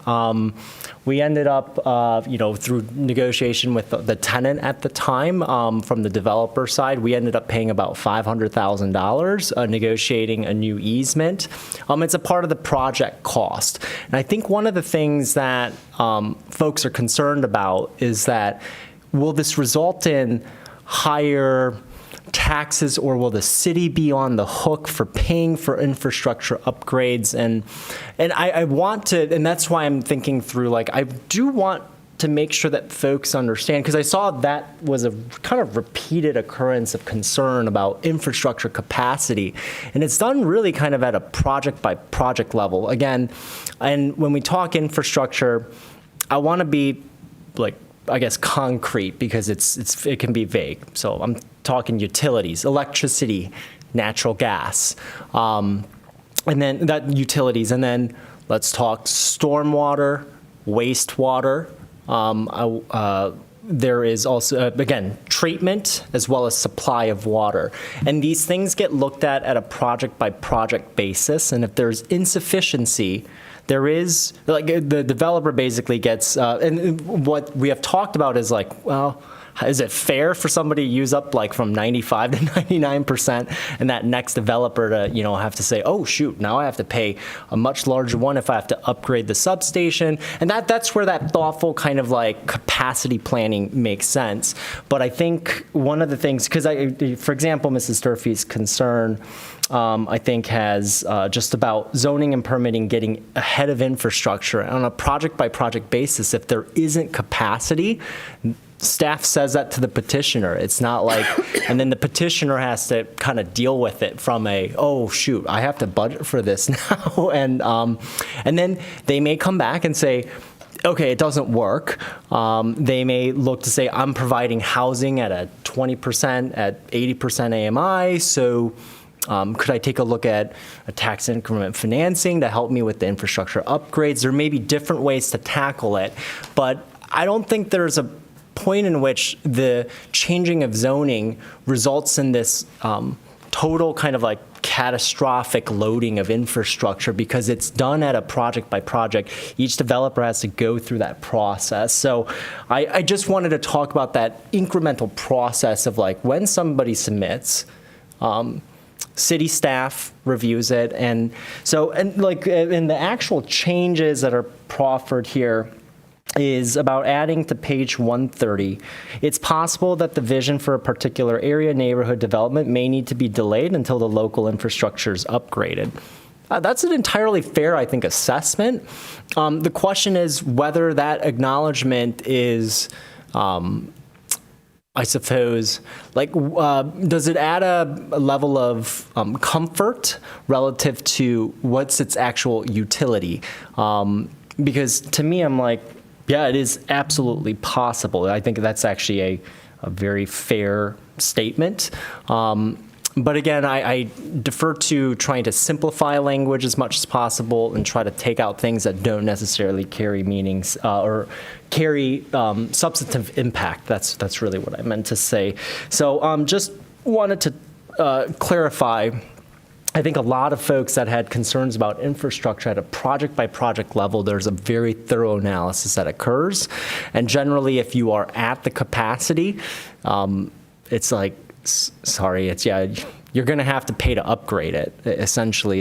And then we have a discussion about, okay, does this make sense, et cetera. So just wanted to give that bit of a backdrop as to a lot of the comments that I've read. And so I'm not sure that I am specifically asking or proposing for the additions of the commentary regarding local infrastructure alignment causing potential pauses, because again, that's just kind of a fact of how some of these developments might go. But I just wanted to acknowledge the concerns around infrastructure.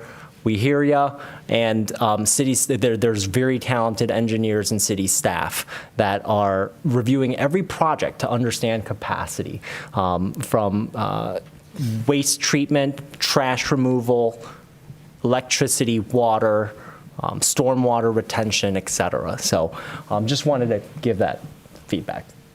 Thanks. Commissioner Adams. This is quick. Unfortunately, it's another one that I can't quite do on my own, and I can't propose something specific, but I will flag. It's not a general comment. There are along Packard Street, this was a public comment we got, flagged it. There are 5 or 6 what I'm going to call residential slivers. They look almost as wide as a road. That starts from where Packard interfaces with what appears to be Stadium. There's a little strip there. And then there's a few more strips that you'll see as you visually track down Packard Street. They're literally, like in some cases, as wide as a road. The problem with it is that it's going to trigger tapering for all of the transition. If you've got like a little tiny strip of residential there, you're gonna, like maybe it butts up against other transition or something else on the other side of it. If there's a strip of residential and we taper off a residential proximity, then it's gonna automatically whack all that stuff down to 3 stories when it probably doesn't need to be. And I can't actually tell if those slivers were intentional or not. Meaning on like the future land use map. Yeah, Okay. there might actually be good reasons for those slivers to be there, and that's what I can't scrutinize. So if there's Scrivener errors, like meaning it's a product of the staff getting more or the map getting more fine-grained, then I'm fine leaving them in if they're intentional. But if they're errors, I just want them taken out and cleaned up. Does that make sense? Yeah, my guess is, so between the second and third draft, we moved the map from like the Adobe Suite products to GIS. Yeah. And so there have been a few things that have come up like that where I think it's just like that transition to a new software. I don't recall us ever discussing that. I don't have that in the records anywhere that would be done deliberately. Do you recall anything differently regarding that? No. So I think that's just like, I can ask them to maybe fill it in, but I don't think that was done on purpose. Yeah, I don't want to disrupt any specific policy changes in the map, but if that's just a product of moving from one image to another or any other kind of error, then I just want to get it cleaned up. I'm relying here on the fact that the plan's specific about how these are meant to be general guidelines, and I'm not that concerned about the policy ramifications of it, but if we can avoid that error, again, going back to my original comment about cleaning up errors at this stage, that's something I want to fix. Other commissioners?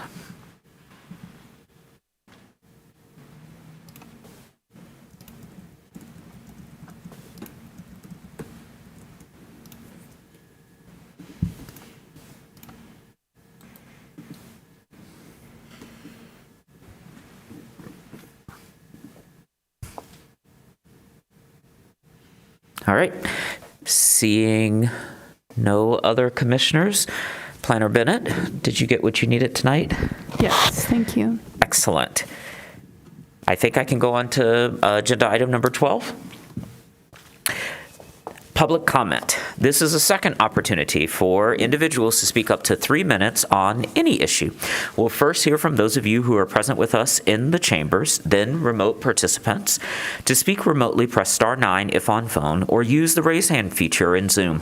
For phone access, dial 877-853-5247 and enter meeting ID 977-6634-1226. City staff will identify callers by the last 3 digits of their phone number or by name if on Zoom. You'll hear an announcement when it's your turn to speak. Please ensure that you're in a quiet area and mute any background noise.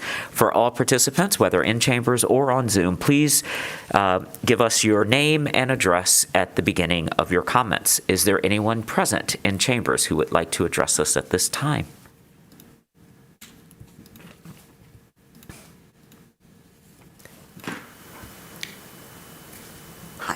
I'm Susan Kaufman. I live at 630 5th Street. Commissioner Weiss, you asked what more could be done to reassure those of us who live in or near, I'm actually outside, historic districts about their ability to essentially continue operating under the guidelines of the Historic District Commission, which I appreciate. But what would make us feel better is to have the underlying zoning comport with the way the historic districts actually look on the ground, which could be done by making the land use category, the underlying land use category, residential. It would encompass everything that currently exists in historic districts, including multi-unit buildings, apartment buildings, including commercial establishments. Nothing would be excluded that I think have been the goals for those neighborhoods. It's hard for us to understand why the transition zoning must remain there when it can't be enacted, given the historic district guidelines, and why we can't make the actual land use be reflected in the underlying land use category. So that's what we've been struggling with. It's hard to understand why we're remaining committed to a category that cannot be enacted, to which we cannot build, which is true of transition. So thank you for your consideration. I appreciate your efforts, but it's still a frustration for us. So thank you. Thank you.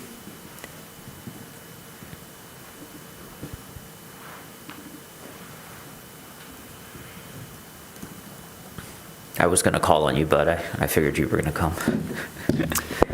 Thank you, appreciate that. Yeah. Greg Monroe, Ward 5.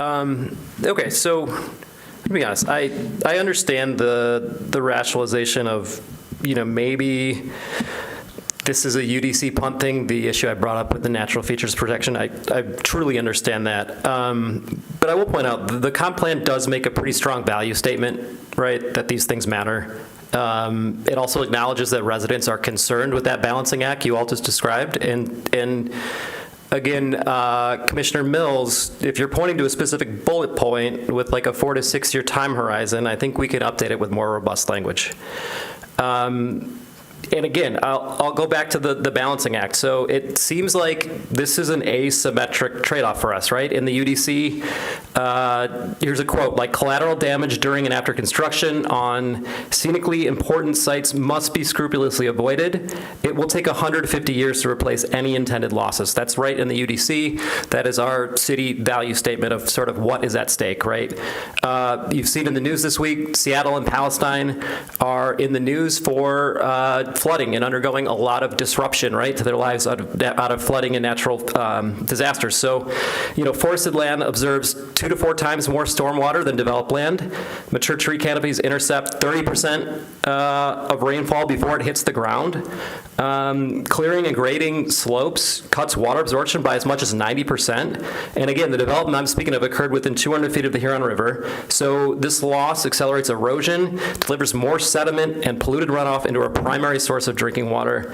And just simply beyond a public health concern, this loss just feels to me like an erosion of public goods that are disappearing at an alarming rate in this country. And so, again, I'm not going after your trees in your backyard. That's not what I'm asking for, right? Let's not conflate the long-term property owners with active development activity, right? So I understand that maybe the UDC perhaps intends for bigger scale projects, right, for these protections to be triggered. But again, taking all of this into context, and again, if you frame these as 150-year losses, I don't think that's a good trade-off for 10 condos that cost $1.5 million each. I really don't. I don't think it moves the needle on anything, and we are losing in the long run, right? So, and again, just to harken back to like an earlier comment, you know, I understand that there may not be another city somewhere else that we can point to and say, oh my gosh, like, look what happened once they rezoned. But I think a lot of us are saying we're seeing stuff in our backyard, right? And so we're seeing luxury condos being built in our backyard, and we're seeing the erosion and loss of natural features, which again, we all seem to agree, even with our documentation, we're making a value statement that these things matter, and we're just sort of giving them away, and it doesn't seem like anyone seems to care, and I think that's a problem. And the last thing I'll say is that I think it's also a problem. It's not that we're relying on the private market to build housing. Like, I understand that argument. It's that we're relying on private market to achieve outcomes that are in contradiction to profit motives. So that's all. Thank you. Thank you, Mr. Monroe.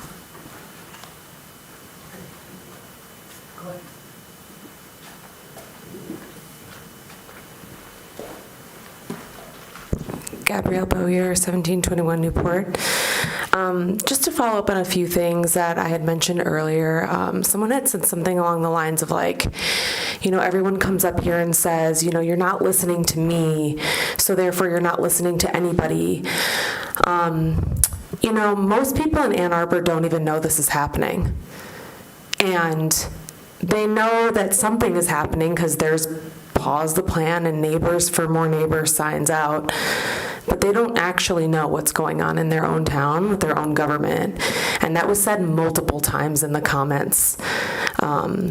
So I feel less concerned that my specific voice isn't like the poster of all this, and more that like the residents of this community don't even know what's going on. And, you know, the way that the comments have been addressed tonight really does elucidate for me what this process looks like, which is not very comprehensive, not very responsive to the community of the 400 people who were randomly sampled to give input about this. The response of this team does not feel very robust to what people are coming in and talking about. So this plan doesn't appear to have the robust support that you guys seem to report. And just to address a couple other comments, you know, development today looks pretty different from what development, you know, 40 or 50 years ago looks like in terms of concentration of capital and, you know, just in terms of like who's buying and selling houses, that, you know, profit is really coming from holding homes, right?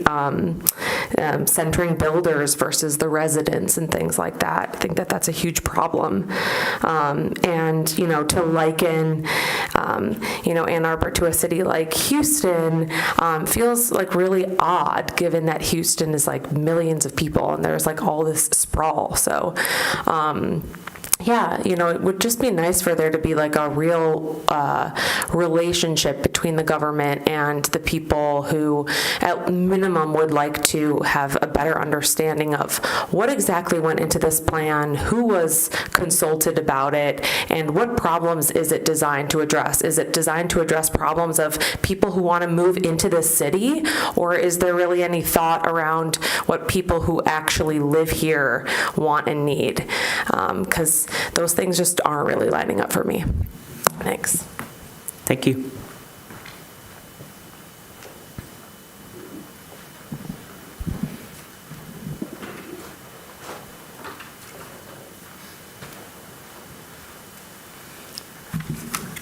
Thank you, Ken Garber again.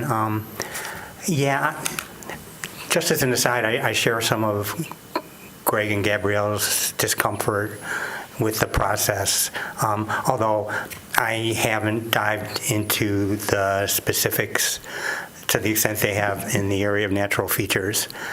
I am grateful that this commission is listening, and you are, and certainly to my comments. But again, I'm not that really concerned about the edits I suggested, although I appreciate Commissioner Mills' careful reading. I'm just glad that they were brought up.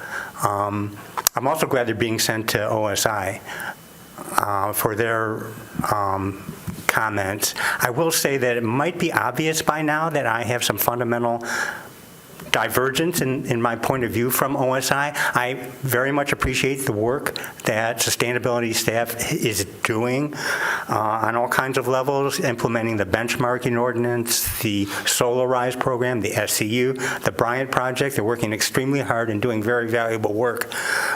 But there are some concepts that we're baking into the plan that are actually not consensus concepts. They're controversial.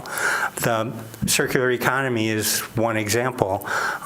Yes, we obviously need to do more recycling, reuse, and sharing, but what the plan explicitly states is that we can decouple economic development from resource use. This is an active debate out there on whether this idea of green growth is actually something we want to buy into, or whether we want to attack the problem on the demand side. So, but we're going with this in the plan without any discussion. That's why I feel grateful to have at least brought it up. On the resilience issue, it's similar. This is actually a huge field in urban design and sustainability around this whole concept of resilience. It's very complex, and city staff has actually made fundamental contributions to that discussion. My position is a minority position. I think that we've taken the concept too far, that it obscures mitigation at this point, that it's unwarranted optimism, that anyone can read anything into the idea of resilience if they wish, and that I don't want to see it eradicated from the plan. I did not suggest changing sustainability hubs, but I just wanted to raise the issue, and I feel I've succeeded, that these are not consensus ideas, but they're going to be in the plan. And I wish we could have a community discussion around sustainability that takes on some of these issues. So anyway, I'm satisfied with that, my issue. Thank you. Thank you, Mr. Garber. Mr. Leonard, do we have remote participants at this hour? We do. Do we have any who wish to speak? We have that as well. Caller with the phone number ending with 194. You can press *6 to unmute and address the Planning Commission for up to 3 minutes. Go ahead. Hi, this is Rita Mitchell calling. I support the public comments that were made tonight, especially regarding natural features. And I'm really concerned about long-term retention of trees. And I submitted a lot of comments to you all on separate blurbs. But what I want to point out is that especially mature native trees and other vegetation really represent keystone elements that support environmental benefits. And I worry about how and who will determine the balance between development and natural features. How's that going to be decided? Because actually, I ordinarily see that it's the trees that lose. And once they're gone, they are gone. On page 100 of the third draft of the comprehensive plan, there's a reference to the 2014 Urban Forestry Management Plan. And the update of that has not been released to the public. It was supposed to be a couple of years ago, and we still haven't seen it, and we haven't seen the updated canopy survey. I would love to see that, because surely we have fewer trees today in the city of Ann Arbor than we did in 2014. That table references canopy cover based on the zoning categories that were in effect in 2014 and that will be changed likely based on the comprehensive plan. With that, I want to just point out that in the projection was changes over 30 years in canopy. There was a projection to have a change from 37% to 67% canopy cover in residentially zoned properties. We know from the way the plan is being developed that there will be much fewer. The land mass, the land area will be smaller for residential properties in the future. So we're going to lose trees. Let's say we magically got the 60% goal on those zoned residential. We still have fewer trees in the city because less land is zoned residential. So I'm wondering, how are we going to move forward with balance to the important features, the environmental features that we get from trees and other vegetation that are also important for our public health, safety, and welfare, and for 30 more being seconds. part of supporting the wildlife that lives here. I have this real fear that we're going to lose touch with nature, and that's part of the reason that I really want strong consideration of trees and real clear determination of what this balance means and how it's going to be managed. Thank you. Thank you, Ms. Mitchell.